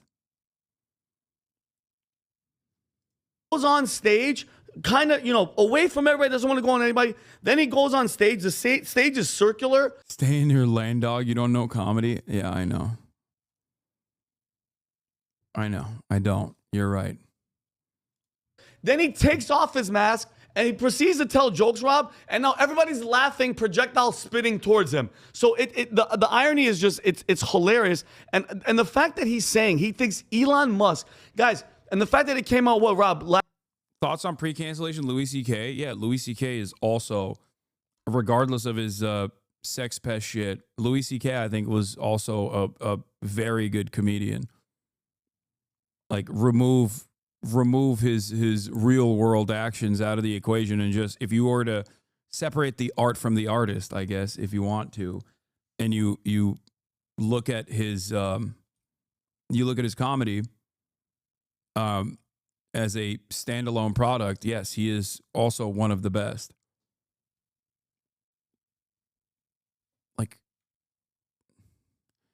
the proof is how much you fucking laughed at his shit, okay? And honestly, ironically enough, before his understandable quote-unquote cancellation, that didn't really fucking, cancel him. Obviously, he won a Grammy after that shit. But ironically enough, as a major former Louis C.K. fan at the time, when I saw him at, what is it, the Arena? Like the one in fucking, the one in like, the one near Compton. I remember seeing him live and thinking, damn, he kind of started sucking at that point. And I haven't really listened to his new stuff, so I have no idea. Maybe his, the Forum. Thank you. Not the Arena, the Forum. I would say that, like, he was actually fucking falling off spectacularly with his wit. Maybe he's a lot funnier now. I don't know. I haven't really heard his shit. Last month, he still thinks you're so stupid and gullible. You think this guy is gonna do the Nazi salute twice?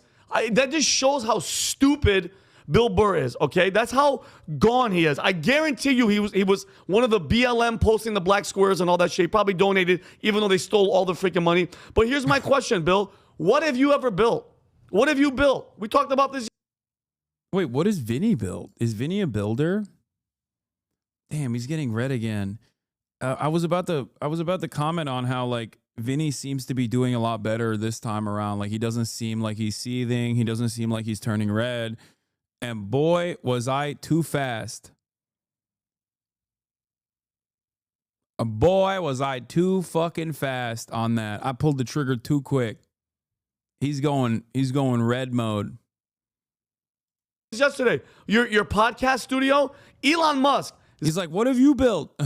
What have you built? Why would you ever get mad at Henry Ford? He wants to build company towns. That's a good idea. What have you built? Oh, these guys run around saying they're anti-fascist. What are you talking about? I read the pamphlets. Henry Ford is not only industrious, he's built a lot. He did the assembly line, but also on top of that, let me tell you what else he did. He bought a newspaper in Dearborn, and he started talking about the truth. He loves writing. Why are you shitting on Henry Ford, calling him a Nazi? Read his pamphlets. He wrote a lot. 1,800 pages on Jews. These wokes.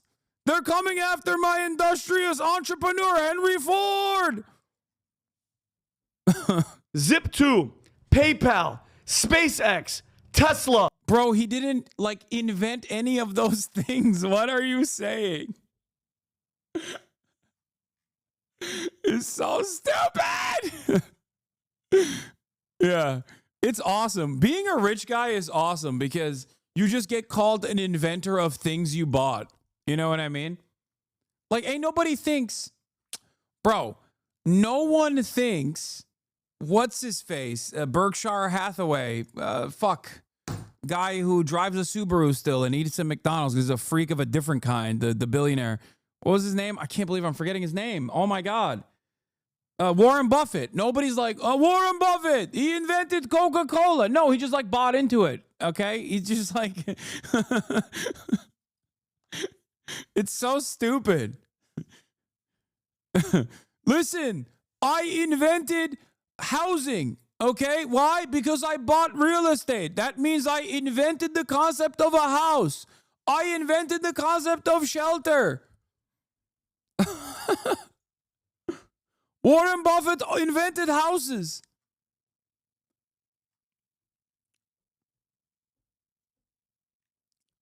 He's the original founder of SpaceX. It doesn't matter, dude. What are you talking about? You think he's the one who's fucking designing the spaceships? What are you? Are you lost in the marketing? Really? It's all marketing. That's all it is. Do I have to go back to the Bill Burr bit from 2012 again about Steve Jobs? Is that what I have to do for you to understand? Like, it's just, you know, you're not personal. These guys are not personally inventing shit, okay? They just sit there and go, invent this thing.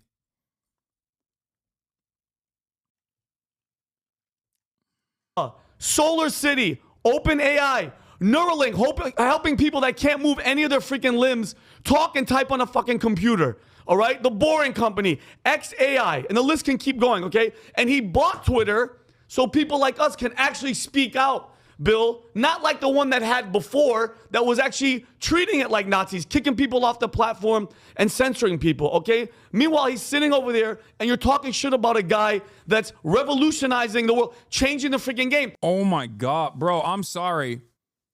If Vinny was my dad and I saw my dad suck off a dude this hard, I don't know what I would do.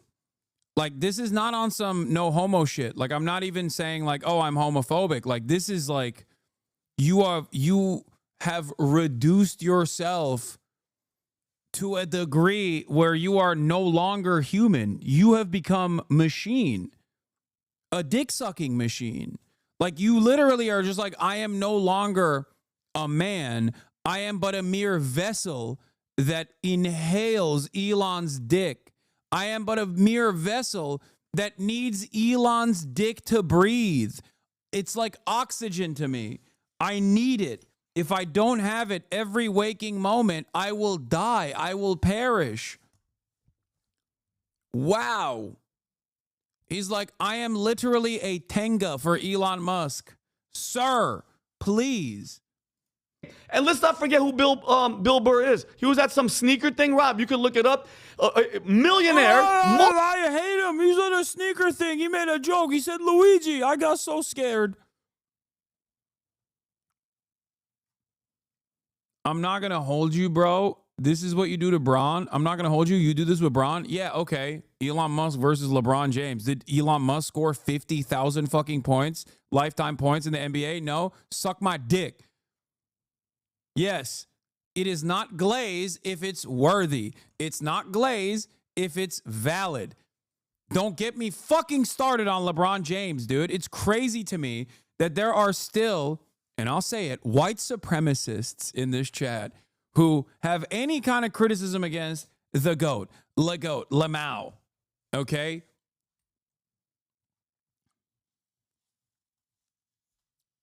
That is crazy, dude. That is crazy. Hey, you have a career that spans entire lifetimes of dominance, okay?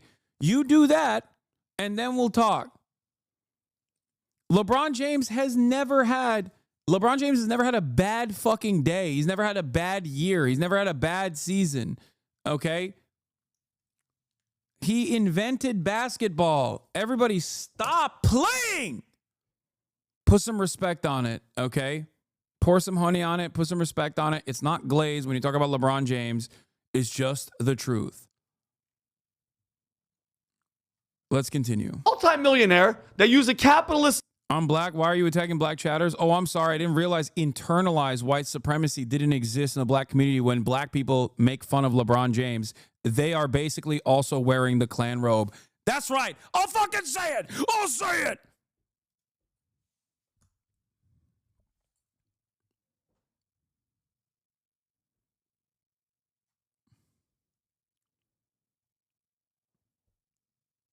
Jordan was golfing at 37. LeBron was breaking the all-time scoring record. Thank you.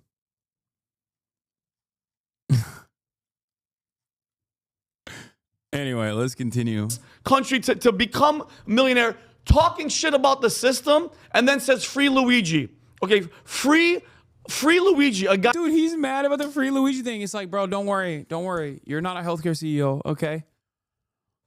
Like, he obviously also jokingly mentioned that when he's talking about fucking sneaker quality going down, but for the same price, if not more expensive. Because I remember the actual clip is from this, okay? I don't know where he actually says it, but let me see if I can find it. This is cool. I mean, I can't pull off any of this stuff. Yeah. I feel like you got to at least be able to put it between your legs. I can't, I'm not. What about this with this fit? I feel like these Kobe's with these clothes? Yeah. Is that what you mean? This fit? Yeah. With these pajamas? No. Okay. I don't get what this cascading crest function. Yeah, what is that for? Do they really think I'm gonna go that hard at this? I don't. Break my ankles? This is gonna get stuck in the linoleum in my kitchen, and it's gonna cause me to blow out my ACL. Going, wait, did I turn on the coffee machine? That's what's gonna happen. I want to talk about your friend Paul Verzi, who is a big Verzi, I don't know. Fucking dog. They never take it to the track. It's like, why did you buy the car? So got me those. This King is wear them a little bit. Where's the? Is that plastic? All legit. That's legit. All legit. Are those your birthstones? What kind of a man wears a fucking multicolored bracelet? Come on. Are you an ally? It's called the Fruity Pebbles. Sam from the Converse Archive. Huh? Oh my God. Do you know what these are? Those tiny Archibalds? No, Kevin McHale, 1983. Yeah. Oh my God. 1984, I think size 18 or something. From Sam from the Converse Archive. Okay, what am I doing with these? No, I'm just showing you. We pulled them because I think you tweeted at Paul that like these were your Jordans, no fast breaks. Oh, okay. I'll hold this one. I can't hold two of these. I haven't watched this special yet, but I might have skipped it. Watch this. It's short. What? Why don't they push? Dude, are you fucking serious? I'm looking for the free Luigi moment, and this motherfucker goes, hey, man, watch this totally, like, irrelevant clip. Oh, fuck! I clip. God damn it. God damn it. God damn it. God damn it. Okay, so he's complaining right here about free Luigi. Let's go to the 3rd minute. He said it right here. Green and white, one of your favorites, 2023, your favorite shoe. Oh, they brought it back? Yeah, they brought it back a couple of times, and they went with cheaper leather. Okay. You know what I mean? Because some corporate cunt had to give himself a fucking bonus check at the end of the year. What if we made it worse, but made it look the same? Yeah. Then could our pools be bigger? Free Luigi! Like, it's obviously a fucking joke. This guy, on the other hand, is like, no, that's an active death threat to Nike corporate executives. Like, the fuck is wrong with you, man? These people have basically become what they despise. They constantly chirp about, like, how comedy is dead because woke's ruined it. You can't say anything no more. Only to fucking turn around and be like, wow, this comedian said free Luigi when talking about how corporate executives are oftentimes putting the interest of profit over making better product year over year. It's a joke. Who the fuck is killing comedy then?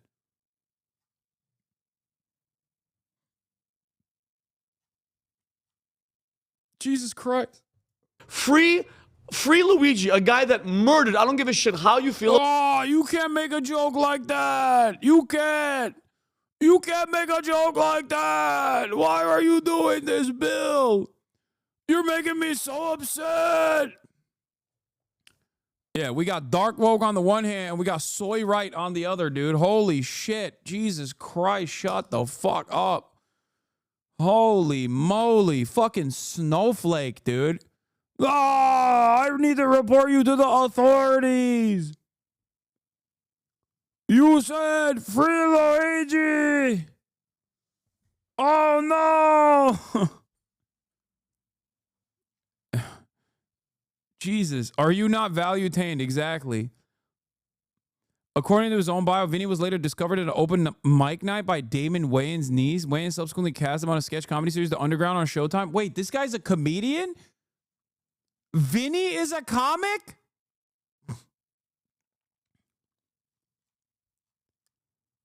Shut up. Someone sent me oh my God. Give it to me right now. Give me one of his old.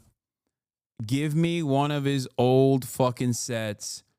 Oh my God. Okay, I gotta go pee. And by the time I get back, I hope you guys have found one of his old sets. About the guy praising a guy that murdered a guy in the middle of the street in cold blood, that's married and has children, just shows exactly what Hollywood does to these fucking liberals like Bill Burr. Bill Burr, still funny as hell, but something has shifted and is changing, and that's what Hollywood does to these people. It's freaking sad, bro. And you've admitted it. Bill Burr says, I'm just a comedian. And this is the game that they play. I'm just a comedian. Don't take me serious. No, you open your mouth and you talk shit, so people are going to talk shit back to you. And he said this before. Bill knows this. He goes, I don't read. Maybe you should start reading, Bill. Start reading a book. Open up a book because he sounds like a freaking idiot. Moron. Tom. I think the last part of what Vinny just said really resonates with me. If you're going to be a comedian, there's a difference between satire and obvious humor and a rant. And when you make a rant, which is like you're publishing your opinion on the inside of the LA Times, when you make a rant like that, then you're going to face the music of the consequences of your rant, because people are going to say, wait a minute, that's not your comedy, that's your position. You're not making fun of something, you're taking a position here, and you need to hear from us. And now we're going to go back and we're going to talk to you about it. And people say, no, stop. The thing he said about Rachel Maddow, he was just making a joke. Nobody's saying that. People are looking at this guy going, wait a minute, dude. That's a position. That's an op-ed. That's an opinion page on your own personal newspaper. And you need to own up for these things you've said and back them up. Are you going to back him up with the facts? Are you really going to defend that position? Is that where you want to go? Is that the guy that you're going to have club owners saying, well, let's see if we can get Bill in here tonight? Is that the guy? You know, I don't know. I don't know if the audience is going to eat that dog food. Yeah, club owners would hate to have Bill Burr show up at their fucking comedy club. Bill Burr, who is literally hailed by every fucking working comic as one of the all-time greats at this point. Like, Bill Burr is so respected that Joe Rogan will still have him on, despite the fact that they do not see the world in the same lens, okay? Joe Rogan, who despises people who disagree with him at this point, Joe Rogan would absolutely love to have Bill Burr on. Wait, what? Lamau, like he's doing clubs? Yes, Bill Burr still does clubs. Of course he does clubs. Every comic does clubs, no matter how big or small. You want to know why? Because that's how you make your material. You have to test out your bits in front of a live audience. You think he just like materializes this stuff? No, of course not. He goes to clubs. Of course he goes to clubs. Bill Burr, anytime, any place around the country, can just walk into any fucking comedy club. Hasan a comedy pro now? No, for years I have been a comedy fan, like a nerd, okay? A comedy nerd. That was the one thing I used to love doing. I had friends who worked the door at, I would literally go to the belly room to watch, I would go to the belly room to listen to the OG Brian Moses, before the Comedy Central purchased it, like the roast. What do you call it? What the fuck was it called? My brain is not working at this point. I'm sorry. I've been on. No, Will worked at comedy clubs too, but that's not even who I'm talking about. So why aren't you funny? Because I know my limitations. Like, I'm just not a funny guy. I love comedy. You don't have to. Yeah, roast battle. Thank you. You can be a comedy nerd and not be funny personally. I'm just not good. I can't do comedy. I can be funny every now and then. But that's the difference between me and motherfuckers like Vinny, who I guess don't see that limitation. Let's see what he had to do. Here, pretty sure, Californians. Okay? From New York, we don't have that shit. It's the best burger I've ever had in my fucking life. There's 5 guys. You guys have all that shit. In and out, #1. And I love when you first step. Okay, very good start. Praising the Wait, I don't want this guy to fucking what? Vincent Oshana is one of the best comedians working today. No exaggeration. What? What is this video, bro? I don't want to hear this nerd. It's a joke. No, I want to just hear him. I want to hear him. I don't want to hear the bit that this guy is doing.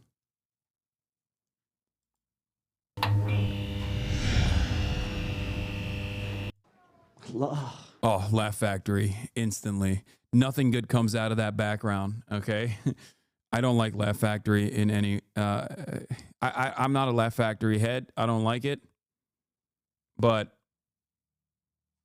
let's hear what he had to do. Let's see his best moments in front of that fucking backdrop. And I hate everybody. Remember when it first hit? Everybody had a cure. Everybody had a cure. People were like, who had that friend? That was like, hey, Sarah with the H. Extra. Oh, those bitches are extra. Sarah, she's extra. Why do you need that, bitch? Your parents knew who the fuck you're gonna be. Oh my God. This is the same guy? This is not that long ago, bro. Bro, this is the guy now talking about Bill Burr. Oh my God. Hey, yo, he's zesty as hell. Yo. What the fuck?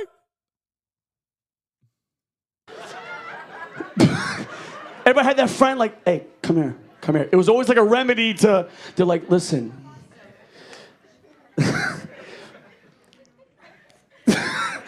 Take an avocado. Right? Cut it in half. I'm like, bitch, I'm broke. It's a fucking pandemic. Cut an onion, a red onion, not a fucking sweet onion. Duct tape it to your foot. Take a nap. That'll suck COVID out of your... Who the fuck told you that, bitch? Dr. Fauci? You guys all heard this one. Who, be real, boil water, hot water, squeeze 4 lemons, shove your fucking head in boiling water. COVID runs out of you.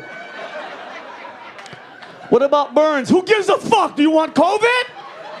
It's killing people. Tom Hanks has it.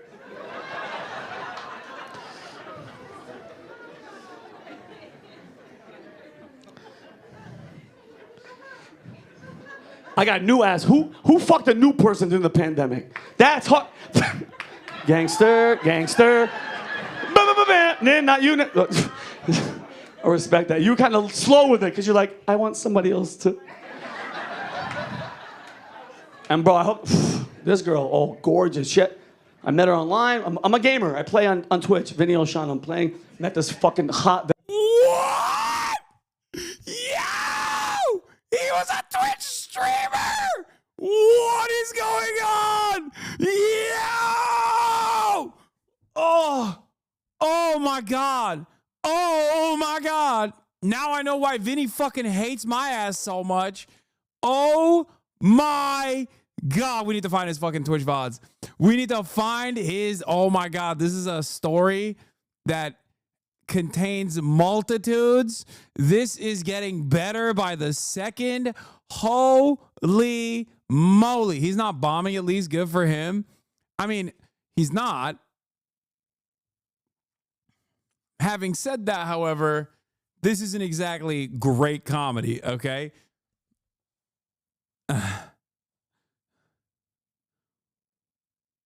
This is the guy who said, this guy said Twitch streaming is a job. Yo, Vinny O'Shana here. I'm a professional comedian and an unprofessional gamer, U.S. Air Force veteran, 800 followers. Currently a comedian and actor living in the city of Angels. Thank you all for following me and enjoying my content. For donations to help with LA rent. He had his PayPal.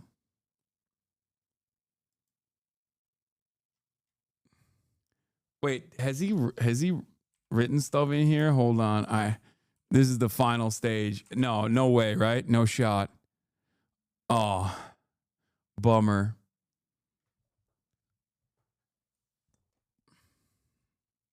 his top clip. He's at 38 meters, 156, right outside this window. Oh, okay. Oh, let's Yeah, let me get some people around. Run. Plates. Let's go around. Yeah, let's go Need around. some plates here. I don't have any plates. Here. Run. All right. Okay, yellow. Follow me. Oh, here's someone in here. Come here.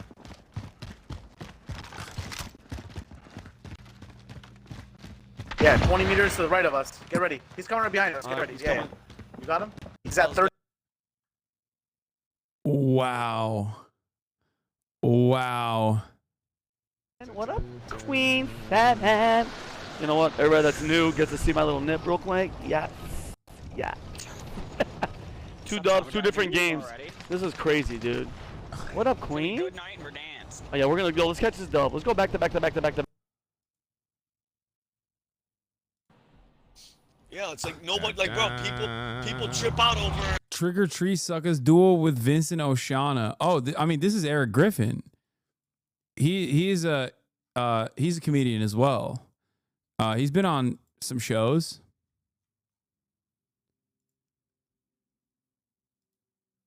Back to back. Nips. Oh, I was showing. What's her name? What? Look at that chat. Wait. Oh, and I'm getting shot.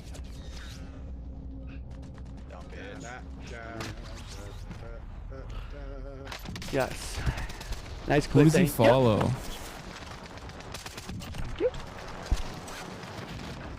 Damn, he got owned.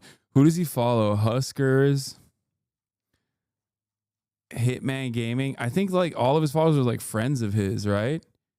And then Eric Griffin.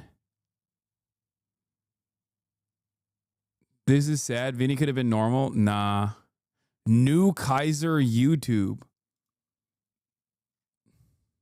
I am getting shot at. Todd is running out the door. Where the fuck is Eric? He's Stalking on live, kind of mid, kind of wild. How is this stalking? He's literally a fucking... Not only is he a public figure, but we're looking at his fucking evolution as like a comic. At this point, he is a comedian trying to make it out the mud. We just went down the Vinny hole to try to understand where, like, what his evolution look like. And God damn it, let me tell you, okay? It's far better than my expectations. Wait, what? Yo, he IRL streams? Let me see it. Guys, is the light better? It's a little bit better, like you think? So cheap, bro. Like now there's a little bit of hint of fucking color. Jesus. Do the vlogs. See, as a Twitch streamer, I also know what this looks like. You know what I mean?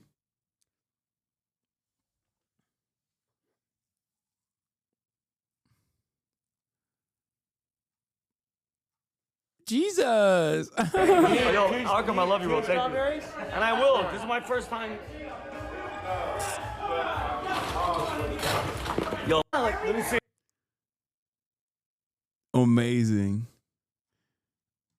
Fucking amazing. Anyway. Yeah. Well, I think I'm going to, I think it makes sense why he has this kind of smoke for Bill Burr now, Because, like, if your career absolutely imploded and you failed in spectacular fashion in both Twitch streaming on your own and also in stand-up comedy on your own, and then now you have to play the role of, like, the right-wing guy who looks like a fucking used car salesman who took steroids and is, like, talking about how DEI is ruining America. If that's the role you have to fulfill, then yeah, you're going to fucking fulfill that role, right?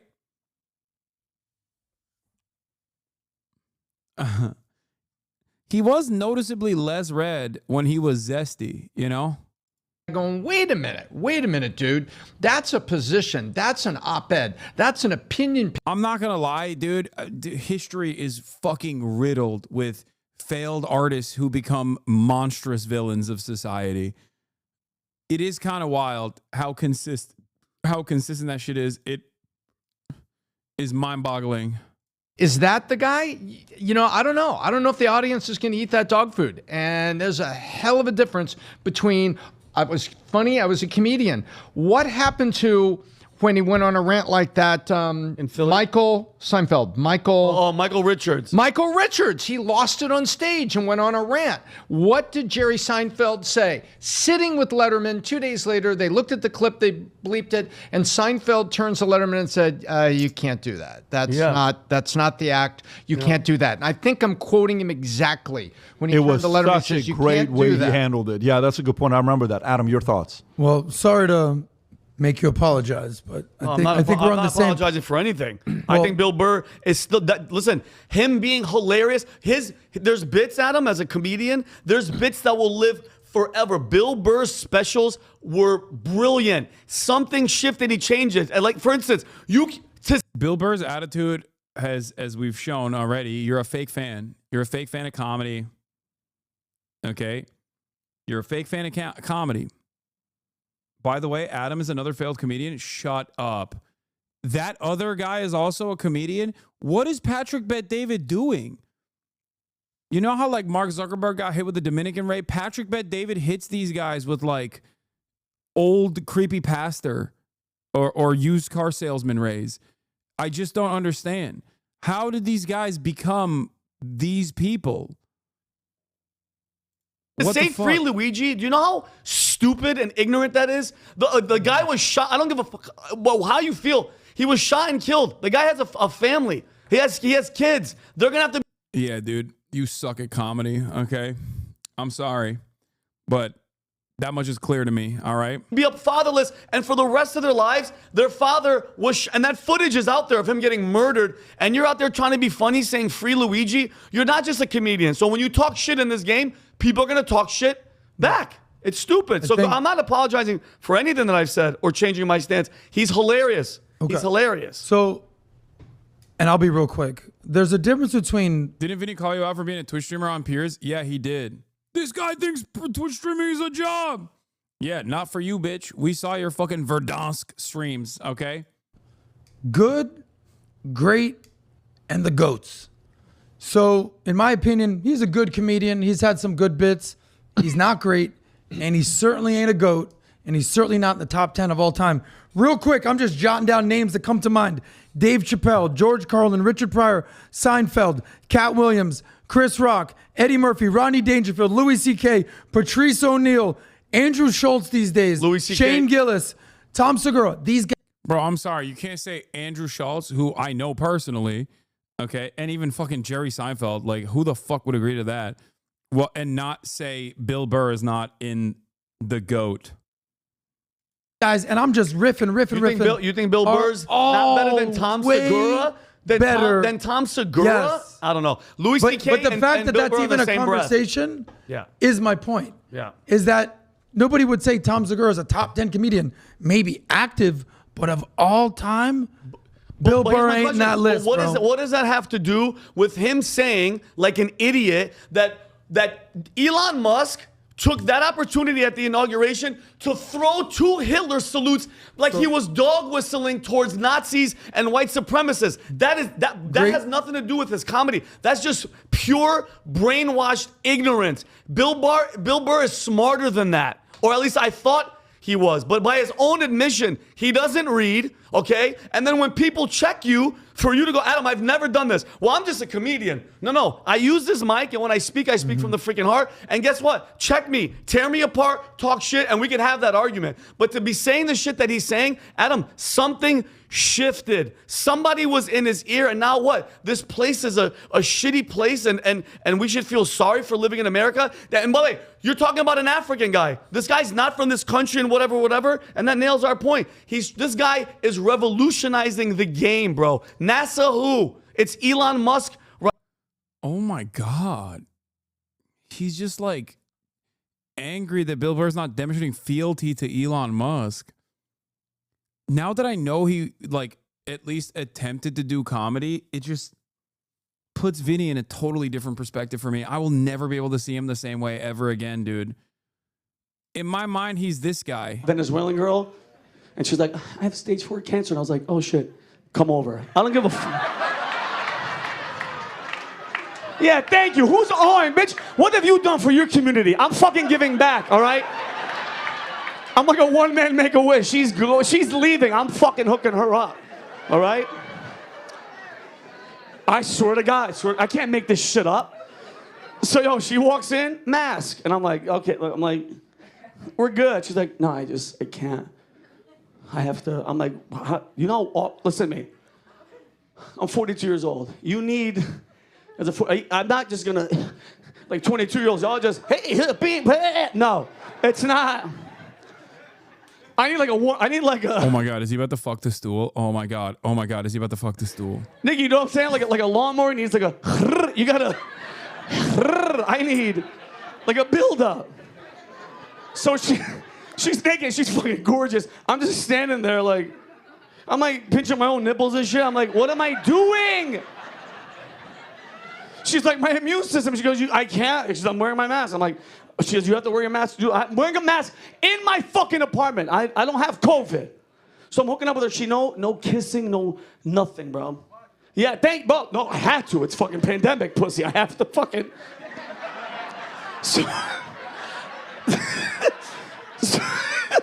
So I swear to God, I'm hitting a doggy style, bro, and I can't fucking breathe. I hate masks. I don't know how he's doing it. I don't know how. I'm like, I'm trying to lower the mask, but she keeps trying to turn. And I'm like,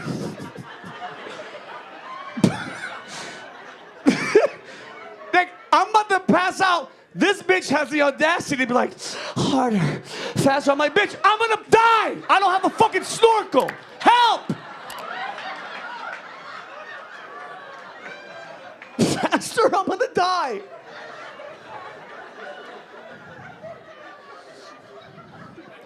The only cool thing was, and you guys know, every guy here, when you hook up with a random and you want them to leave, I didn't have to say, all I had to do was go, she just ran. Bye. Bye.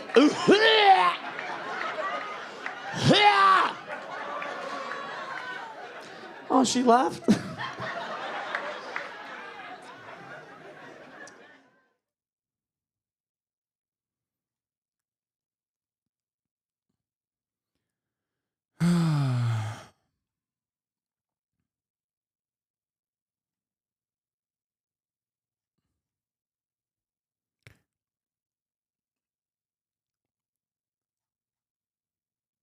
Now look at him. Right now, bro, with Doge and everything like that. Comedy aside, what Bill Burr is doing, bro, is not in his like wheelhouse. He looks ill-informed. He looks stupid. And I just wish, and I hate to be the guy that says stick to comedy. Bro, you were hilarious. You were hilarious. The specials were amazing. He's just getting more angrier and bitter, and I think somebody is in his ear, and I think we all know. But they give him a pass because he's liberal, because the actors and actresses that step out and give opinions that are conservative get barbecued. Thank you. If you drink a lot of coffee, Chad is being Chad, but that could have been a lot worse. He's just a regular amateur comic. Yeah, I mean, it just like flopped. So he turned around and became this like angry little gremlin on the Patrick Bet David podcast, where he just like repeats right-wing talking points. Is usually that simple for a lot of these guys, because they probably see this as like another way of basically another way of entertaining people, you know? And if you're desperate to entertain and you can't do it by being funny, you'll do it by saying this shit. Don't play this? Yeah, I'm not allowed to do that, but it's still socially acceptable to shoot a missile in the general direction of somebody you're upset with. This is from his new special where he talks about Israel a little bit. Now, if you guys know already that Bill Burr is pro-Palestine, right? Because I feel like people are gonna Be like, dude, there was like kids over there. This is my favorite response. Well, you know, they're using kids as human shields. It's like, well, you got to work around that.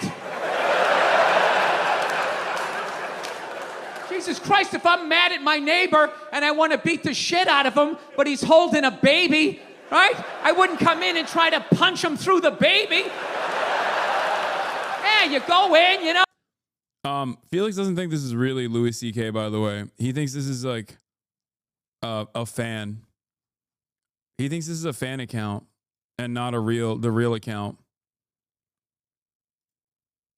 Or at least he's suspicious that it's not like actually Louis C.K. No, you throw a hook. You sweep the legs. You do it on the lawn so the baby bounces off the grass, all right? There's fucking rules to this shit. I do think it's hilarious that college kids are all freaking out, you know, fucking supporting the Palestinians. How dare the Israelis do what our country has been doing for 20 years? What the fuck? You don't do that shit, we do. Oh, you didn't like that one, did you? That was a little too close to home. All right. Last joke doesn't make any sense because the college kids protesting now weren't even born 20 years ago. Yeah, I know. He's trying to make a joke, dude. It's not his best, but you know, he's literally on the record saying like, yeah, I think I'm gonna fucking take the side of the college students. They have a historically good track record. A couple weeks ago, I overzealous with a new video. He offended both sides. Lamont, only leftists get that joke. He also very quickly tries to recover because he recognizes that it didn't land. That's why he said, that one hurt, didn't it? Like, that's a classic way that a experienced comic will address something when it doesn't stick the landing.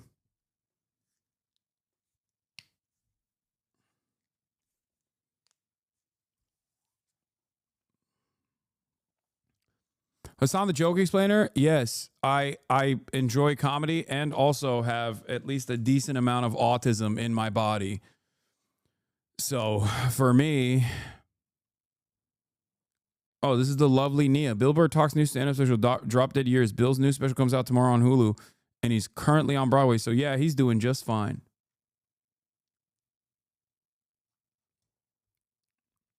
Nia, we beg you to give Bill his balls back. It's really hard to see him like this. Let the man be great again.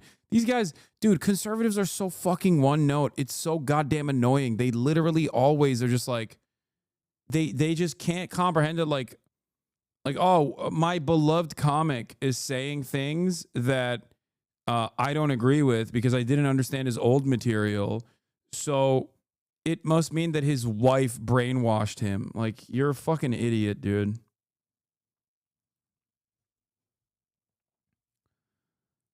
Does socialism always cause disaster? Response to Ethan Klein. Let's see what Overzealous' new video is about.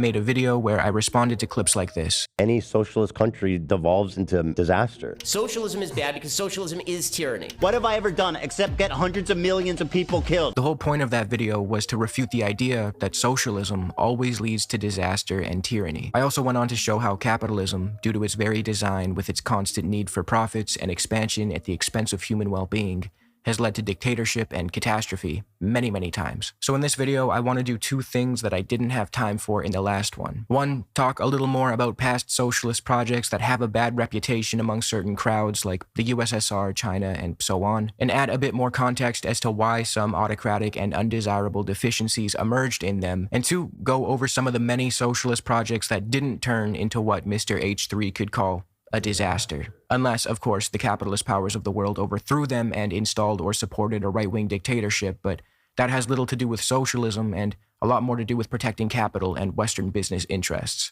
So let's do that now. When you hear the term socialism, I doubt you immediately think of the definition, social ownership of the means of production, and what exactly that even means. Your mind probably just instinctively jumps to countries like Cuba, the USSR, China, and so forth. Now, the debate, even amongst leftists, on whether or not some of these countries constitute socialism rages on. We won't entertain that right now, but what we can say for certain is that all of these countries prior to their revolutions were much worse off. In Cuba, the US-backed right-wing dictatorship of Fulgencio Batista prioritized American business interests as his regime was responsible for wicked human rights abuses in the form of mass murders and torture. Tsarist Russia was a semi-feudal backwater filled with misery and destitution, and same goes for China. I'll let Dr. Parenti give you a glimpse into the state of China prior to the rise of the Communist Party. When the communists liberated Shanghai from the US-sponsored Kuomintang reactionary government in 1949, the communists found that about 20% of the population in Shanghai, 1.2 million people, were drug addicts.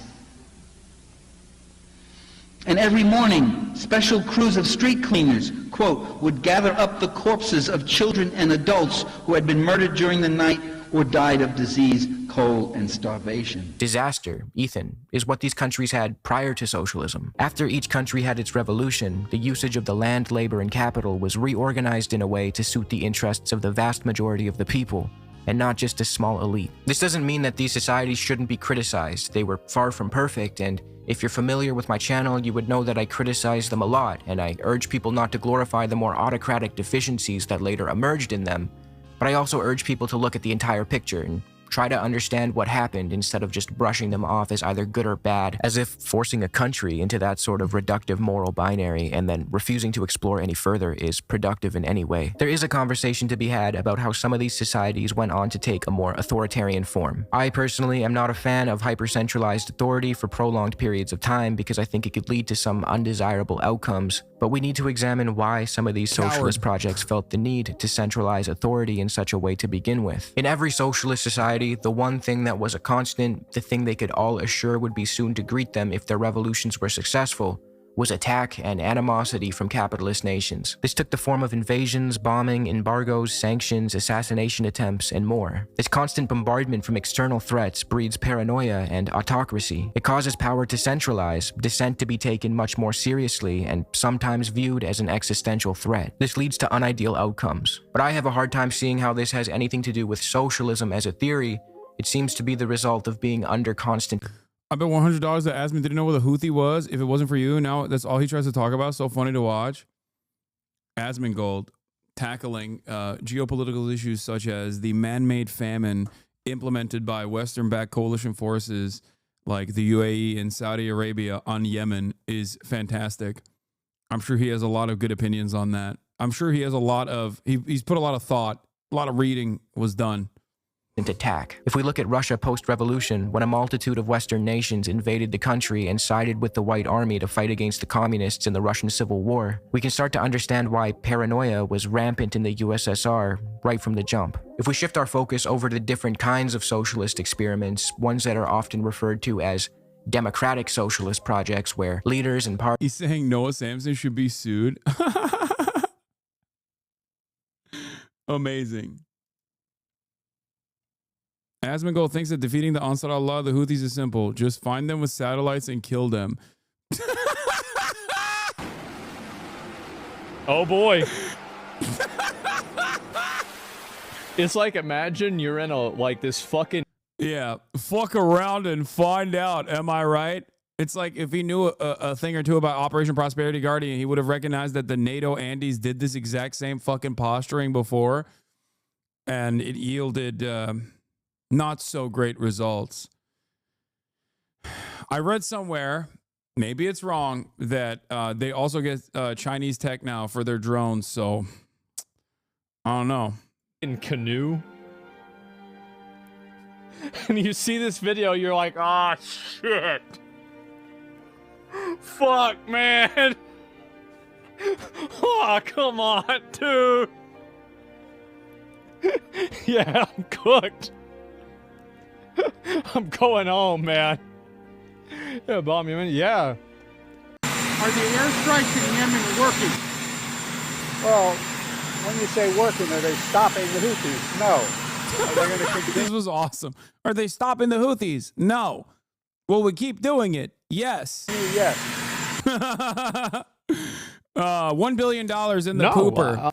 $1 billion plus in the pooper for Operation Prosperity Guardian. Instead of getting Israel, our attack dog, to stop doing genocide, we were like, we're going to go after the people who are trying to stop Israel from doing a genocide. And man, oh brother, did it fucking work spectacularly. Yeah, even the NATO Andes are mad. NATO Andes are mad that the American government is so inefficient in its wasteful expenditures to defend Israel's genocide. Like, which is true. I mean, this is literally true. Only if you have to realize, I think, that it's because America's consistent. They consistently want to be on the wrong side. That's why the Ukrainian stuff was living on borrowed time, where they were like, no, dude, you don't understand. We like being on the wrong side. Even if we have the wrong purposes for being on the Ukraine side, it's just like, you don't understand. We want evil to succeed, okay? We want evil to win. We misunderstood. We accidentally thought that, we accidentally thought that Russia was on the right side, so we backed you guys. But it turns out they were on the wrong side, so we're backing them now. Fantastic. Yeah, the New York Times article is what I'm talking about. Houthi drones could become stealthier and fly farther because of hydrogen fuel cell components that have been smuggled in from China, is what they're saying. Will provide Houthi fighters a technological leap ahead.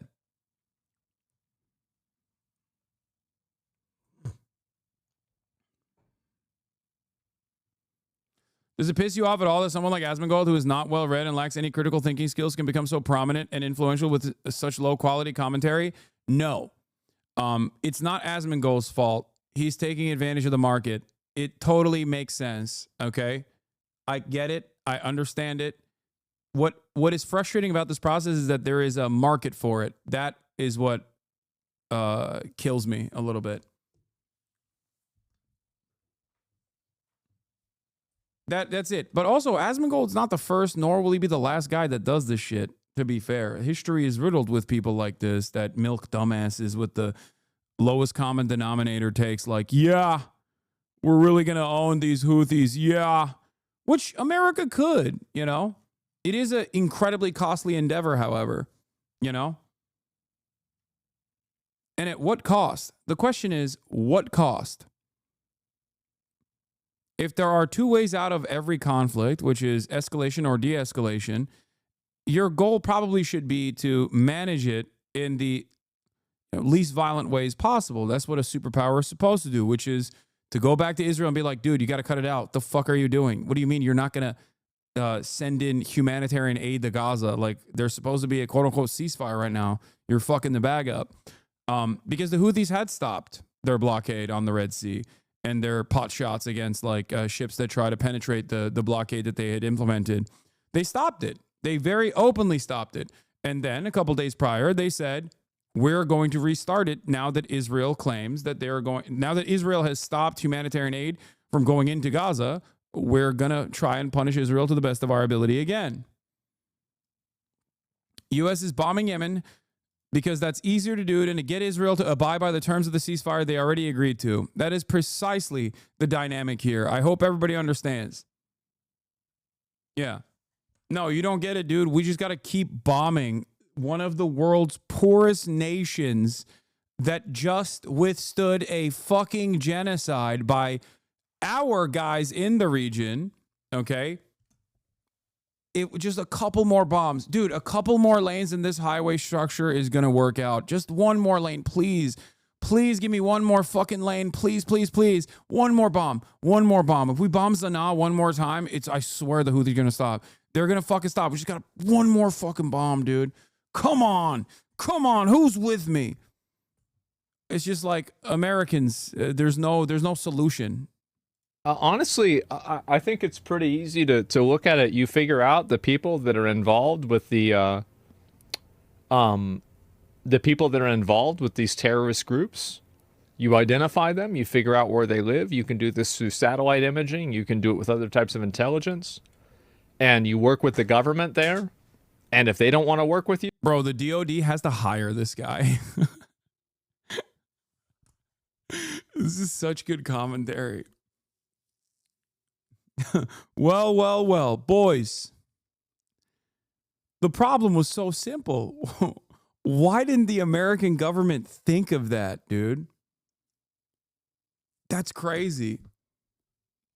Here I thought, you know, it's not complicated. People make it unnecessarily complicated. You just got to use the satellites to find where they're at and kill them.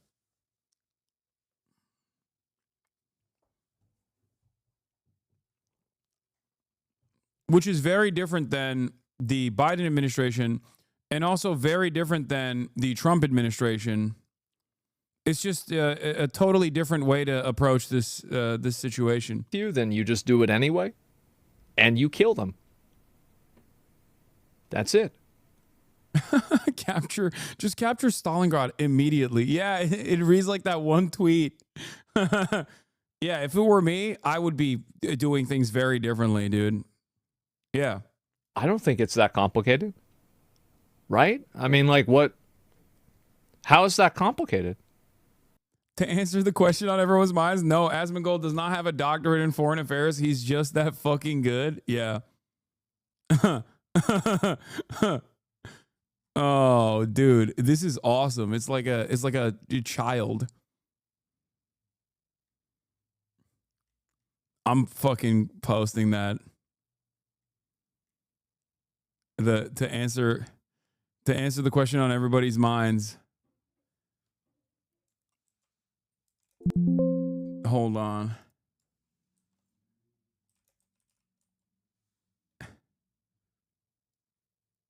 I'm stealing that. I'm tweeting that out, chatter.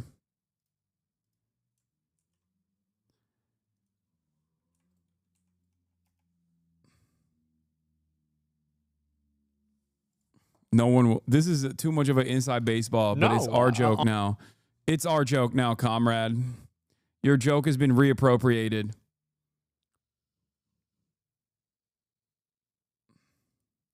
To the original, yes, obviously everyone in this community knows exactly what this is. This is Andrew Bates, who, a part of the Biden administration, said, to answer the question on everyone's minds, no, Joe Biden does not have a doctorate in foreign affairs. He's just that fucking good.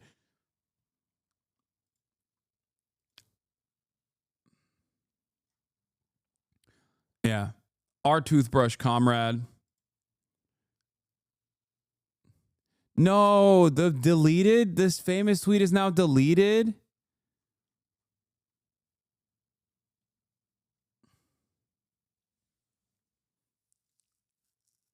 This show has the most brain dead people, and I don't mean it because I disagree with their politics, but I think they have no understanding of the world. I remember watching them react to tariffs and chess supported it, then Trump removed them, and they also supported it. That's awesome. How Hitler could have won. Don't terror bomb Britain. Focus on RAF facilities. Demand Mussolini not be a R word with the Balkans. Don't siege Leningrad. Take it immediately. Zerg rush Stalingrad to cut off Soviet oil. Ally with the Slavs against the commies. Ignore Africa.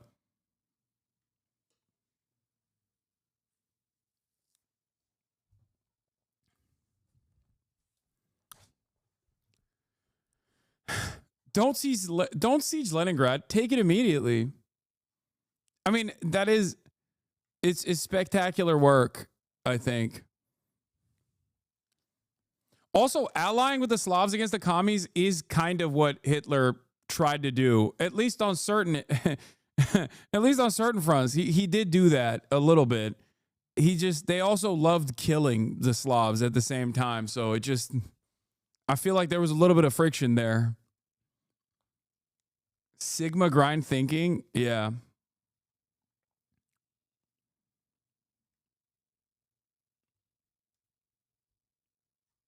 Oh, God.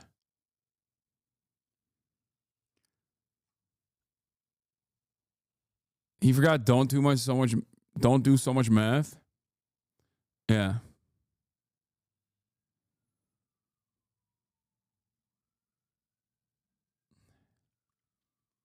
Anyway, let's get back to this. Parties rose to power through peaceful and electoral means while maintaining a free and open press as well as encouraging opposing political parties. Asmongold's knowledge comes naturally to him. Truly impressive. Hasan's the stupid one, spending years to learn about these topics when he could have just played WoW.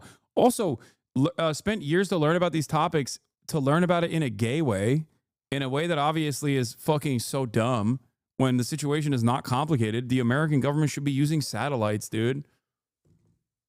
Famously, the way that they currently operate, they don't use that for some reason. They just, which is what I advocate for, by the way. We can see how quickly they were infiltrated by the capitalist powers of the world, specifically the US. From Allende in Chile to Arbenz in Guatemala, both men were democratically elected, and it didn't take long for the US to spend millions of dollars infiltrating their media, supporting reactionary elements within their militaries, and ultimately overthrowing them both. We now begin to understand the unfortunate and undesirable decisions made by the likes of Fidel Castro when he decided that a free press, while being under attack by the US, would be a death wish. I don't even advocate for the specifics found in some of these past projects. I champion more of a bottom-up approach. But to paint these past societies as disasters without understanding what they were up against, what they replaced, and without mentioning the millions of lives that were improved because of them, is ahistorical. This leads me to the main point of this video. Why is it when the average apolitical person is confronted with the term socialism, they immediately think of states like the USSR and North Korea,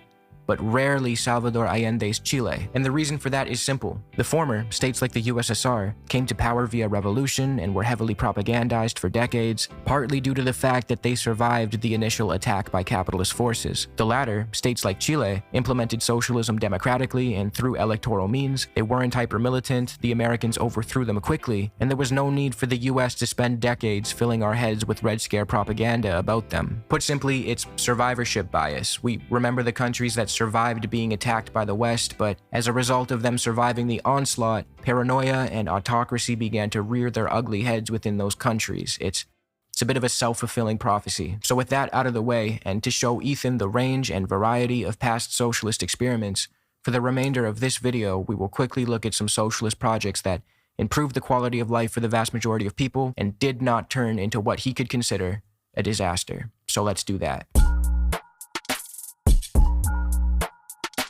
I put these examples of socialist projects in the honorable mentions category, not because they were unimpressive, but because I've already gone over them many times on this channel, so I want to quickly run through them for those who may be new to my videos. Starting with Salvador Allende of Chile. This topic in particular I've covered many times. If you want an in-depth video about Allende and the Chilean road to socialism, check out this video of mine. But to briefly recap, prior to Allende, much of Chile's industry and resources were owned by foreign corporations, from copper mines to the... Oh my fucking God, this drama shit is beneath you. Bro, we're literally watching a fucking video that goes through Salvador Allende's Chile or fucking Thomas Sankara and Evo Morales' Bolivia, and you're like, this drama shit. Dog, how do you not understand that drama is the fucking drama is the sweetener on top of this? The video itself has basically nothing to do with fucking Ethan. He's just using Ethan's name as a way to explain to people with clickbait historical socialist attempts that were thwarted by American intervention and Western intervention. That's the entire point of this. It has nothing to do with fucking drama. Virtually every video I watch on stuff like this, whether it be Bad Empanada or Overzealots, is directly doing that. Telecommunications industry, American businesses soaked up plenty of Chilean wealth while many Chileans lived in poverty. This was... Bro will be like, American intervention during the Cold War was just drama. Can we not talk about this? Still is a common arrangement in many areas in the developed... Salvador Allende, he was a big drama guy, loved the drama. World. Rich Western corporations will buy up the natural resources, exploit the local labor forces, and if the people of the exploited nation decide to fight back, either through revolution or by electoralism, Western governments, acting in partnership with their business interests, will install a fascist dictator to protect their profits. This little arrangement tends to benefit two groups: the Western business interests, who siphon the wealth away from these poorer countries, and the local elite of these poorer countries, who make up a small percentage of the population and tend to benefit from their alliance with these Western capitalists. In 1970, Salvador Allende was legally and constitutionally elected, and he vowed to take back Chilean resources and industry to help develop the country and pull people out of poverty. He referred to his ambitions as the Chilean road to socialism, where he... Big mistake. Can't do that. Not allowed. Would bring about those ends by respecting the democratic and constitutional integrity of Chile. This immediately pissed off the Americans, who had spent years trying to convince people that socialism and democracy were mutually exclusive. By the end of Allende's first year, he had nationalized over 150 enterprises and loosened the Americans' grip over his country. He had an impressive first year and a half. You see, silly socialists, this is why socialism never works, okay? Because it fails on the weight of its own contradictions, except it doesn't. We make sure it fails every single time by doing a bloody coup and then installing the worst fascist dictator you've ever seen and then rewriting the constitution of the country. You know, that's why. And that's the natural balance of things. Obviously, how dare you? And to back up that statement, I will use. And then decades later, we will literally openly reveal that we've done such things. But what are you supposed to do? You've already been so heavily propagandized against this position that you can't even fucking recognize that America was responsible for this. This is my favorite Marxist source, the CIA. Allende's economy saw an 8.5% jump in GDP, a lower rate of inflation compared to his predecessor, the lowest unemployment rate in a decade, a sharp boost in real wages for Chile's lower classes, leading to a consumer buying spree that boosted manufacturing output by 12%, and an additional 12% boost in construction activity, leading to a decline of the unemployment rate in the Santiago area from 8.3% to 3.8%. Now, to you and I, this seems like a good thing. People are enjoying rising living standards, and foreign exploitation is screeching to a halt. No, I don't, because that is happening against corporate profits, and I don't like that. And also, I am a industrious Chilean entrepreneur, and for me, I'm gonna go back and ask some Western allies, like, yo, these guys are fucking doing some crazy shit. You know, you want to come in and help us out a little bit? But for the Americans and the Chilean conservative elite, this was really bad news. The CIA began funding right-wing opposition in Chile. They gave over $1 million to El Mercurio, an anti-Allende conservative media outlet. Nixon gave the order to make the economy scream when referring to what he wanted done to Allende's Chile. The Chilean right-wing and business owners engaged in attempts to sabotage the economy by withholding their goods and refusing to sell them, which led to artificial scarcity. The U.S. established an economic blockade. It used its... This is where this is where the heavy hand comes in, okay? That's it. Like, if you want to have markets, that's fine. Okay? Great. Sure. You can have your markets. There is going to be heavy regulatory control over it, okay? The moment that you hit the artificial scarcity button, the moment where you limit supply when demand is still rising, I'm coming in and I'm saying, okay, well, it's really sad, but we're going to have to basically take over your company, at least for the interim period. Now, what's interesting about this is that I've actually advocated for the Biden administration to do this and prior liberal administrations to do this in the past as well. Like, this isn't like dictatorial control or whatever. I mean, I guess Americans would consider that, but Americans would say that is the case. But like, this was an issue with Chavez as well. This was a major issue with Chavez. People think like Chavez was this like ruthless autocrat, but it ironically was a major problem for him too, in the same exact sectors, actually. It was the agricultural output in the grocery stores that refused to collaborate with the Chavez regime at the time. And the very same issue started in Venezuela as it did in Chile as well. And the issue, Chavez, sorry, not Chavez. English is my second language. I only speak Turkish. I don't speak any Spanish or Spanish adjacent, Portuguese. I don't speak any other language. Okay, give me a break. I'm saying it wrong. But anyway, point is, I've advocated for this in America as well, okay?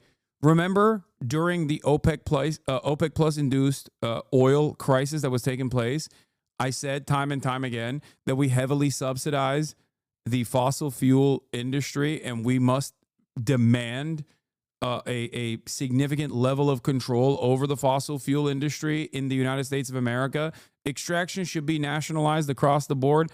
But even if it's not going to be nationalized across the board, if our own oil and gas providers if our own oil and gas industry does not actually try to outcompete OPEC Plus by steadily increasing supply to the best of their ability for the time being, in an effort to adjust prices for the American markets, then yeah, you should take them over. You should either cut the fucking money faucet off or just take it over. I think that's perfectly valid. And there's already legal precedent for this. We have a Defense Production Act that Donald Trump utilized. You know, there are already existing legal precedent to be able to do such things in times of crisis. So this is not far-fetched even in the United States of America, and it certainly is not far-fetched in a place like Chile, where the moment that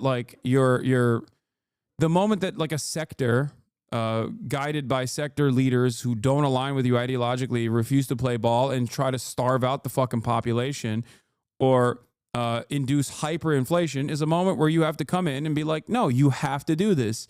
It's fucking ridiculous.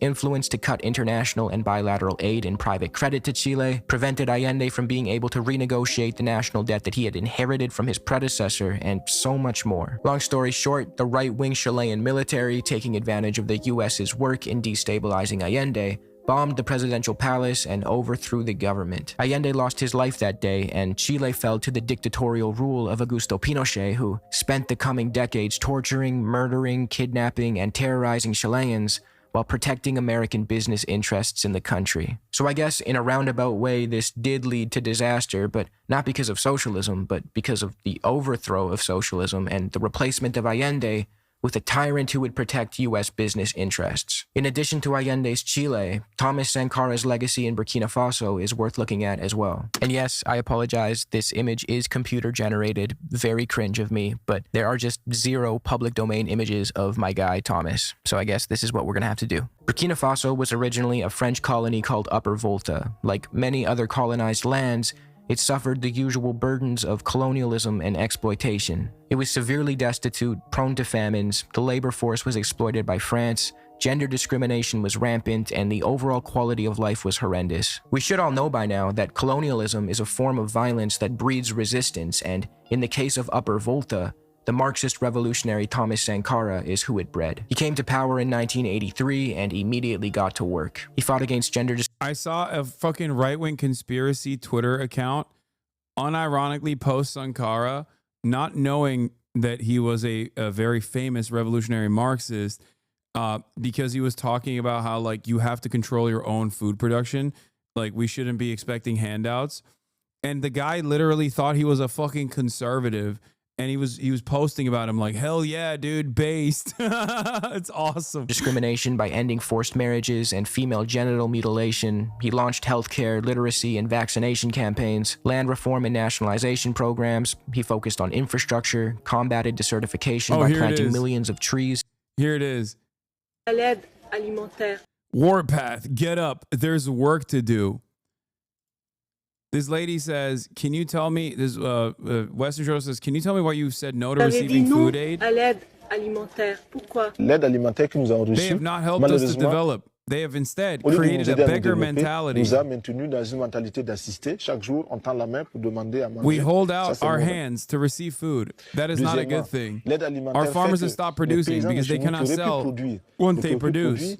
This is what USAID does, by the way. I mean, like it, hate it, it doesn't matter. This kind of USAID does play a destabilizing role like this, very famously. But that's besides the point. My based god, Donald Trump, JD Pondon, is putting an end to that, except the deep state Supreme Court brought it back because Amy Covid Barrett, who is a fake charlatan, who's also in the pocket of the CIA, wanted to restore USAID funding. Anyway, let's continue.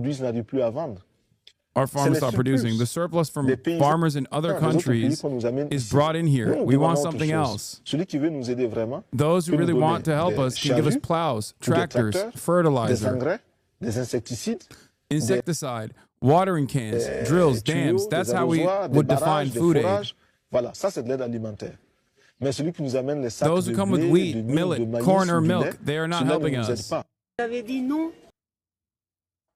Yeah, this account posted him. Is one of those like based right-wing accounts, and he posted he posted this, not realizing Thomas Sankara's background. Anyway, let's keep going. Dramatically lowered the infant mortality rate, and he fought effectively against hunger. So effectively that Jean Ziegler of the UN declared, Thomas Sankara has conquered hunger. Burkina Faso, in 4 years, has become food self-sufficient. This is notable considering Burkina Faso's history with famines and food scarcity. Sankara also refused to play ball. Trump just gutted RFA, RFE, and Voice of America. Unlike USA, this cannot be prevented by the neocons. No, he did that because Democrats in Congress gave him the power to do so. Like, that's what he also fucking gutted like a bunch of mental health programs. You know what I mean? Like, he's a fucking asshole. It is funny, though, that he has smoke for Voice of America for some reason. Someone probably told him it was woke. I don't know. Maybe it was Jackson Hinkle. Jackson Hinkledink was in his ear being like, Mr. President, Voice of America's woke. Just kidding. He would never do that because I still think he's a federal agent. Anyway, let's continue. With the IMF and institute. Remember, chat, this administration is fucking blackbagging people who are objectively not doing any of the things that many of my naysayers say I do all the time in terms of like offering material support to Hamas or whatever. And they're blackbagging them regardless. But Jackson Hinkle can go to the fucking Hasan Nasrallah funeral and then come back to the United States of America without even a scratch. Okay.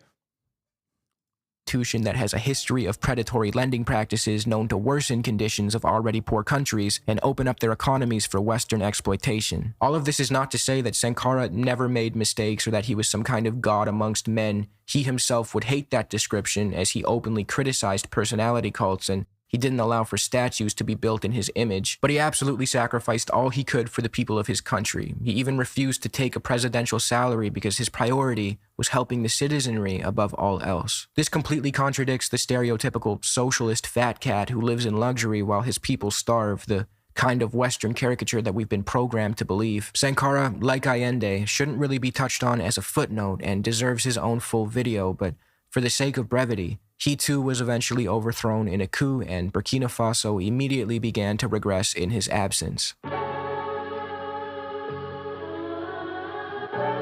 Bolivia, like other Latin American countries, still feels the burdens of colonialism, even to this day. The way the land and resources are divided up in many of these countries largely continues colonial landholding practices where a small group of white elites, descendants of European colonizers, hold the majority of the land while indigenous populations live in poverty. In addition to land and resources being controlled by a small ruling elite, they are also bought up and hoarded by foreign corporations, further exacerbating inequality. These conditions gave rise to many leftist Latin American movements that aim to reclaim their land and resources from foreign influence, kick out the Western imperialists, and use their country's natural wealth to serve the vast majority of their populations, not just a small ruling class. In addition to all this, in the 80s and 90s, Bolivia was subjected to neoliberal policies as a result of them taking on World Bank and IMF loans. I've touched on this phenomenon earlier in this video, but the IMF, World Bank, and other international financial institutions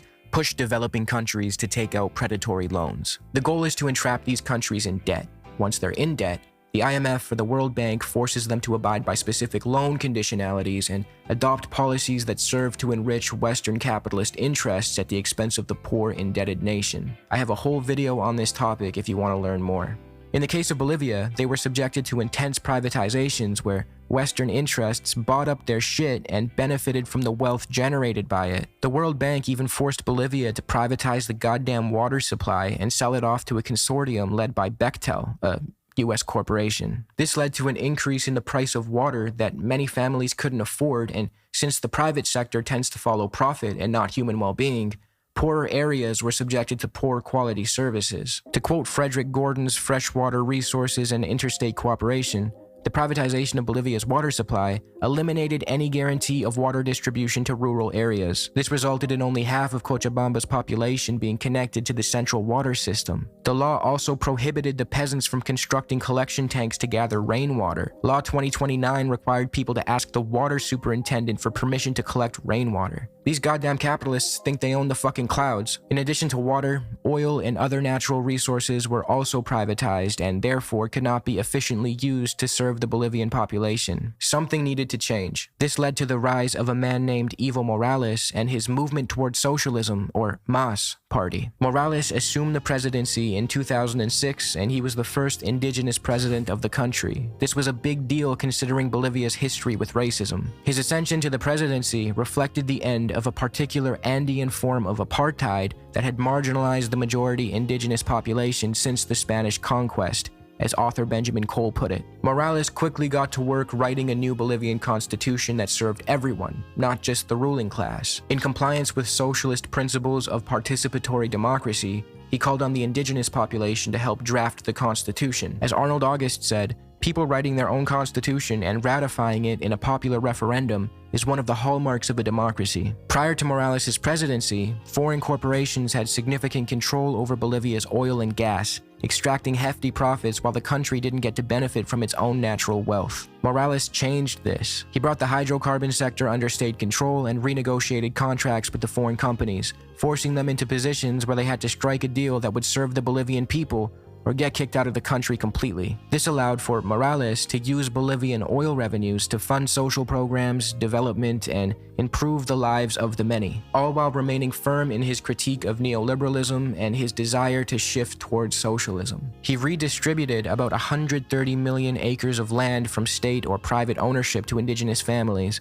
many of whom had historically been forced into sharecropping or slavery. He grew the country's GDP by about 4.8% a year, halved the amount of people living in extreme poverty, leading to the World Bank changing Bolivia's classification from low income to lower middle income. He funded schools, hospitals, and infrastructure programs with the funds generated by the hydrocarbon sector that was now actually serving the people and not just the rich, raised the minimum wage, and much, much more. By 2012, Morales helped 1 million Bolivians escape poverty. Unfortunately, like the many other instances of democratically elected socialist governments, Morales' story doesn't have a happy ending. US intervention paired with a growing right-wing movement in Bolivia made for hard times to come. As Morales was running again for his 4th term, which in my opinion he shouldn't have done, it would have made more sense to pass the reins off to a younger MAS member, the election results stopped updating. Once they resumed updating, Morales' lead had grown as rural votes were counted. This caused his opposition to accuse him of fraud, and the Organization of American States claimed that the election showed signs of irregularities. However, later independent studies, including by the Center for Economic and Policy Research,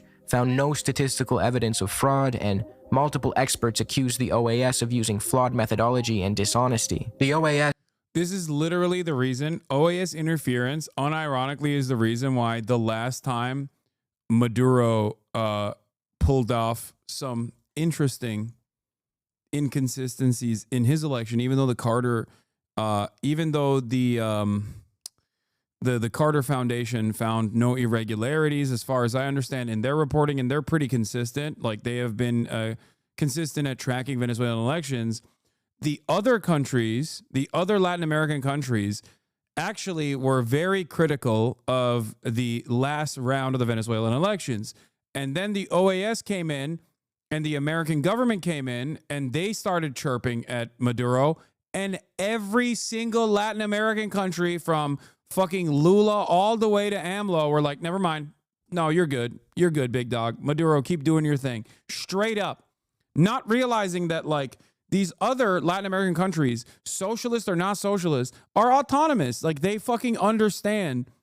They understand when something is fucked up. Like when Maduro says he's going to go and invade Guyana because he just wants more.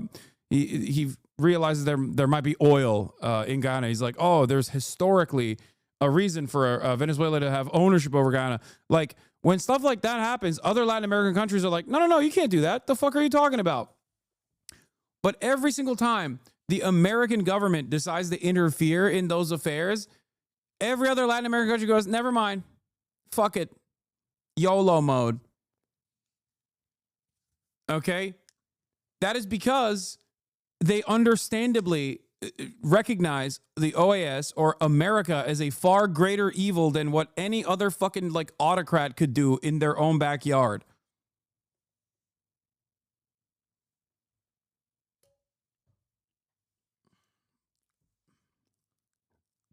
One must ask why they have this America bad mentality.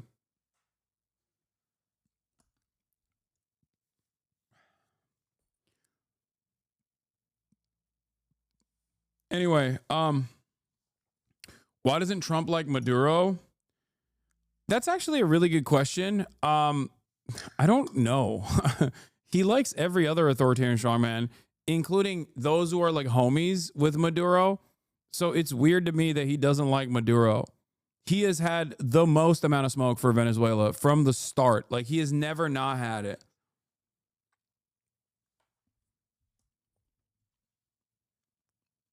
Maybe he considers him to be weak, which in some respects he is. He really does hate, he hates Venezuela. He hates Venezuelans, and he fucking hates Maduro. Which is interesting because maybe the Floridians, I don't know, but like a lot of the fucking Venezuelans that came to Florida came under Trump because of Trump's sanctions. So I don't know. Then went on to request that Morales redo the election, and he agreed, saying it was no problem. But before the election took place, the conservative military forced him to step down and flee the country. Not exactly what happened. The area in the coast of Guyana was already disputed. When oil was found, Maduro just pressed more, even because Guyana made a highly prejudicial deal with Exxon for its exploitation. Yeah, you can't. Come on, dude. Come on. No, that's fucking bullshit. Look, I like Chavez. People will get mad at me for even saying that. Maduro cannot even hold a fucking candle, and has consistently used the popular momentum of Chavez to basically hold everything together. He has also been consistently under attack and undermined by Western powers, certainly in the same way that Chavez was as well. But he's not. You know, I'm not the biggest Maduro head.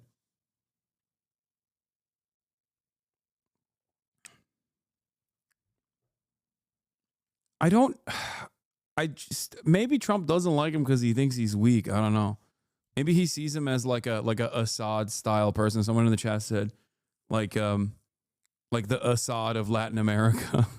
And he's just like, I hate him. He's not good. Make no mistake, this was a military coup. Maduro's not the problem. USA sanctions is? Yes, no shit. That is always the case.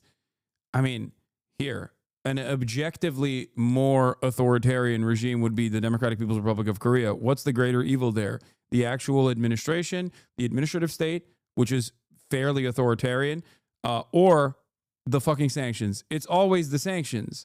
Yes, America is always technically responsible for more harm than no matter how brutal the fucking admin is.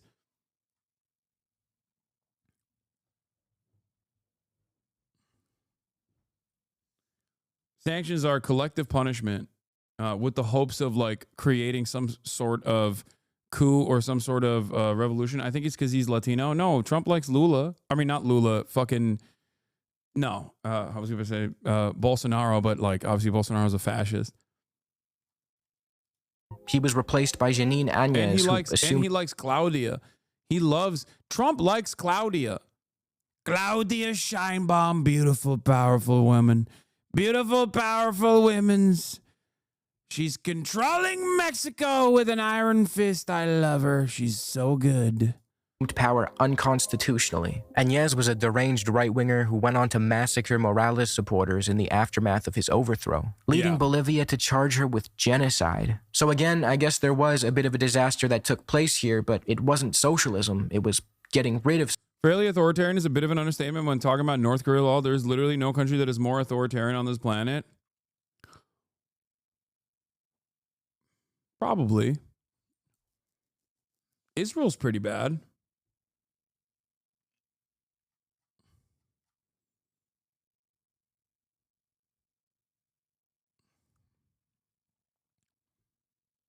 Saudi Arabia. A lot of the Gulf states are pretty bad. I would say Saudi Arabia is probably worse than. I mean, it's not a competition. It's just there are a lot of awful dictatorial regimes.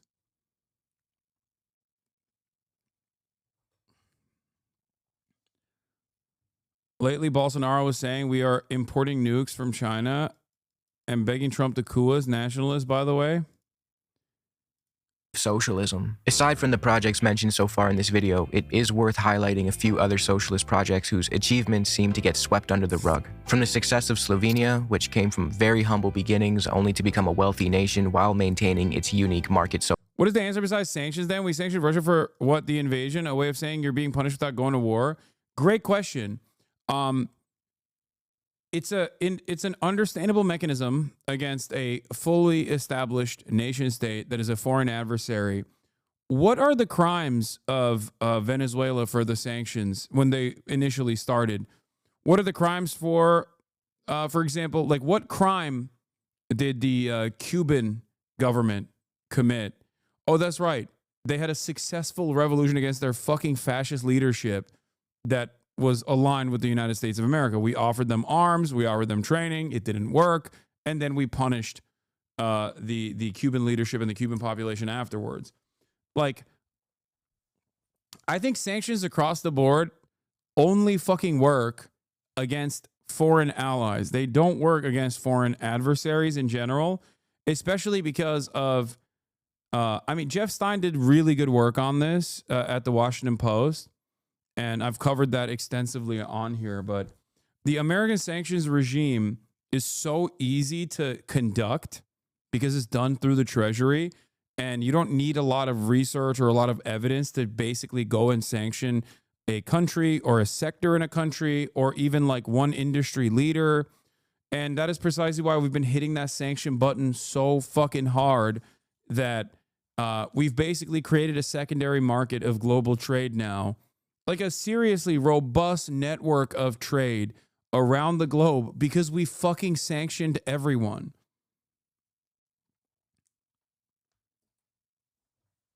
It's an interesting phenomena, and it's partially the reason why, like, for example, with Russia, it didn't really work. I mean, it made things more costly, certainly, but it wasn't enough of an economic shock, especially for a foreign adversary, that they were still clearly able to overcome those problems and continue pummeling Ukraine. Sanctions on a country like Israel, on the other hand, would be unimaginably effective, like incredibly effective. Sanctions historically have worked in, even the mere threat of sanctions have worked historically in apartheid South Africa because apartheid South Africa was in the Western sphere of influence. I would say that it's the same. It's the same for a country like Israel, rather than our adversaries. Socialist model to the Indian state of Kerala, which of course is still forced to work within the confines of the Indian constitution, but nonetheless has done their best to build a democratic socialist project that ushered the state into an era of high human development, a thriving worker cooperative sector, near universal literacy, an increased lifespan, one of the lowest mortality rates in India, and an overall improvement in the quality of life. We begin to see that it's unfair to brush off socialism as an ideology that only ever leads to misery. It erases the stories of the millions of people whose lives were improved because of it. Alright, well, it would be nice for Mr. It's a good video. H3 to stumble across this video, and if he has any questions, I'm always down to chat. But that's all I got for now. Thanks.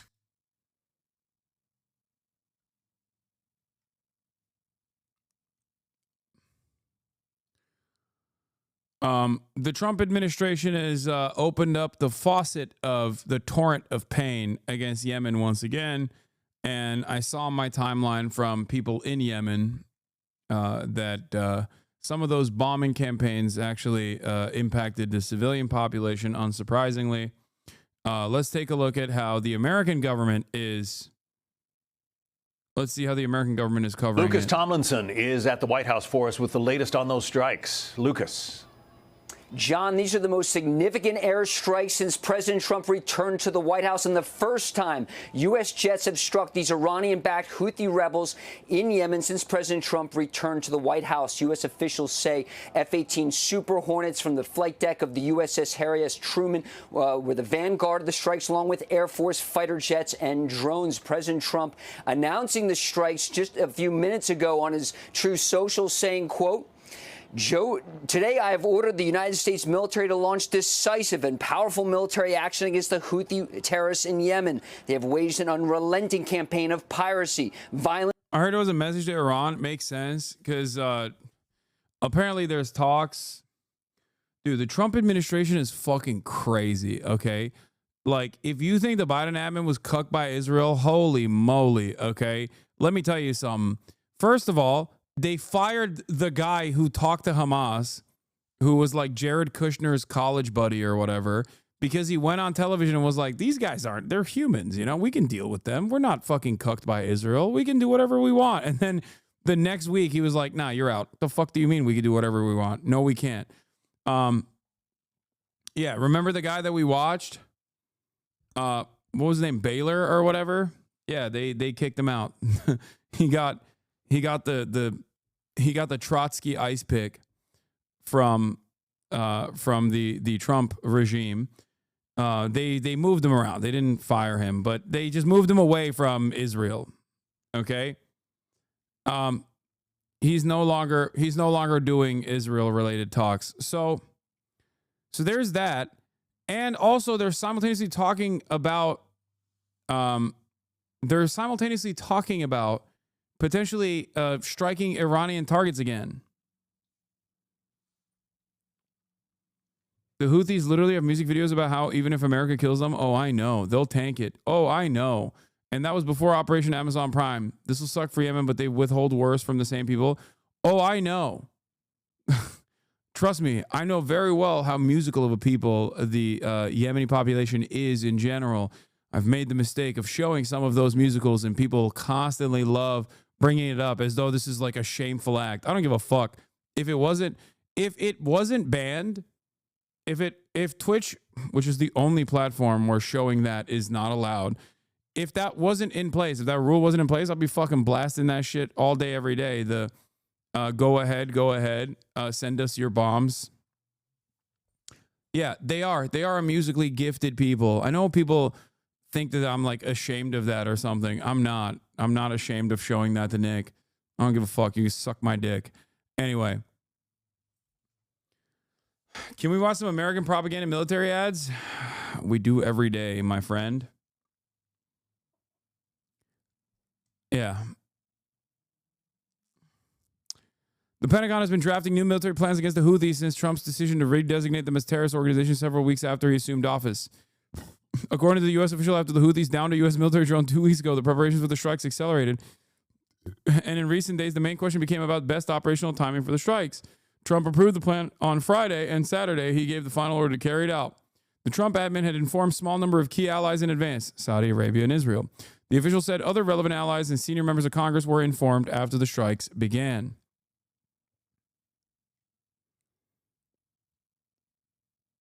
Wait, what? Shalom Houthis. We are attacking the Houthis. Biden, we will attack the Houthis. Wait, what?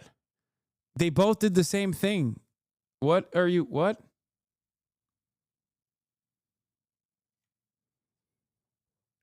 I guess Biden did it wokely. Like when Biden deployed $1 billion worth of munitions on Yemeni soil, he did it in a woke and gay kind of way. Whereas when Trump is doing it, he's doing it in like a big dick kind of way. You know what I mean? Like a strong, muscular guy that I would really like to suck off. Wonder if showing U.S. terrorist propaganda would get you the same pushback? No, of course not. Also, my tax dollars funded this, so.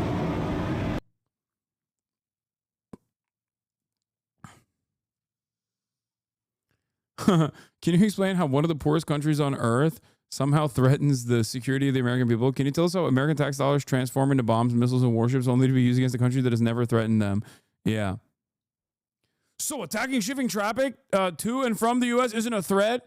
Yes, dude. It's called a blockade, okay? Many countries do it. America does it all the time. And for no good reason, as a matter of fact. An OSINT defender, of course. Please stop. I have a peer adversary. Stand by for TLM coordinates. Oh, hell yeah. Ugh, I'm jerking off to the thought of our tax dollars going to fucking blow up children in Yemen. It's so sick. It's so sick. How dare they fucking say that we have a coastline and we're going to actually use that coastline to strategically try and economically harm the state that's doing a genocide. Oh, how dare they do that? Oh, they can't do that. You can't do that. Send in the dogs.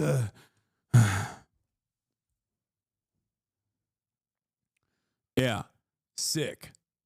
Violence and terrorism against American and other ships, aircraft, and drones. Joe Biden's response was pathetically weak, so the unrestrained Houthis just kept. Awful reminder to chat that each one of those missiles like 2 to 4 years wages of an average shatter. Yeah, can someone send me that TikTok? Can someone send me that TikTok of the cost of like each deployed munition? There's a bunch of them. It's great.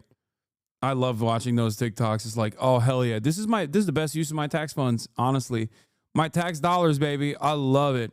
I love sending like a bunch of autistic teenagers who are 18 years old on a fucking multi-billion-dollar aircraft carrier into the fucking Red Sea so we can deploy munitions that cost multiple people's tuitions, like one munition that costs like multiple people's yearly fucking wages.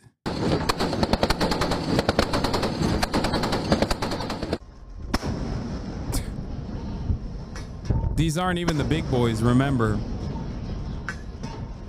It's okay. We'll fire more federal wage employees to fucking pay for it, baby. I love being a peaceful dove. Woo! Hell yeah, brother. I love the peaceful dove. All hail the peaceful dove.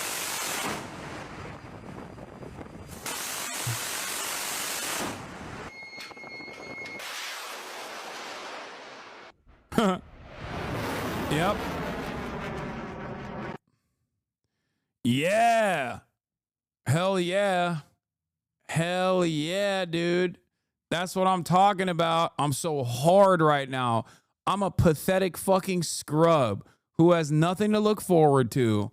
So the only way that I can feel like everything that I'm doing on God's green earth as I jerk off and cry myself to sleep every night is thinking about the mighty long dick of the American military.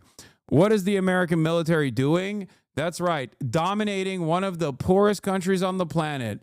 Why are they doing that? Because one of the poorest countries on the planet decided to use its own coastline to try and put an economic penalty to our other imperial vestige in the region doing a genocide, to stop them from doing that genocide, which, by the way, also we're paying for. We're paying for that genocide as well.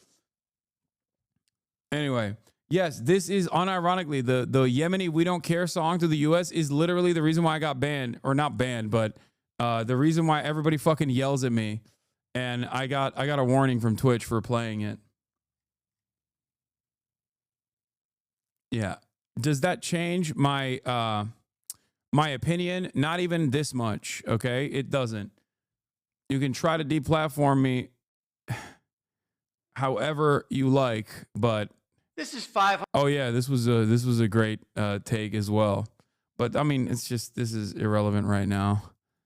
Let's continue. Kept going. And John recalls just days after taking office, one of President Trump's first executive orders was redesignating the Houthis a foreign terrorist organization after the Biden administration removed them. The State Department made it official. Wait, what? The Biden administration removed them? Yeah, they put it back on. Trump just escalated the terror watch list severity again. That's it. Biden literally put it back on. Don't worry. So we could do Operation Prosperity Guardian. Operation Save Amazon Prime 1. This is Operation Save Amazon Prime 2. earlier this month, marking Houthi leaders ripe for assassination. The targets in today's strikes include air defense systems and missile and drone factories, and also include a strike against one of the Houthis' top missile officers. The Houthis are backed by Iran. Many consider them modern-day Barbary pirates. Since the October 7th massacre, they have launched over Many consider them modern-day Barbary pirates. Fuck. Yeah. Listen, these guys are real bad guys. They're just doing pirate shit for the sake of piracy, okay? Please don't look into why these dudes are doing this, okay? I beg you. Please. After all, they've never communicated why they did it. Also, please don't ask the question, why did they stop doing this when Israel did a ceasefire? Nah, they're just fucking pirates, dude. Please, they're modern-day Barbary pirates. 100 attacks against commercial shipping. U.S. warships also came into the crosshairs of the Houthis. Dozens of times in recent years, the Houthis launched anti-ship ballistic missiles and crewed drones at the American warships. None were successful and all were shot down. And just a few days ago, Houthis leader said attacks would resume against shipping in the Red Sea, and including Israeli ships. Now, General Kurilla, the head of U.S. forces in the Middle East, has been itching to launch these strikes to reopen. Yeah, they've been itching. In those vital shipping lanes and destroy Iran's proxy force in Yemen. Kurilla ordered Truman, the U.S. Navy aircraft carrier, back to the Red Sea late last month to be prepared. Will all the liberals now get mad at Trump doing this because they hate Trump? Just kidding. Of course not. Are you kidding me? All the liberals are too busy fucking yelling at leftists. Oh, man. Prepared to launch these strikes, and those Super Hornets, as you can see there.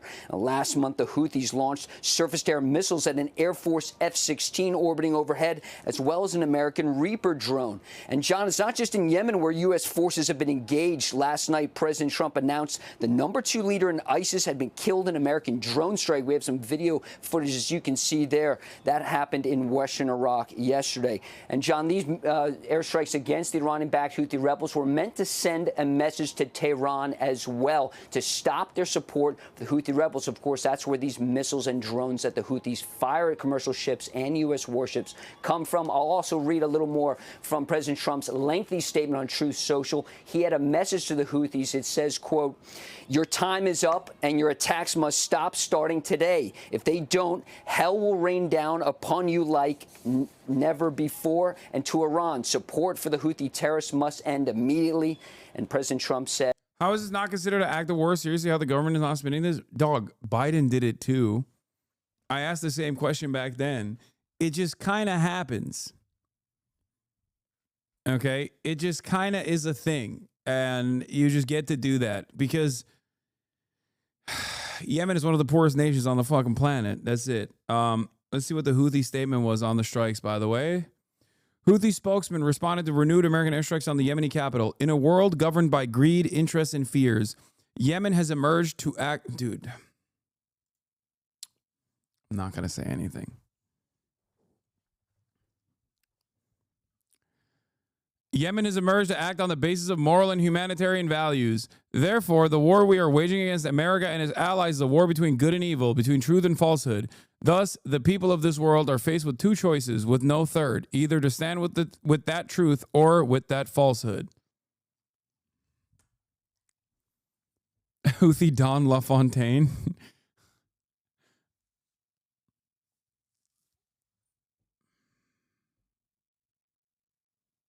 Yeah, it's global war on terror laws. They're also Arabs, so we don't need declarations of war. Based on this coverage, what percentage of Americans would know that the Houthis are the government of Yemen? They cover them as if they're rebels hiding in caves.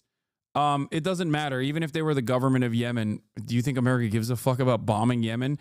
Americans are stupid. They thought that Iraq, Saddam Hussein did 9/11. Like, Americans will literally watch the TV and go, yeah, that makes sense. Give me the burger now. Also, how many McDonald's exist in Yemen? 0. Okay, there you go. That's how it works. No McDonald's means that's a territory you can bomb. Unless they have nukes, in which case, then you can't bomb them.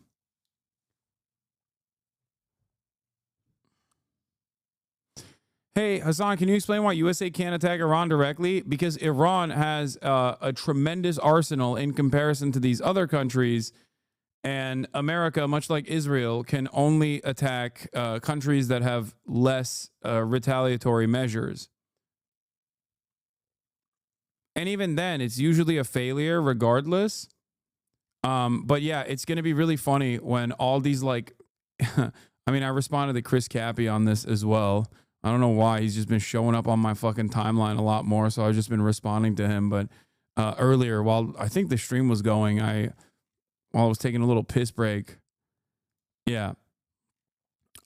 He said, in order to stop the Houthis from threatening ships, we might need boots on the ground in Yemen. So far, evidence suggests airstrikes haven't been enough. Not saying we should do that, just saying if that's the goal, that might be the pill we need to swallow. I said they stopped when the ceasefire was implemented, only the restart when Israel stopped humanitarian aid from going in to Gaza. Maybe that's another solution that doesn't require 18-year-olds from Arkansas getting their dick shot off so that Israel can continue doing a genocide. I'm always hoping for a peaceful solution, Hasan. My point was that the current bombing campaign being conducted by Washington likely won't defeat the Houthis. Maybe I'm wrong.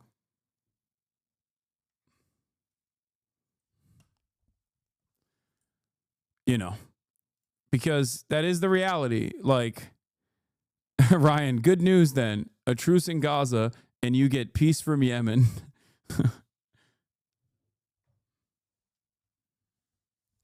I mean, under Biden, we allowed Israel to bomb the airport in Yemen when the top World Health Organization fellow was there. That's true. We did do that. We let Israel bomb the fucking airport in Sana'a that is the civilian airport, and the fucking leader of the World Health Organization was there while they bombed it. It's on video. It is straight up on video where he like has to run away. That's how little America and Israel gives a single fuck about international rules, okay? It is psychotic.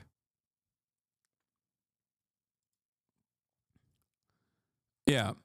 The Houthis' response, we will meet escalation with escalation, and the one who starts it is the most unjust. Looks like the Trump admin will continue the Biden admin's legacy of failure in deterring the Houthis, and the Yemeni civilians will continue to pay the price. Yeah. Drop sites, Shuaib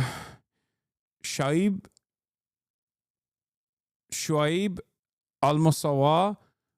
I'm saying that so poorly. I'm sorry. I've never seen this name before. Shuaib.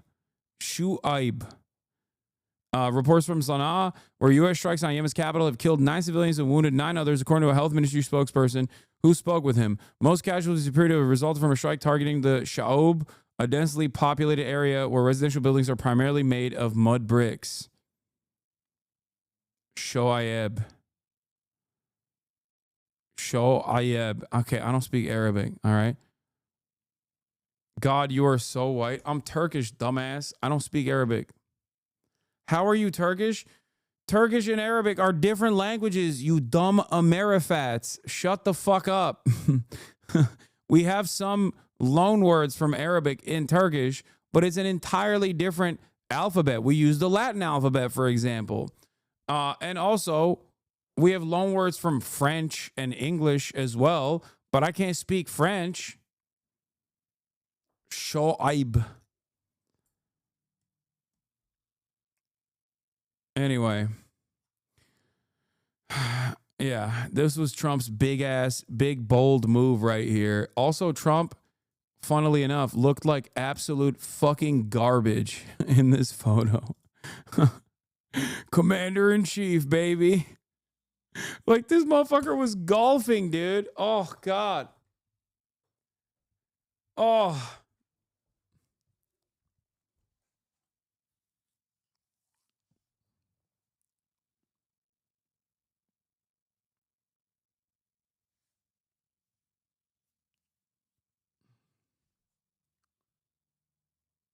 Why is he wearing...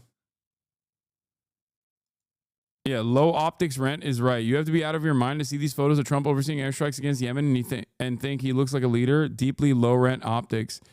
Yeah, it is. Also, why is he wearing his own hat that is signed by him? That's so weird. He signed his own hat? Like, what is happening here? God.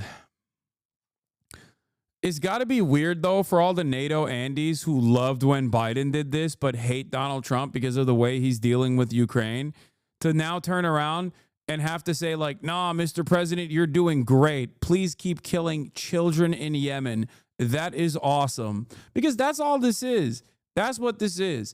Do not let a single person try to move the conversation away to some other fucking dumbass reason. The Ansar Allah movement, okay, the de facto government of Yemen, started a blockade openly after Israel did a genocide in Gaza, after Israel started a genocide in Gaza. They said, we will stop when Israel stops its genocide. This is a moral position to take. No matter what people say, oh, their banner says curse the Jews or this or that. It doesn't matter, okay? They didn't do it because of anti-Semitism. They did it because Israel was doing a genocide. And guess what? Lo and behold, they literally stopped the blockade after the ceasefire was implemented. If they are doing this at the behest of anti-Semitism, they probably wouldn't have stopped, but they did. They stopped the blockade when the ceasefire started.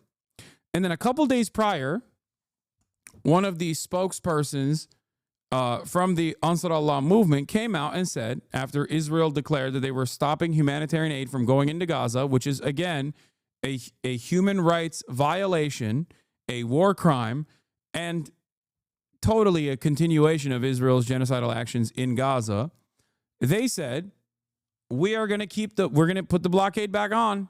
We're going to put the blockade back on. We covered it here. You might not have heard about it in mainstream news because they don't give a shit about stuff like that.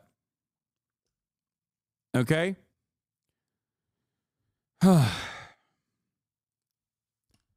And that's why they said that they were going to implement a blockade. In that process, they shot down a drone, an American drone. What is this? I don't want people to falsely fucking hit me with they're going to say I'm watching terrorist propaganda. It's really stupid because it's newsworthy to watch, but I don't want to get in trouble. Anyway, sorry. No music, guys. We can't. It's very fucking stupid, but I just don't want to risk it. So where was I? Yeah. So they shot down a drone, an American drone, and basically in the process, America was already gearing up clearly to bomb Yemen again, and now they have started. And now all the Republicans have to sit around and be like, it's so sick when Trump does it. Mr. Peaceful Dove, by the way. Can't wait. Can't wait to send some fucking American troops to Yemen. All right. We got to put boots on the ground, baby. Got to put those boots on the fucking ground. There's a bunch of kids who want to get a communications major after getting fucked up. We got to put those guys in Yemen. We got to put our boys in action. Why? For Israel, of course. God forbid we stop Israel from doing a materially and morally costly genocide. We can't do that. No more wars, remember. He won't be nice about it, John. You're a Navy veteran, Lucas. I know that during the Biden administration, the Navy said it was basically more engaged in seaborne operations than at any time since, I think, World War II. Do I have that right? And is this kind of intended to put an end to that kind of thing on the part of the Houthis? That's right, John. Multiple times U.S. warships came under ballistic missile attack in the Red Sea and off the coast of Yemen in the Gulf of Aden. And just for context, that has never happened in world history. Ballistic missiles have never been launched at U.S. warships before. Thankfully, they were all shot down. But that was always a concern in the Pentagon. What if those missiles gets through? It was notable in President Biden, in his farewell address, he talked about U.S. forces not being engaged in combat. And if you looked at the Navy press release when the USS Dwight D. Eisenhower strike group returned from the Red Sea, they talked about hundreds of bombs being dropped against the Houthis, dozens of surface-to-air missiles from those Super Hornets shooting down those crew drones that are flying overhead. There was also an issue of cost. You know, these interceptor missiles launched from the guided missile destroyers and cruisers in the strike group, John, those missiles cost millions of dollars, shooting down what were, in essence, flying lawnmowers launched from the Houthis, very crude drones, just, $50,000 or so in cost. And the fact that these shipping lanes means vital shipping lanes that are needed for commerce, for the oil trade, have been essentially shut down since the October 7th massacre. Dude, oh man, I'm so sad. I can't believe it. Guys, I just need you to remember there's no other way out of this. Okay? God forbid we tell Israel, you know, pack it up. It's over. God forbid. Can't do that. Nope. Nope. Can't do that. Gotta use more money. Gotta use more weapons. Fuck this country, man. So fucking stupid. And all these absolute morons that have to fucking pay, you know, 50 grand for a hospital visit, sit around and basically clap like seals whenever the American government's like, hell yeah, baby. We got to do it. We got to give him hell. It's so stupid. Ugh. It's so dumb. Yeah, there goes your food stamps, baby. There goes your health care. Oh, I'm sorry. Do you got too many fucking potholes? Can't fix it. Can't fix the fucking potholes. Sorry. We got to go blow up children in Yemen. You understand? Why do we have to do that? Because, well, they have implemented a blockade. Why are they implementing a blockade? Well, because Israel's doing a genocide and it's their coastline. You worried your friends might get vaporized or, you know, to blow up terrorists? Dude, honestly, when I hear stuff like this, I'm like, yeah, you deserve it. Like, you deserve not having health care. You deserve making $35,000 a year for the rest of your life. Like, if you're this excited at the prospect of blowing up terrorists, like directly, as I'm explaining, the cost of that is coming out of your fucking pockets. Yeah, what can I say? We all collectively deserve it. We do. This comes from a place of weakness. It's not bloodlust. Chatters will look at this and go, oh, that's bloodlust. He's bloodthirsty. No. He's weak, and he recognizes that he's weak. He knows he is utterly powerless in the face of American empire. America will do whatever the fuck it wants to do, right? And he knows that, so he's like, oh, please make this Please make this be worth it for me. If he thinks that we're blowing up terrorists, if he thinks that like we're giving it to people that deserve it because they're evil people, they're bad people, then maybe that's, you know, maybe then it's all right that the American government is deploying, 7 generations worth of wealth at one go to kill 9 children in Yemen overnight, which most likely will not even stop the blockade implemented by Yemen.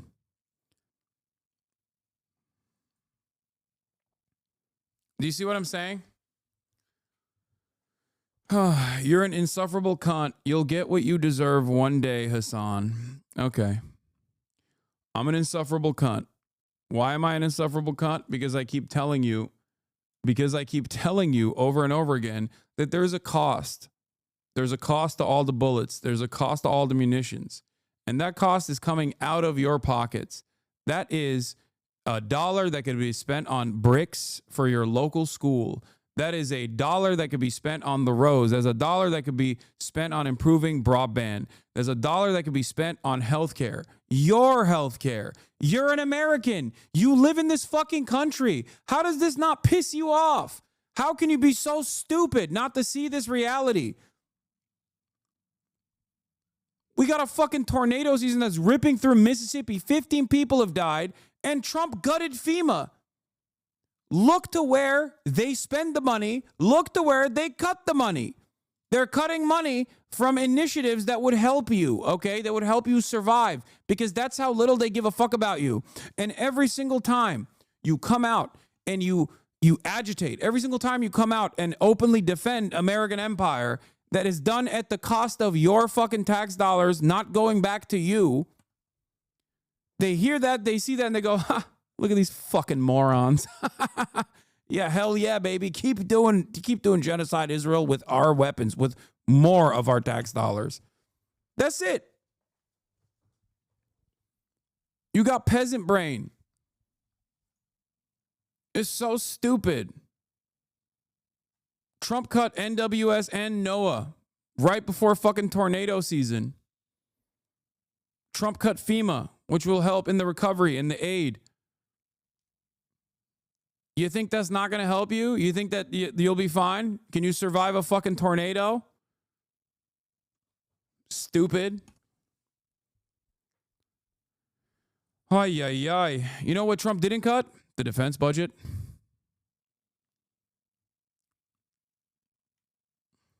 But like I said, I think deep down inside, a lot of these people who think I'm their enemy have a fear. They feel in their hearts that I might be right. And if I'm right, oh my God, then everything they know is fucking wrong. Then what good was all of this project for? That's it. That's why they get so fucking angry and so resentful and lash out and say, you're a fucking terrorist. Your terrorist buddies are going to die, dude. That's why you're mad. No, man. I mean, I am mad that we're just killing random people. Like, have you thought about how insane that is? You can't, because you live in America, so you think you're free. You think you're free of any sort of like intervention, foreign intervention. And to a certain degree, you're correct. We are, right?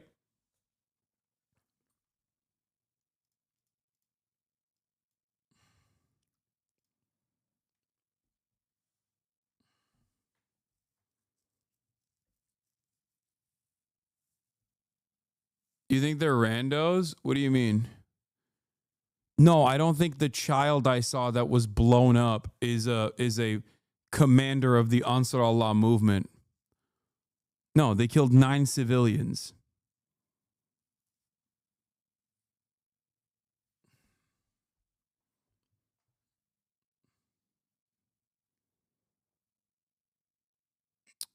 Let's continue. Commercial ships having to take that long journey around Africa, certainly adding to the cost. So certainly there's an economic message here with these strikes against the Houthis today. And by the way, John, these strikes could go on for a number of days. That's not immediately clear. Right, because I read that one of the goals is to target their weapons storage facilities, which are reportedly deep underground. So they're going to be using those bunker busters and probably repeatedly to try to get to those warehouses that are essentially buried.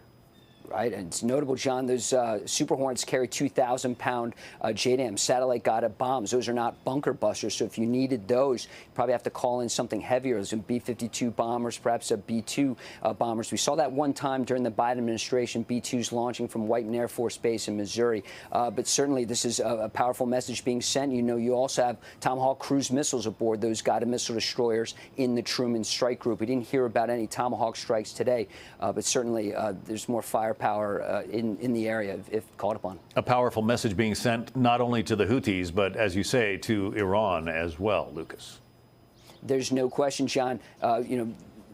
President Trump recently sent a letter to the Ayatollah saying Iran needs to end its nuclear enrichment program, stop in this path toward what many in the intelligence community say is a path to a nuclear bomb. The Israelis have been itching. Yemenis are some of the crazy motherfuckers, dude. Yemenis with a Twitter account is the most deadly weapon out there, okay? When I see the average Yemeni citizen respond to like a bombing campaign that happened in their fucking neighborhood, I understand what Mao said, or was it Lin Bao said about the spiritual atom bomb. Like literally, these guys will just be like, "Oh, this is sick. Please keep bombing me."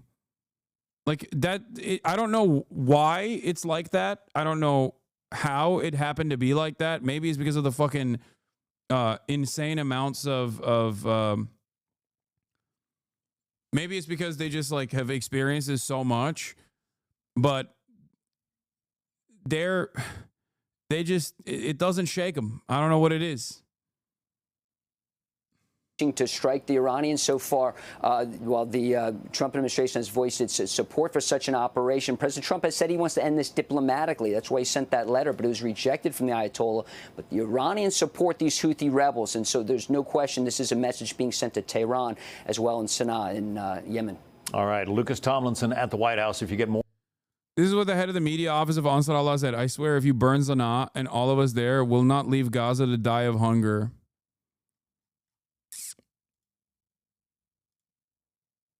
That's what he said. By God, even if you burn Sanaa and burn us all, we will not let Gaza die of hunger. Not like they've gone through a famine or anything. No, I think that's what it is. They just they're like, yeah, you've done it all. It's crazy that is like the normal position of the average person in Yemen is like, yeah, they just keep bombing us. Who cares? Today, What is this? Trump did what? He killed the... Wait, what is this? fugitive leader of ISIS in Iraq was killed. He was relentlessly hunted down by our intrepid warfighters. His miserable life was terminated along with another member of ISIS in coordination with the Iraqi government and the Kurdish regional government. Peace through strength. This guy is a real centrist head here. Centrist heads rise up.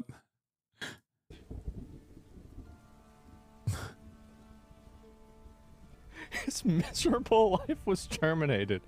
Oh my God. Ordered the United States military launch divisive military action against Houthi terrorists. Oh no! Luffy's in trouble. Oh no! Oh shit! This is horrible! Today, I've ordered the United States military to launch decisive and powerful military action against Houthi terrorists in Yemen. They've waged an unrelenting campaign of piracy, violence, and terrorism against American and other ships. No, Luffy's in trouble. I'm so edgy and funny. Not Hasan's boy band.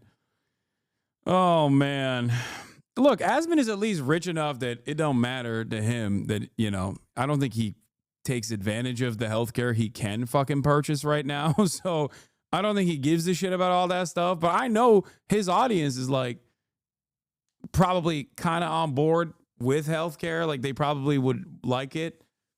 Probably aren't going to have such a great time when the Trump admin cuts their parents' Medicare. You know, lol, you're so mad. Am I? Does it seem like it, or does that make you? Does that make you feel like the commentary is based because you can't just like enjoy it for what it is? You have to assume that the person, some lib is owned somewhere. You are, though. Guy is seething. Yeah, I'm seething. I'm so mad.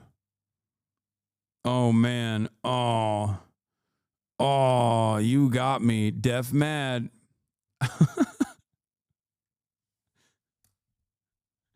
We're winning.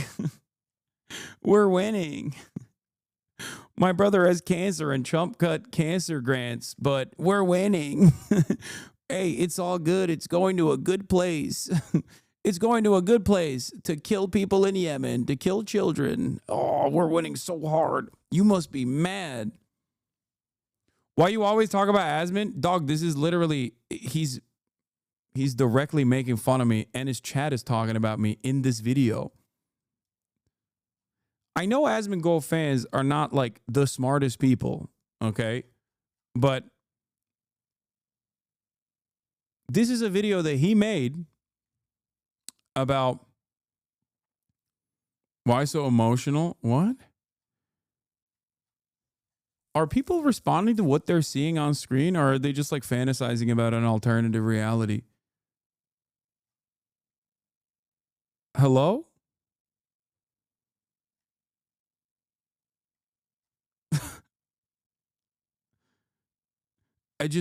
would it be more entertaining if I was like, oh my God, I'm so upset.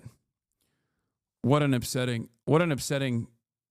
sequence of words coming from Asmongold. I'm seething. I'm so mad. Yeah. In a normal world, you would probably be embarrassed to, you know, admit that you watch Asmongold for political commentary, but unfortunately, this is the world that we live in. So we've moved way past beyond that point, where not only are you not afraid to openly admit that this is where you get your political commentary from, you also simultaneously are coming in here to fight his battles, I guess. Anyway, let's continue. Aircraft and drones. Joe Biden's response was pathetically weak, so the unrestrained Houthis just kept going. It's been over a year since the U.S. flagged commercial ship sailed safely through the Suez Canal, the Red Sea, or the Gulf of Aden. The last American warship to go through the Red Sea 4 months ago was attacked by the Houthis over a dozen times. This guy, look at this, look at this, look at this, look at this. What does intifada mean? The world decided they are terrorists. It feels like trolls are trying to trigger you. A couple days later, did you see the Asmongold response? I have a game. Take a shot each time you say genocide. Why you always talk about Asmongold?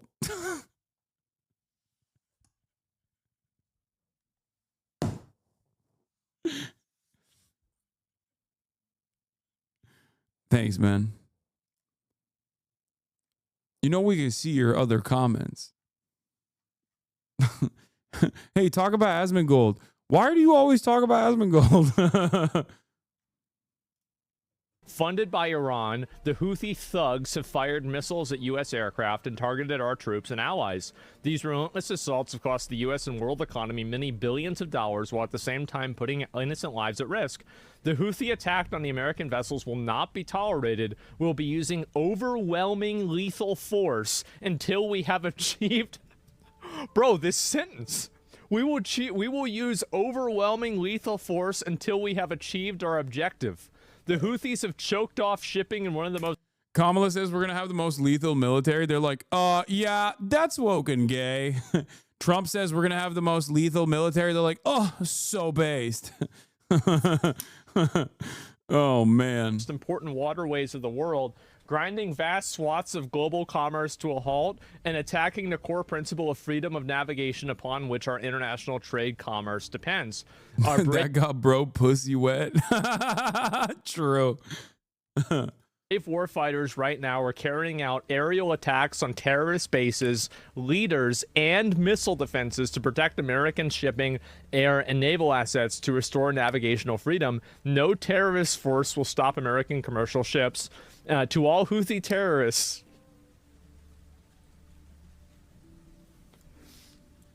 your time is up and your attacks must stop, starting today.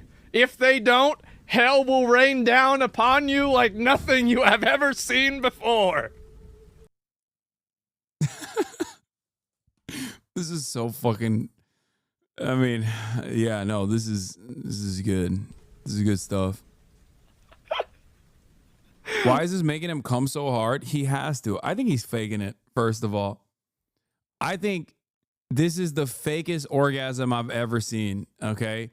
And I watch Brazzers, and this is way faker than that. I think he has a role to play, so he's just like, oh, so sick. Oh, I love that he's doing it to the Houthis. Like, motherfucker, you don't know what the Houthis were or are. You don't know where the fuck Yemen is. You don't know any of this shit. Can't wait for him to be like, Hasan, here's a video where you can't find Yemen on a map. Got him. Oh my God. Holy shit. He's cooking? Yeah. Why does Hasan and Asmongold be with each other anyway? I mean, listen to his words here. This is the exact same like sweaty loser shit that I made fun of when the libtard NATO guys were doing this exact same thing under the Biden administration. You know? This to me is no different because the outcome is the same. It's just exchanged ownership from the woke libtard Biden administration to the based Trump administration. That's what it is. It's gross. It's gross. It's pathetic. Like celebrating bombing Yemen, one of the poorest countries on the planet that withstood a U.S. coalition-backed force-induced genocide and man-made famine until recently, makes you feel like a big, strong guy in the United States of America. But to me, it's just like loser shit. Yeah. Did he write that? Guaranteed he wrote this. Absolutely. You know he wrote this. Yep, this is what I voted for? Yep.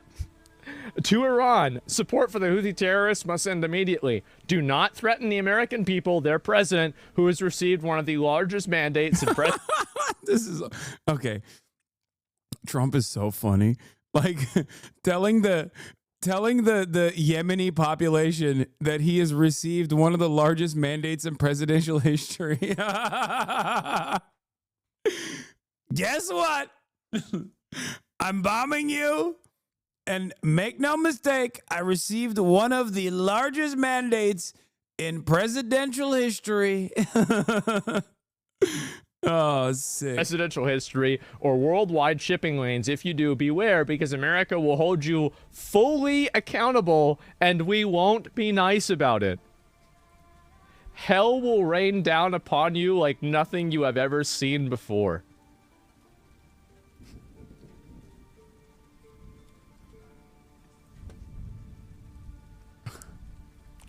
Man. I really do appreciate the role that Asmongold plays in this space of political commentary for a multitude of different reasons. But one of the most important ones is like, I always wonder like what people are responding to with like Trump's, like who's this for is a question I always ask myself whenever I read like a Trump Truth Social, where I'm like, who's reading this and fucking nutting? And then I see Asmongold faking this orgasm because he wants to play this role for his chat. And then I realize like, oh, okay, it's for those guys. Like they think this is like cool. He's so muscular and manly for bombing Yemen so that Israel can keep doing a genocide. Like, it's awesome. Man. That's a lot. Content president? Yeah, I guess so, right? Oh my God, base my president. I guess so. And Trump got bumped with the microphone. I saw that already. Yeah, what happened to people? Yeah, thank God. I mean, this is a great thing. I mean, they're fucking terrorists. Yeah, kill them. Like, what are we talking about? Obviously. Yeah, it's not even a question. They're attacking our ships. What the fuck do we have? We spend $1 trillion a year on the military. If we can't go kill people that are attacking our ships, well, I want my fucking money back. That's how I see it. Yeah, if we're not going and doing this, then yeah. I do love that he just like, I mean, this is my commentary.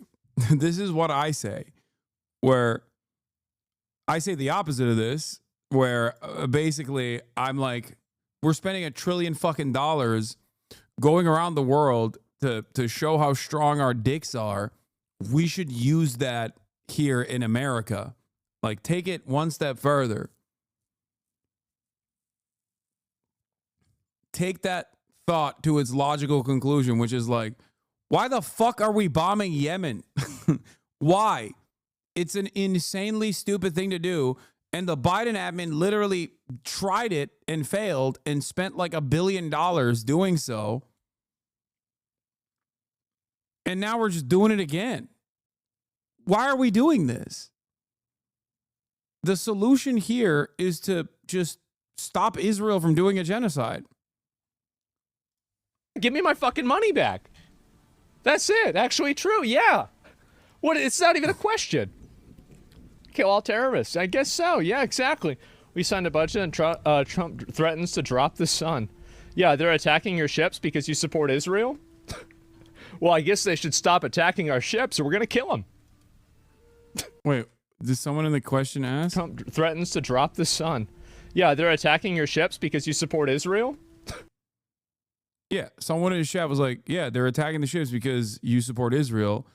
And his retort to that is, well, I guess they should stop attacking our ships or we're going to kill them.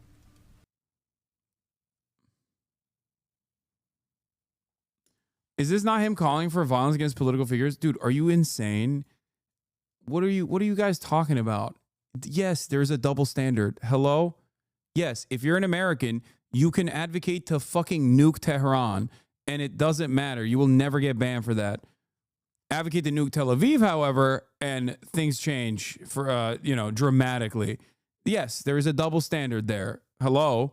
The entire structure revolves around consistently thinking that countries with a civilian population that is our foreign fucking adversaries are not real humans. What do you think he's saying here? He's like, oh, they're terrorists. Kill them.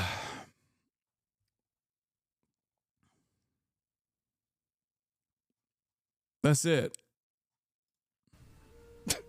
It's pretty simple. Also, he's apolitical. They don't get to decide who we support. If they think they do, then they're dead. It's that simple.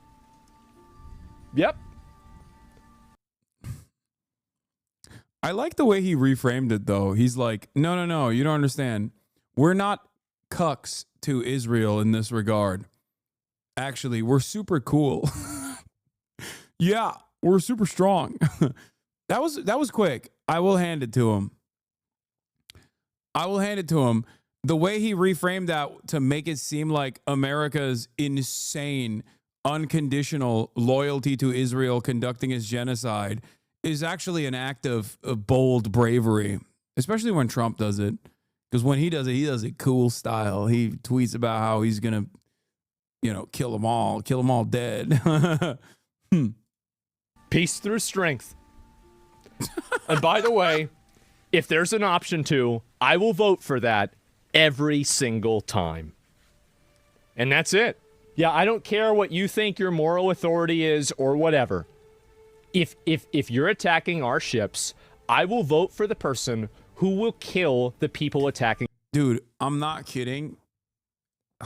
It's just like, obviously, I can't say half of the things that Asmon says about my own country. Otherwise, I would get fucking banned. Asmon can say whatever he wants about foreign adversaries and be as bloodthirsty as he possibly wants to be in this process. And obviously, there will never be a penalty for that sort of thing. But like, show this video to any person in the third world. Actually, don't do that. Never mind. I take it back. They don't need to get punished further. They don't need to be tortured. I think Asmongold is a very good default for the rabid, I support America unconditionally guy. Okay?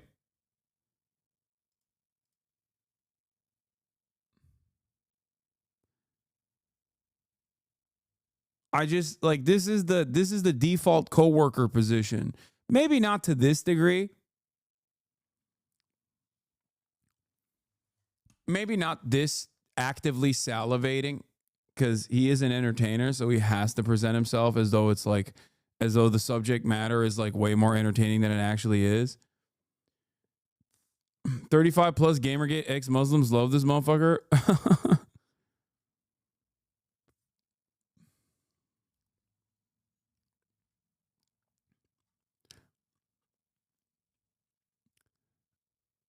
My coworker ain't this stupid, and I work from home.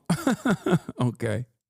Our ships. Full stop. No restrictions. Absolutely. Thank God. That's how I see it.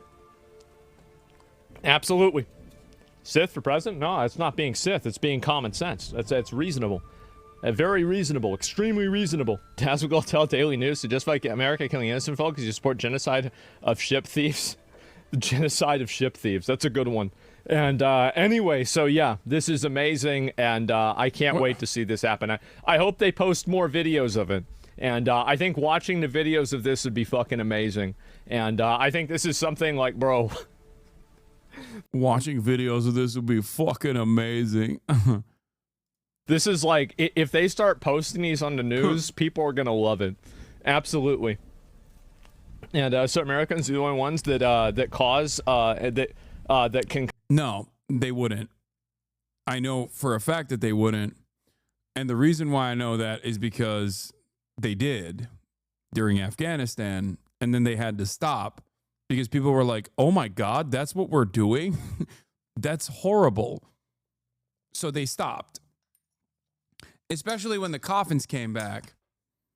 Especially when you started seeing the American flag draped coffins and people started associating the toll of America's seemingly endless bloodlust of empire, all of a sudden people's attitudes change very quickly. That's why I always say, like, Americans can think that they're not bloodthirsty while still actively advocating for the empire to continue. Things have changed, Hasan, and there won't be coffins. It's all drone strikes. It's not 2004 anymore. Yeah, but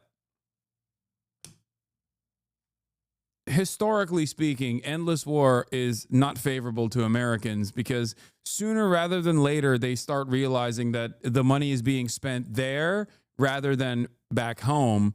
And then they start getting mad. No matter how hard Donald Trump tries to be like, no, this is awesome this time. $0 to Ukraine, but also endless dollars to Israel can only go on for so long until Americans are like, the fuck do you mean? Like, what are we doing here? Because that is a serious question. Like, what are we doing? The fuck? So these dudes are saying that they're going to do a blockade on their own coastline into the Red Sea and disrupt shipping routes because Israel's doing a genocide with, again, American weapons and American dollars.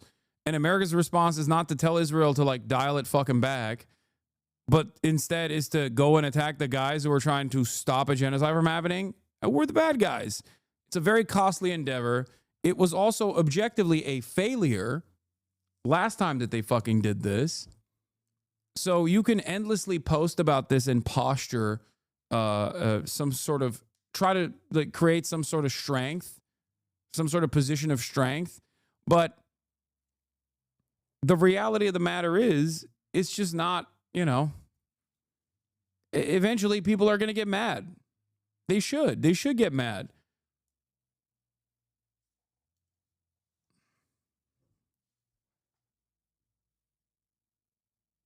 You know? Determine violence should be used or not? Yeah, pretty much, because we've got bigger weapons, and if they don't like it, then that's too bad. That's right. Cry about it. Yep. Yep, that's right. Absolutely. You don't like it? Too bad. Stop being a terrorist. That's it. It's so easy. Yeah, it's so easy to not be a terrorist. I don't know why so many people have a problem with it, honestly. And they're just shit protesters. Are you against free speech now? Like, ask Asmongold about his opinion on invading Iraq or Afghanistan, and you'll hear a very different attitude. Why? Because those were in the past, okay? Now it's appropriate. Now we know what the cost that we incurred looked like, okay? That's it. He is anti that. Yeah, that's what I mean. No, that's it. These guys never demonstrate foresight and only talk about hindsight. They are liberals in that regard. If Asmongold was like a fascist through and through, he would probably still maintain the position that, like, no, those wars are good and this one is good too. It's always good to do empire shit. This is a guy who in the past has agreed with me on my statements on 9/11, you know? I'm sure his new audience would not like to hear that, but he understands the concept of blowback, or at least did. But then again, there was another guy who understood the concept of blowback when I described it to him after I got interviewed by him when I got banned and canceled for my statements on America Deserved 9/11, and that man's name was Ethan Klein, and he seemingly doesn't understand that concept at all any longer, so I guess people change. I am, apparently. I actually saw this recently on Twitter. So this has been a very popular tweet. Now, this is an example. Obviously, this is what happens when you disagree with people that, again, this is how disingenuous people like this are. Asmongold's a hypocrite, doesn't actually care about free speech. So we're going to play the clip. This is a popular clip. It's been going around, and it's critical of me, and it's implying that I have two separate standards for censorship in Europe and America. So let's watch the clip. So the government decides what's hateful or not, and whenever they make that decision, they decide to censor you arbitrarily. And people in Europe are okay with this? Man. Y'all need to throw some tea into the water or some shit. Like, man. Y'all need to throw some tea into the water or some shit. Like, you can't. Y'all need to throw some TNT into the water? Does he mean like tea, like testosterone? Can't let this happen. Yeah, bro, you're gonna let these clowns boss you. Oh, tea into the water, like the Boston. Okay, yeah. You around? Yeah, those guys were terrorists, by the way. Ironically, the Boston Tea Party terrorists. But that's besides the point. Let's continue. No, we're not. Well, then organize and get rid of them. It's hard to say whether he committed a crime, but there's a higher standard of conduct for people that are green card holders than people who are natural. It's objectively untrue. Something that Asmongold himself also had to reckon with when I DM'd him what the correct position was, which he backed away from, but seemingly has forgotten that he backed away from it. Interesting. So what happened? He folded. He did the Asmon fold, but then he went back and refolded it, I guess. He went back to his original position. Naturalized citizens. And he wasn't meeting that conduct, so he's getting deported, hopefully. And there should be? Yeah, they should be. And I support this completely. I hope they do this to more of them. We have enough troublemakers in the country already. Or he just lied to you? No, he didn't respond to me. He responded publicly on his stream. Out importing new ones on green cards to start even more trouble. A lot of people were unhappy about this. 26,000 retards were unhappy about this. Let me make sure that I'm completely clear. I think that in Europe... Dude, he's so cool. He's so cool, dude. He's so edgy. He's sick.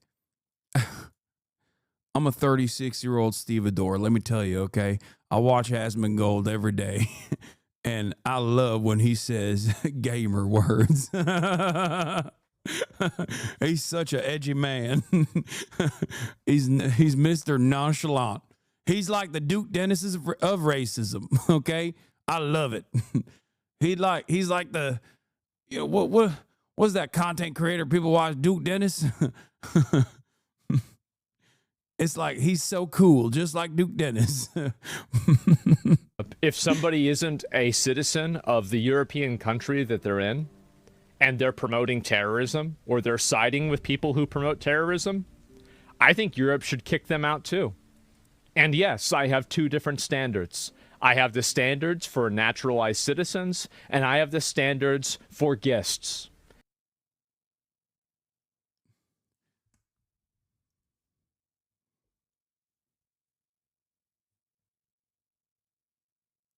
Dude, but that's not the standard in America. In America, we have a free speech standard. Okay? It doesn't matter if you have a green card or not. Okay? It doesn't matter. You can't just be like, well, my standard is new and different now. That's free speech. Free speech unconditionally protects citizens and non-citizens alike. Okay? If there is no crime, you cannot go after someone for simply speech that you don't like. That statement inherently is contradictory. You can't just be like, well, I've decided you can deport people who are legal permanent residents because I don't like their speech. Okay, then you're not for free speech. Then you're not. You don't like the current existing American free speech protections. You don't want non-citizens to have free speech protections. Maybe that's what you're trying to say. Okay? I guess that's what the statement is here. Which is still ridiculous. Because the standard of free speech isn't just like what you've chosen that you don't like. It's across the board, at least in America. There are some exceptions to it, but it's like Mahmoud Khalil did not violate any of those standards. He's like, nah, when I said I want free speech, I meant free speech for some. And if you are a guest in a country and you are celebrating and promoting terrorism, I think you should be removed. There is no hypocrisy. There is no inconsistency. There is only obvious, uncompromising common sense.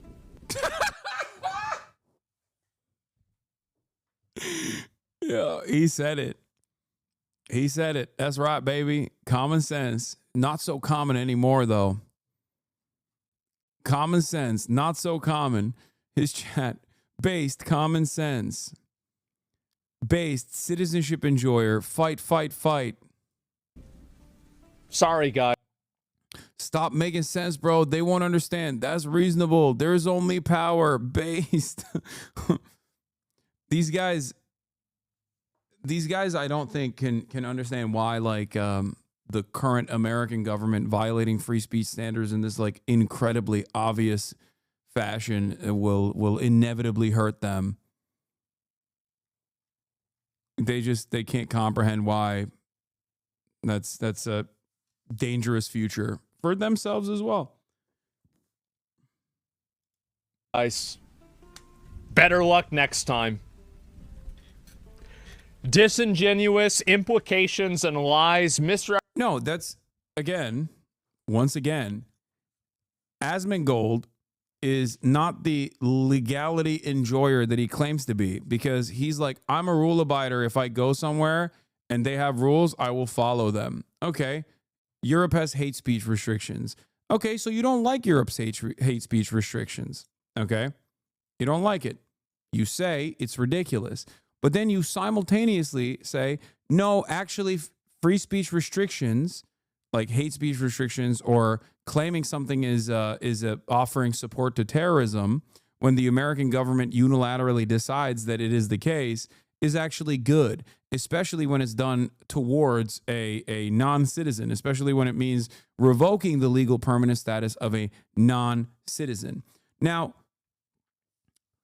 currently, there are, luckily enough, there are restrictions on the federal government from taking actions such as this one. So he can't claim that he is Mr. Legal here, because on the one hand, he's criticizing the European laws, and that's fair, right? He doesn't like the European lack of free speech, but also simultaneously advocating for a clear-cut violation of the pre-existing free speech standards here in the United States of America. It doesn't make any sense. Getting this worked up over a viral tweet, not emotional or mad, by the way. Don't ever print in the newspapers he's emotional or mad. No, you don't understand. He had a mic drop take. Asmon's going to fold again. Just say their next flowchart argument that Rubio has the power to deport anyone against foreign policy and going to end up going to be up to the Supreme Court. Yeah, it's common sense. Representations and just in general, stupid comments like this, they're not sending their best. And that's why we're sending them back. Too bad, isn't it? A lot of I think conservative vendetta does actually come from being a fucking loser. Like you feel in your heart that there's a lot that you desire that you can't reach. And I'm not talking about Asmongold because I think he's living his best life. But like people in his audience are genuinely fucking losers, right? So they're like, at least we're hurting someone else. It's playground bully shit, you know? I'm hurting every day, but at least I'm better off than like some guy that I've imagined in my head is getting even worse, getting a worse deal overall from the government. I think that's where it comes from. That's got to be it, right? Because like, what else? What other reason could you ever be on board with like bombing Yemen, one of the poorest countries on the fucking planet, and feel like champion that and feel like you're doing something good? It's like, oh, it's because I hate terrorists, dog. It's like, okay, well, I don't see you advocating to bomb fucking any other country. I'm not going to say which one, okay? They're doing a metric ton more terrorism. I don't think that's your standard, you know?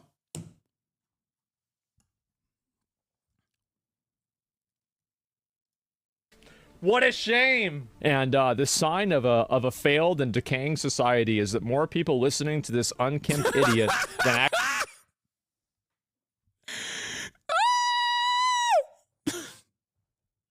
Yo, why did he read that? That dude cooked. That's crazy. Actual experts who spent decades studying these topics. And then we have, how many flags does he have in his profile picture? Oh, White dude. woman enjoyer. Yeah, it's a joke, man. That's a joke. I mean, same, but damn. Would I put that on my... I mean, I don't know if I put that on my bio. Like, damn, appeal to authority? Well, I mean...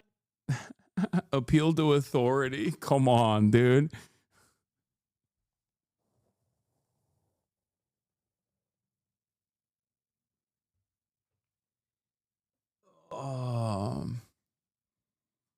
Yeah, he's not disputing. He's not disputing anything. He's waiting for a comeback from chat. I mean, somebody's an expert. You can... There's plenty of people that are experts that are fucking retarded. Like, it doesn't matter. That's right. He's right. Asmon's like, I'm mentally disabled too, but there's other people who are also mentally disabled. Like, he's not even addressing the point. He's like, listen, I'm fucking dumb. But you know, a lot of experts are dumb too. Matter. What is this? These two things have nothing to do with one another. Yeah, nothing to do with it. Yeah, Asmongold's a grifter with no real morals. Who would have guessed? Okay. Midas, why don't we deport all the terrorists to your house instead? Why don't you deal with them then? Fucking own, dude. Oh no. That would be so devastating. Yeah, no, give me Mahmoud Khalil, okay? I'll take this terrorist. Yeah, deport him to my house. I got space. That was the thing. That was the meta when people were like, on Twitter, there was like a pro-Israel account that was like, oh, what would you do if Hamas came to your house or whatever, right? And it was like this incredibly funny viral Twitter thread of people being like, I would cook them food. I would welcome them. I would serve them tea. I would learn how to like everyone from all around. It was mostly non-Americans. Like, I'm going to be so for real, dude. I'm going to be 100% honest right now.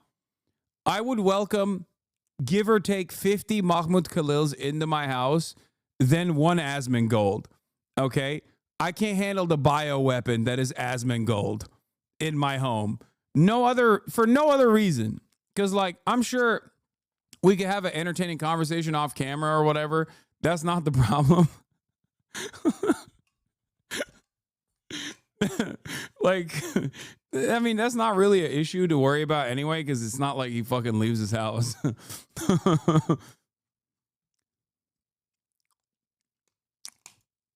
You know what? If you like them so much, why don't we just send them over to you? They can live with you, and then we won't have any problems, right? I feel like this is the easy solution. Yeah, how am I a grifter? I'm a grifter because I sometimes forget Hasan is white because he doesn't understand his classic white American bigotry. Asmongold is par for the American core. What? It's why he's so popular. He's a direct representation of people who don't wash their legs but still think minorities are dirty. I guess.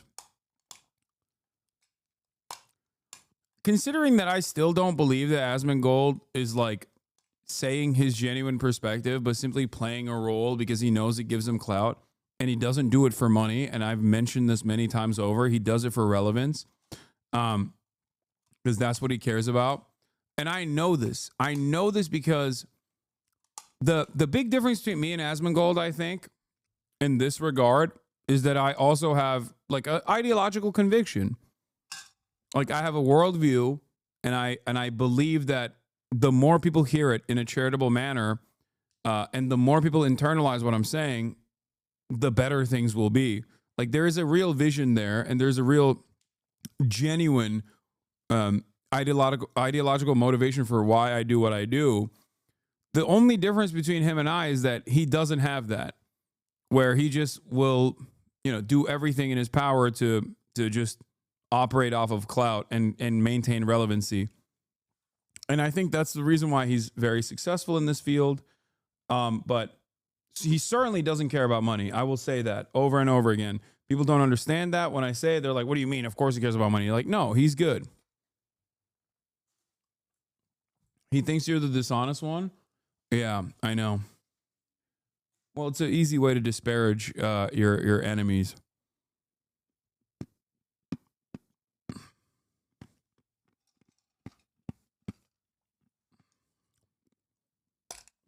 Why are you watching Asmongold? Every time I click on, you look obsessed. Dog, he's like mentioned me subtly in this video multiple times, and the video has nothing to do with me at all. It's just about like Trump's actions. He's also posting a fan account. He's also covering a fan account, HasanAbi Productions, right now in this video. I don't understand it. Yeah, it's sneak dissing. Also, normally in this circumstance, I would cover Ben Shapiro's takes on, you know, Trump's actions of bombing Yemen, right? But I find that to be irrelevant because Ben Shapiro is now irrelevant. Ben Shapiro will never get 747,000 views on a YouTube video defending Trump's actions over the course of a couple hours. Asmon does. Asmon is more reflective of the broader conservative sentiment in at least online than Ben Shapiro is. So I treat it in the same way that I treat Ben Shapiro. That's the way I see it.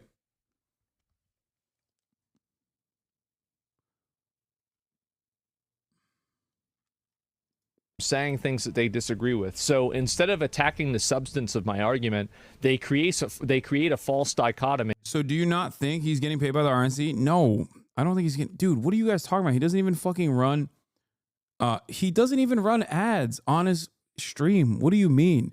No, I'm telling you, he already has made enough money. He doesn't give a shit, bro. His overhead is like $3.50. What are you talking about? You're talking about a dude who eats $1 steak. I'm telling you, this is not to like shelter him from criticism or whatever. I'm telling you how he operates. He does not care. When I did his podcast, his fucking car broke down. He had like a Mustang from 2001 or some shit, and his car broke down. He had to walk to the podcast studio. Like, it's not even that he's frugal. He just doesn't give a shit.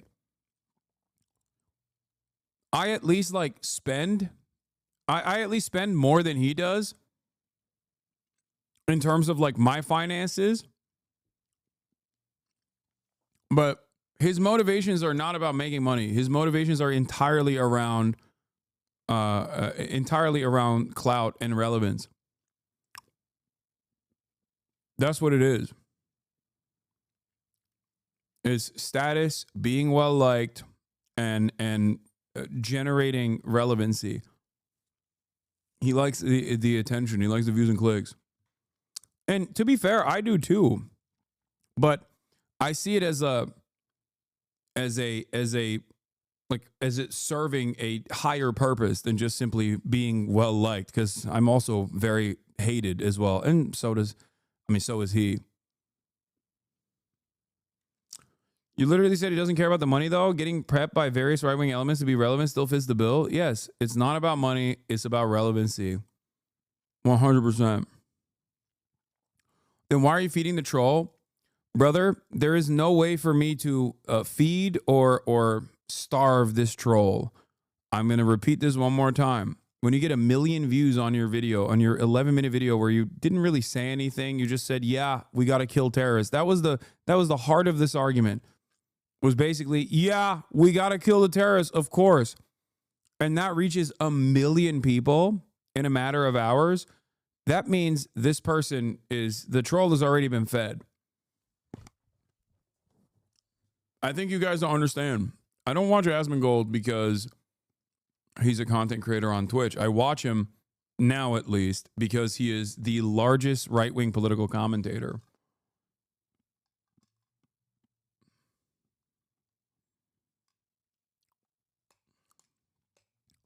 He is multiple times larger than Tim Pool and Ben Shapiro combined. it's important to it's important to understand why Asmongold is the most popular right-wing commentator. You know what I mean? Me and attack my credibility because the obvious nuance between this is lost on these people. They're totally emotional. They don't think about what they're saying at all. And I just think it's funny. It really is. Grifter is just the most reaction content? Yeah, I guess so. Well, they use the term grifter to attack a person's credibility. Secret fascist watches Asmongold. What happened to you? What? Secret fascist? I don't know what you're talking about. I'm confused. I'm not grifting. If anything, if you want to think I'm a grifter, that I don't know why you'd say that. You could disagree with me, but I'm committed to. I do disagree with Asmongold. I think that if he were to ever talk to me on stream, I would only address the disagreements. I wouldn't entertain the notion that he is grifting for relevancy. I want you both to stay even. That's so funny, dude. We gotta open up your brain like a CTE victim after after you pass away to see what happened. My man, the top scientists need to figure out how that works. True centrists, both sides. It is hilarious that the well-read and intellectual conservatives are blown out the water by... Yeah, no, for sure. That's what I mean. It's like, imagine spending your whole life, you go to fucking Yale Law School or Harvard Law School, and you go through all the think tanks, right? You work for the Manhattan Institute. You get these, like, subsidies. You finally are able to open up shop for your own media franchise, okay? And this dude who has not washed himself since 9/11 comes in and is like, yeah... titties in video games. Clearly a double standard here. Korean titties are much larger. That's why they're based. And then all of a sudden he's like, Leroy fucking Jenkins, baby. I'm coming in, putting my dick down, doing political commentary.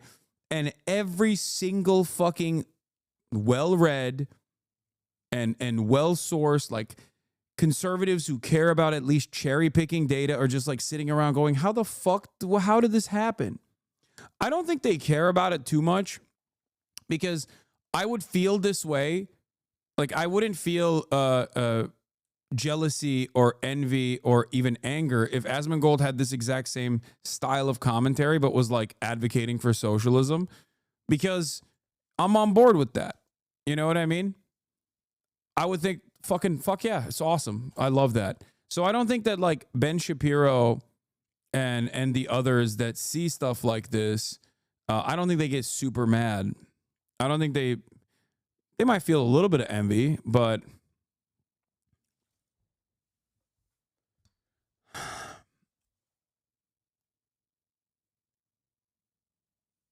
and Asmon Head says that he's fun and funny and not fake. I don't know what you mean by that.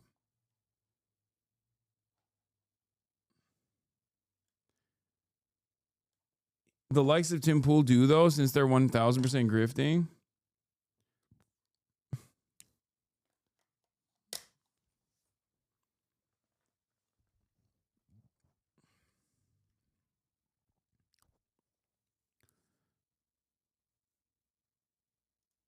To being retarded, then. I'm not being retarded as a joke. I'm being retarded as a lifestyle. Brilliant. Tonight, okay. Oh my God, more conservatives are Bill mad. Burr. More conservatives are mad at fucking Bill Burr, dude. More conservatives are mad at Bill Burr. Do you think Asmon will start collabing with more right-wingers? Probably not.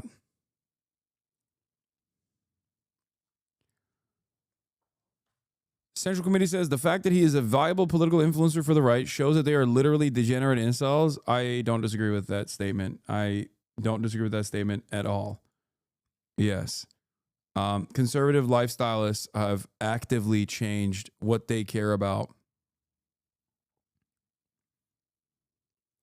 You went from 20K to 35K and leftists are not popular. Right wing has always dominated the algo. What do you mean?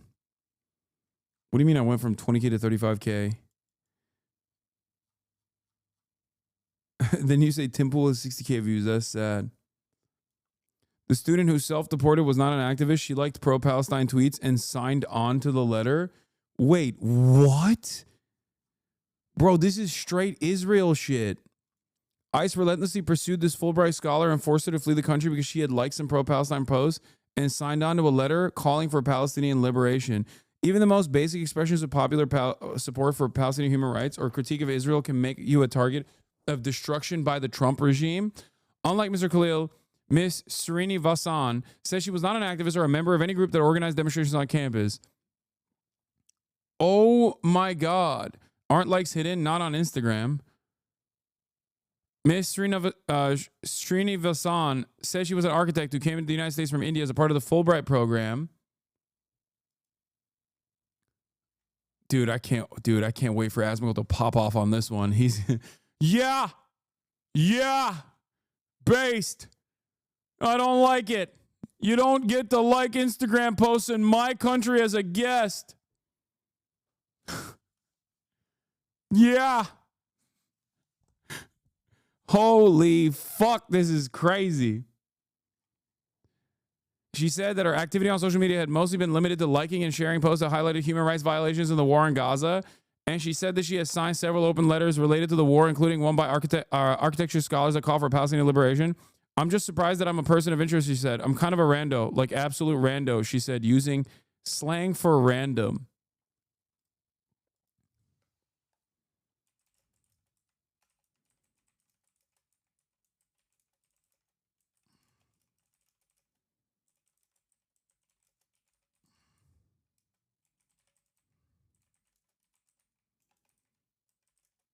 This is straight up Israel shit.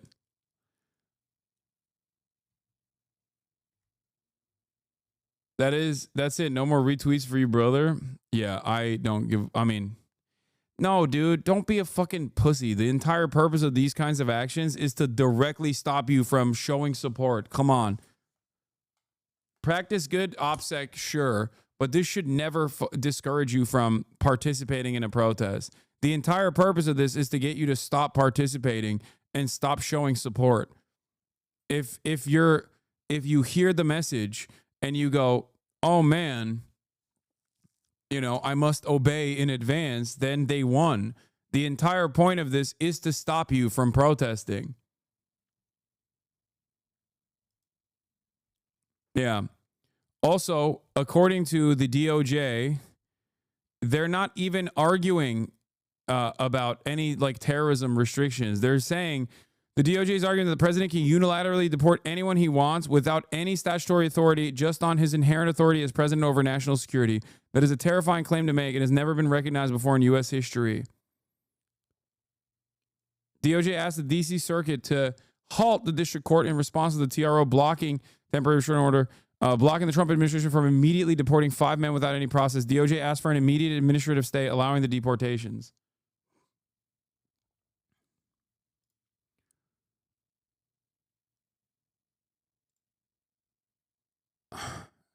Rhode Island doctor prevented from returning to the U.S. after visiting her parents in Lebanon.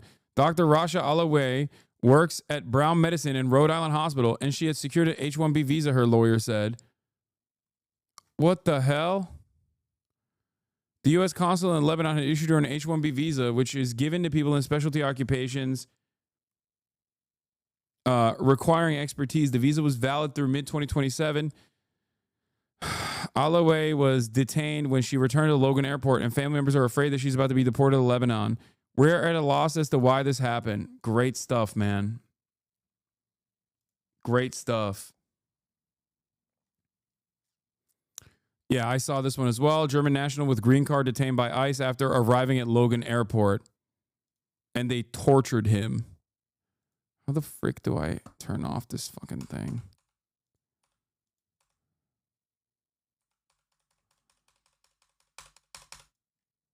What?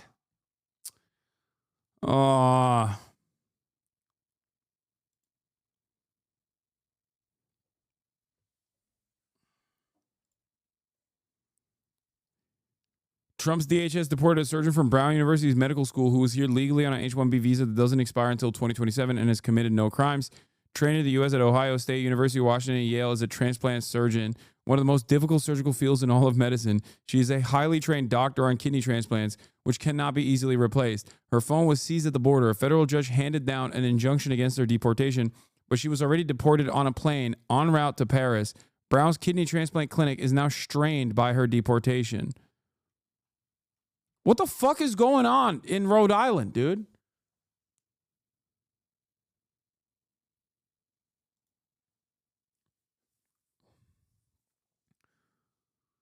New Hampshire interrogated at Logan Airport. This guy was denied like water. Senior described Schmidt being violently interrogated at Logan Airport for hours and being stripped naked, put in a cold shower by two officials, and being put back onto a chair. She says Schmidt told her immigration agents pressured him to give up his green card. She said he was placed on a mat in a bright room with other people at the airport with little food or water, suffered sleep deprivation, and was denied access to his medication for anxiety or depression. I do legitimately believe that the next time I fucking travel out of this country, I feel like I'm cooked. I feel like it's just, I mean, they're just doing it to everybody. You know, they got to do it to an American citizen at some point. It's coming.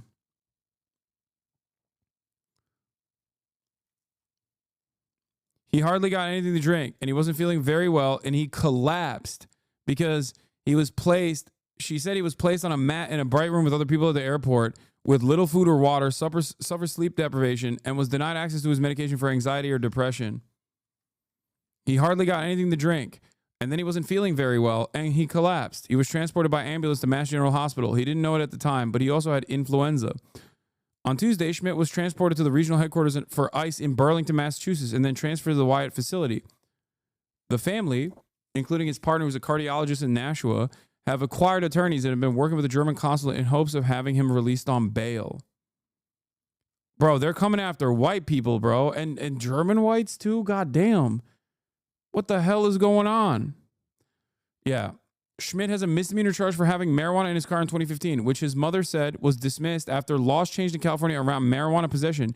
He missed a hearing about the case in 2022 since a notice was never forwarded to his new address. Senior mentioned that Schmidt is successfully recovering from alcoholism and had a DUI that he's completely worked through and paid off from around 10 years ago.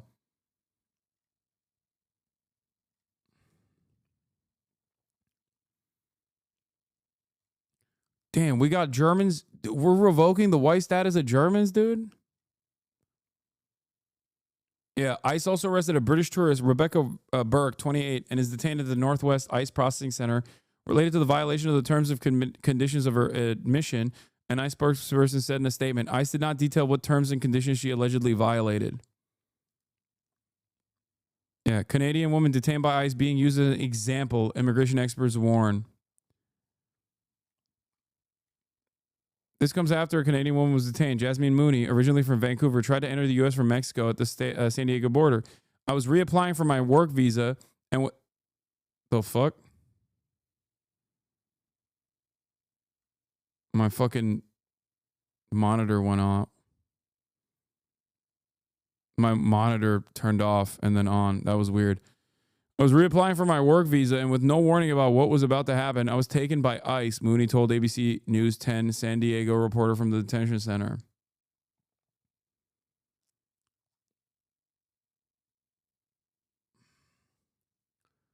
This is...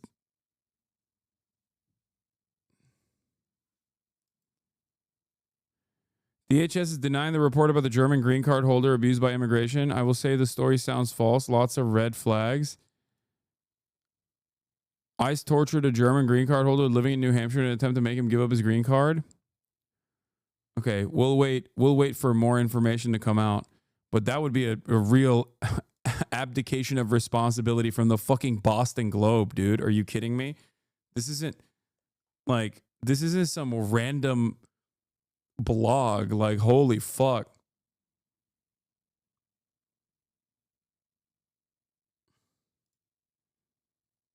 A German tattoo artist came into the U.S. for a 3-week trip. She's now been in ICE detention for over a month.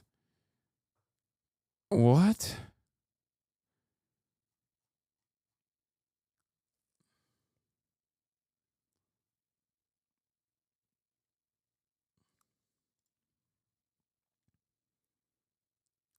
Ryan had an update? What's his update?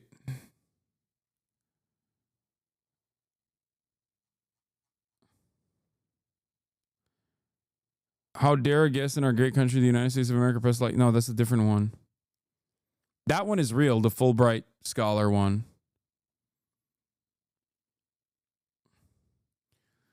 Tricia McLaughlin, spokesperson for the DHS, with a statement on the German green card holder who was alleged to have been abused. This is blatantly false. When an individual is found with drug-related charges and tries to re-enter the country, officers will take proper action. Oh, so they did do it. Okay, never mind. They're just they're just saying that they didn't torture him. Okay.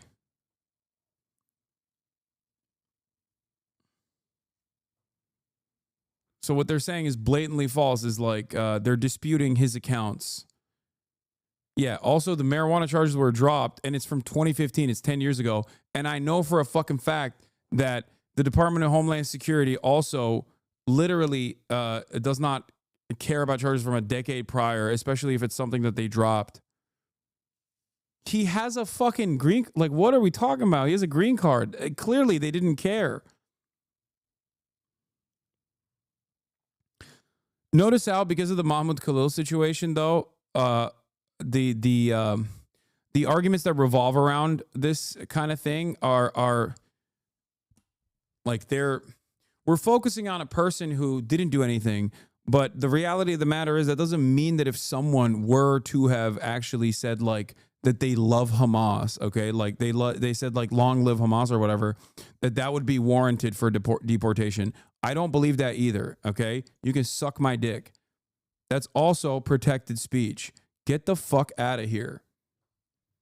I just want to keep reiterating that when the inevitable happens, when the government also comes after someone that they finally catch that actually has said something that would be considered edgy, you know, or scary by like the soft as baby shit liberals and bloodthirsty cackling hyenas in the conservative movement alike. It's just understand that this is a stress test.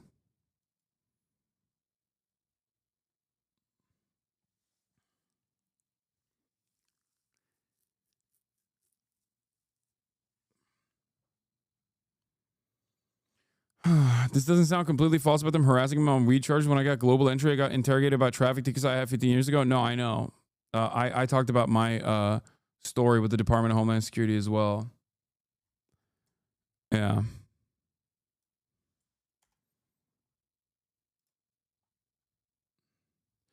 Dude, trying to deport someone for liking a tweet is so heinous. Like, this is thought crime shit, you know? It quite literally is what these dumbass Republicans kept claiming was happening to them. I don't know. I feel like America's over. All right. On that note, ladies and gentlemen, that'll be all for today. My mom's going to be here soon. And I'm going to watch a movie with her. So I'm going to go hang out with some family. And that's it. But tomorrow I will not be. Tomorrow I won't be live because I'll be shooting a podcast in the middle of the day. You can get mad at the Fear and people for that one. But I'll be back on Monday. Love you all. And peace.